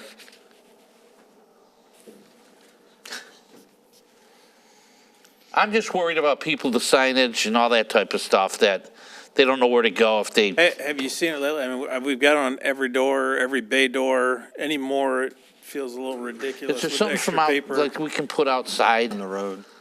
Like just We so could they can maybe- see it from outside? Sure, we could see about maybe it's time for construction anyway. We need to pull the city sign probably to save it, and we can certainly look into like a banner or something maybe if we think There's that would already be been better. a banner ordered, not from us, but from Cunningham and Lemp and them, showing that the demo and the new picture and the construct, because it'll be an active construction site very, very soon. Yeah. So as soon as the building gets demoed, the active construction site already has a banner that they're putting out as saying it's an active construction site and coming soon, a rendering of the photo. Are they going to silk screen it too? Okay. I mean. Thank you, Chief. I that's all just, through the you know, plan. I don't okay. know. No problem. I'm sure they will. And I guess the same would go for the police station at 11 Mile in Jefferson. Same thing. Might stop people from pulling in and then going up to the door and going, what happened? You know, not everybody's aware of all the stuff that we do. Matthew, we have I just want to make sure that date is right. Mayor, you would probably know. It is. Is that date right for the holiday market? Yep. The tunnel of lights? Yes. Okay. And anyone who is in this area of Wabi Park, go by there. It's actually, it looks beautiful, you guys, and I wish everybody could see it. It's a nice, beautiful walk through the park there, if you have never done that before. It's very impressive. So that's a good shot. Those lights will be on, Mayor, till what time? I know you're heavily involved with doing this stuff. They run all the way through Aquafree, so that's, you know, somewhere mid-January, right? Okay. Yeah, it's a good little... January 25, 26, that weekend. There you go. Okay, thank you, Rob. Our Optimist Club had a wonderful event for Thanksgiving. We gave out a lot of Thanksgiving dinner share to people that were, you know, suffering a little bit financially. Ron, you're always there. Fantastic. Just gives you, our Optimist Club of St. Clair Shores, this stuff gives our town a great name, and you get some warm feelings doing this stuff. And when I do this particular one, I can't believe how many people are there and how many people our Optimist Club touches. So congratulations to our #1 Optimist Club here in St. Clair Shores. They do a great job. And trying to get in the holiday spirit here. That was the Mount Clemens Parade, spreading our St. Clair Shores cheer around town. I ran into two of my favorite people right there. Mickey and Minnie, they always gave me good feelings, warm feelings and stuff. And We got new businesses popping up all over St. Clair Shores. There's one of the latest ones in there, and that place looks like it's going to be pretty neat. Metabolic health, and I think I'm going to start going to it, actually. And almost, You can walk to it. I can walk right to it. And I stopped in here today. I got my holiday season on here in St. Clair Shores. I'm sorry it's a blurry picture. That's Gloria Kinney from Care. Wonderful gifts in there. Remember, try to put St. Clair Shores first while you're shopping this year. They got all kinds of stuff. I actually got a head start. It's my wife's birthday tomorrow, so I stepped in and got her something there. It's right there at 9 Mile and Mac. The area's booming. Great things happening. So again, have a great Merry Christmas season, and keep on trucking. Thanks, Mayor. Thank you. Ms. Rusi. Thank you. Well, I don't have any pictures prepared because I didn't know we were doing that now, but next time I will come with some pictures. One message, well, I didn't know. There are a few tickets remaining for the St. Clair Shores Cultural Committee's all-inclusive bus trip to Millbrook Hall for a holiday luncheon and tour this Saturday, December 7th. The holiday tour lunch provides a special opportunity to gather friends and family for lunch, followed by a leisurely self-guided tour exploring the hall.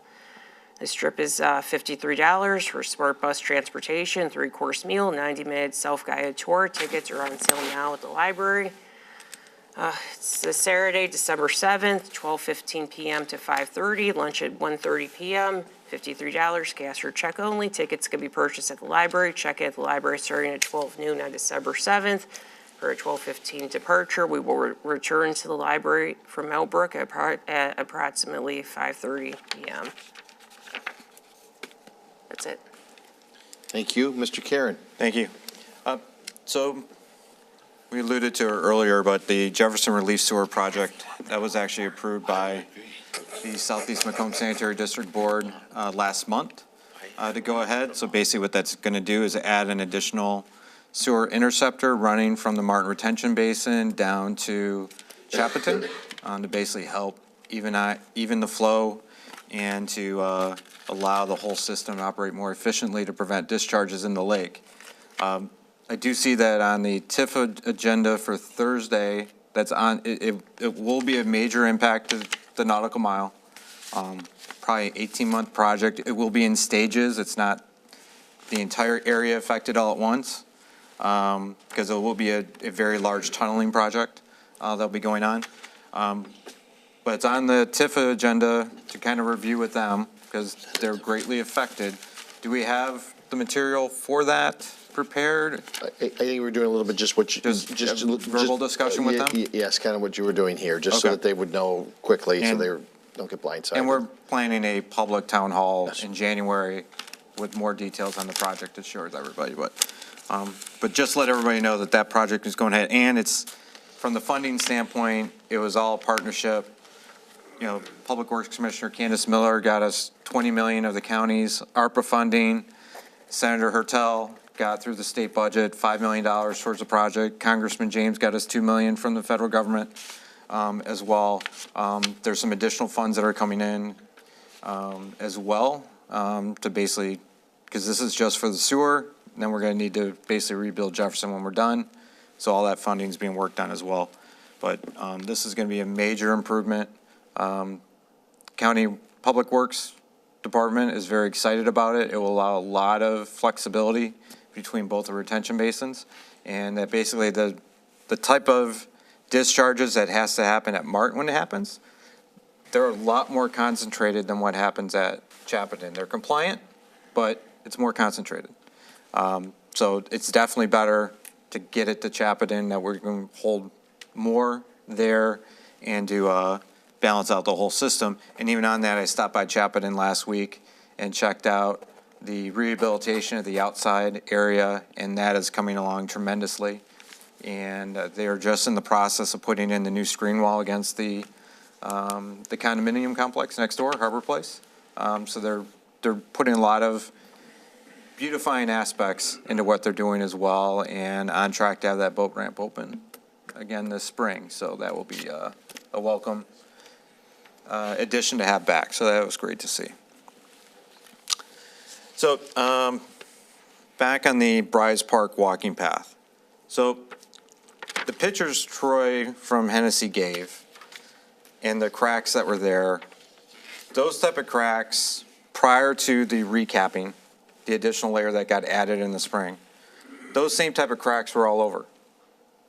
So that's kind of where I struggle with it. I get his logic of, well, there's a utility line that runs over there, so probably more trucks will go over there, so probably that area needs to be cement, but the rest of it, it's all cracked again. Just as bad as it was prior to this. So I think and I appreciate staff just sending me the report. What I'm hoping to get from staff is to look at it and say, no, that's still not right. And to get back with Hennessy of that this is still not the right solution for the rest of the path. And that, so, because we're now in the freeze-thaw territory, so some of the cracks I saw on either side of the north loop, they're almost a half inch. So it's just not a good situation there. So in terms of the holidays, you have plenty of events coming up. Check the social media channels for the city. Like this weekend, we're going to have something every day going on. Once the tunnel lights opens up, there's all sorts of entertainment. Some during the week, mostly on weekends, food trucks down at Blossom Heath Park. So it'll be the holiday in the shores, and greatly appreciate TIFA funding all those lights, both in Wabi Park and the tunnel lights, as they do each year. And it just magically lights up that whole area. And one thing I did add from the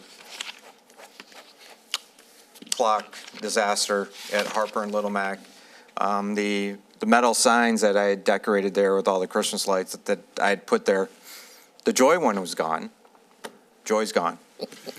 But there was, my Merry Christmas one did survive, so I did take that and I put it in Blossom Heath by the flagpole with the spotlight on it. And as I drove here tonight, I did drive by and check by that it was working. So did rescue something from that disaster from the weekend. Were those new this year? Yes. Yeah, I thought so. Yeah. Okay. They look nice. I thought they were new. I needed something to start filling in some of the bigger gaps there, so that's what I came up with. So, thank you. Oh, thank you. Mr. Frederick. Thanks, Mayor. So, yeah, this weekend is pretty big. We've got the tree lighting. No one's mentioned that yet. Maybe Linda's going to say that, but that's this Friday. And Dave, you brought up the Optimist Club. They'll be here serving hot chocolate. So we want to thank them for that. And then they're right back here on the 7th over at the farmhouse, the Selinsky Green Farmhouse. They'll be doing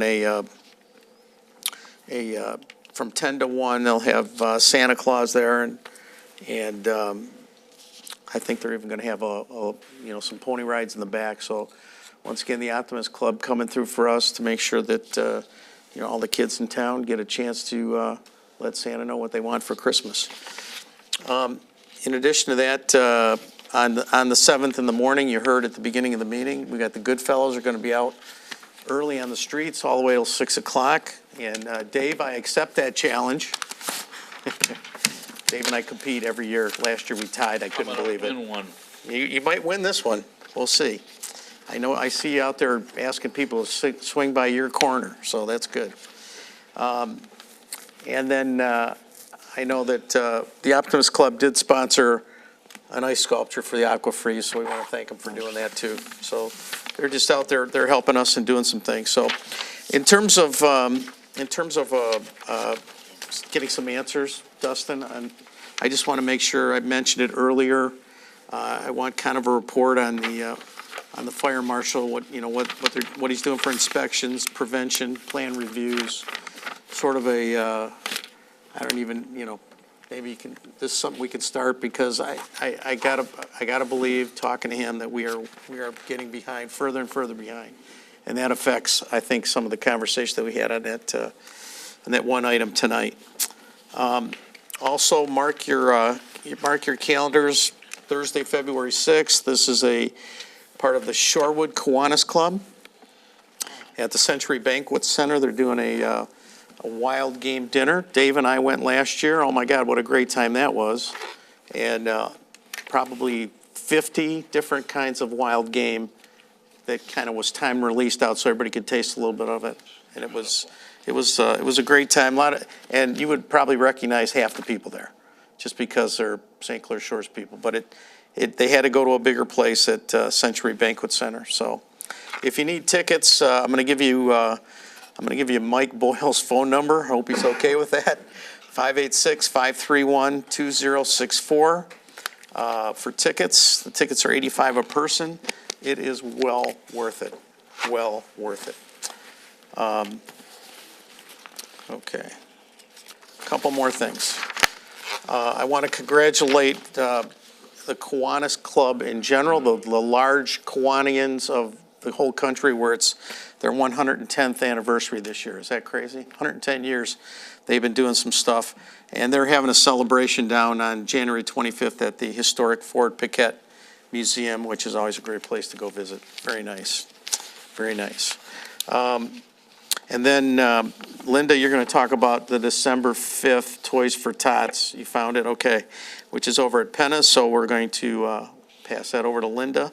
And then also, before I get into the library stuff, I just want to say go Lions, because that's the same night as the Toys for Tots, but it's this Thursday, December 5th. We got to beat Green Bay. That's got to be a big one. It's going to be prime time, national audience, December 5th. We'll be down there rooting them on, so look for us. All right, let's just talk a little bit of library. I know it's late, sorry about that, but if we join Professor Daniel Harrison as he delves into the fascinating history of the St. Clair Flats in the mid-1800s in our submerged settlements of Lake St. Clair event on December 7th at 2 p.m. So if you're over there at the Slinsky Green Farmhouse with the Optimist, you can zing right over there, although you got to register, and you can register online, in person, or by phone. The library is also going to be hosting a puzzle competition on January 25th at 2 p.m. Registration starts January 11th, and up to 8 teams will compete. First team to complete a 500-piece puzzle wins. There'll be no overnight sleeping on this deal. This is for ages 5 and up, and registration is done online, in person, or by phone. Again, we talked about the Optimist Club going to be at the Slinsky Green Farmhouse from 10 a.m. to 2 p.m. They'll have visits with Santa. Mrs. Claus will be there, too, in the parlor. Hot chocolate, coffee, crafts, and a holiday-themed petting zoo. Registration for Pokemon Craft Night on December 17th at 6:30 p.m. begins December 2nd. That's today. Children ages 6 and up are invited to join Tracy David from the Art Shack to create a Pokemon-themed craft. Registration can be done online, in person, or by phone. And did you know that the library offers free tutoring services? A lot of people don't know this, through tutor.com. This service provides on-demand tutoring, homework help, test preparation, and resume and writing assistance for all ages.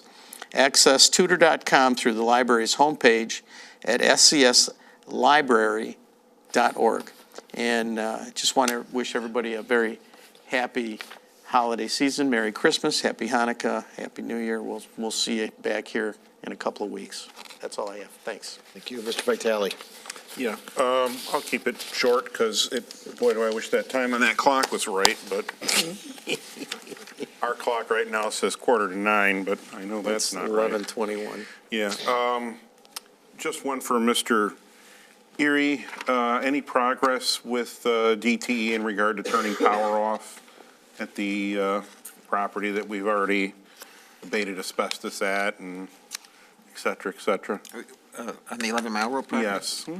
I'll have to get back with you on that. I don't know if there has been any, since our last meeting, if there has been any. That's our only roadblock to clear, correct? We have not received anything from the PSC.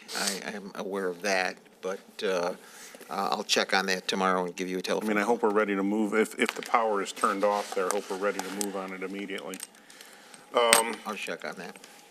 Also, had another home that we've had, we'll just say, code issues and safety issues involving DTE. That home is actually now for sale.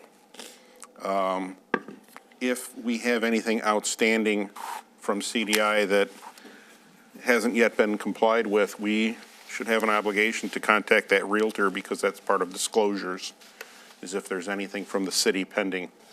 So if we could look into that, I have to give the address right here. And that's all I have, and, you know,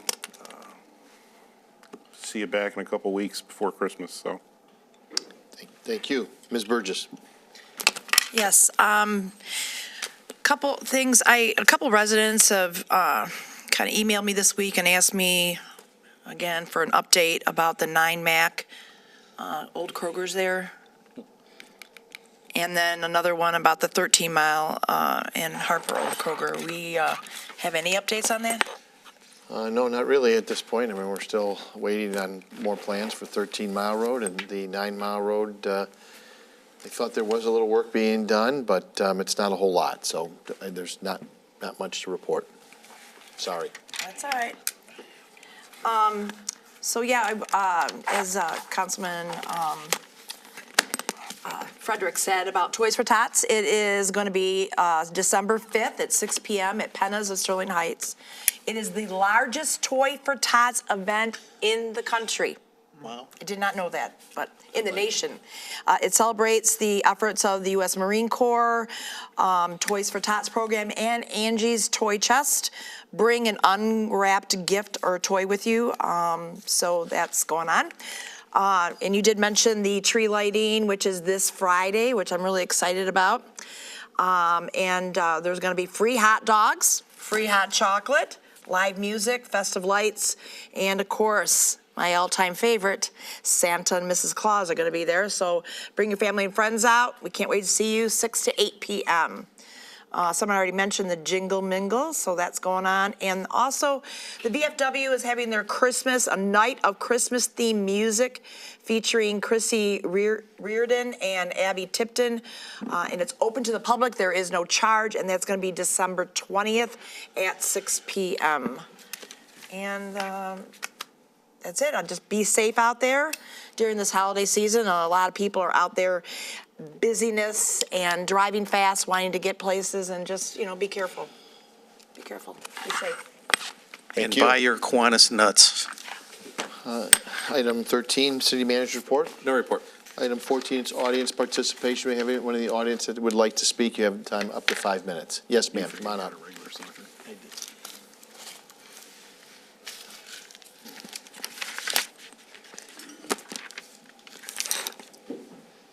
My name's Corinne Franks. Can you grab that mic? Thank you. Okay. My name's Corinne Franks, and I moved here last year. I was in Grosse Pointe Farms for 47 years. Yes. And the one thing I did was, when I was 18, I said something to my dad about, oh, you know, and he goes, well, did you vote? I said, no. Well, if you didn't vote, you can't say anything. So I've been in a big habit of voting. I come to St. Clair Shores, it's very hard to vote. I put in an absentee ballot, and then I was told, you didn't put it in.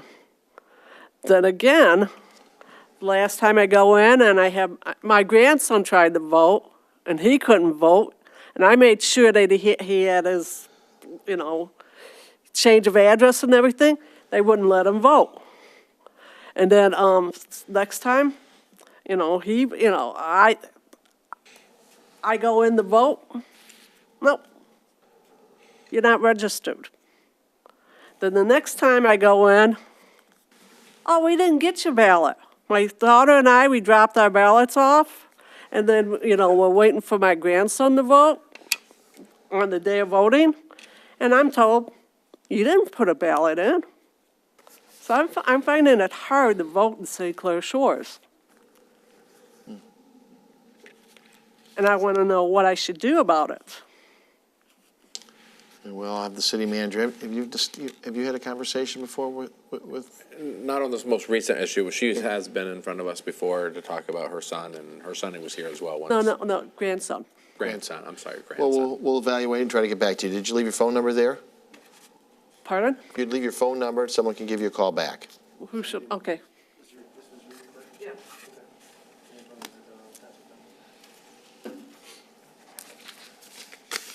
Thank you.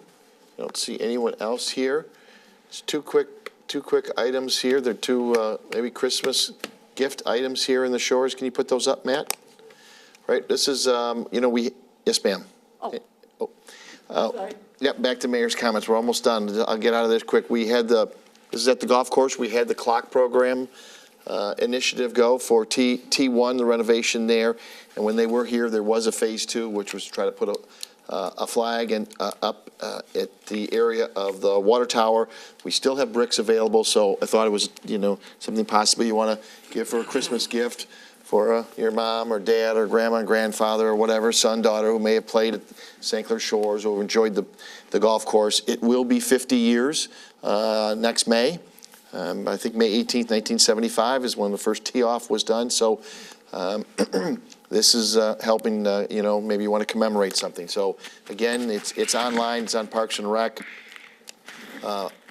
Bricks are available to try to complete the phase 2, which is the final phases. We had 2 over there at the golf course, the clock and to put the flag up there. So that was one. And then the second one was, we've got T-shirts over there selling at Parks and Rec. We sell them all around the area or all around the community during different events.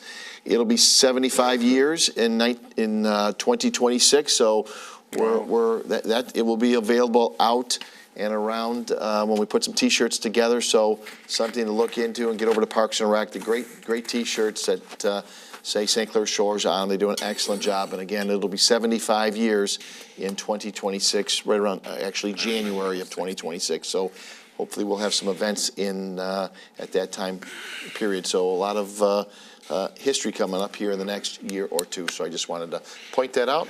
And with that, we'll have a motion to adjourn. Move to adjourn. Support. Moved by Mr. Frederick, supported by Mr. Karen. All in favor? Aye. All opposed. Good night.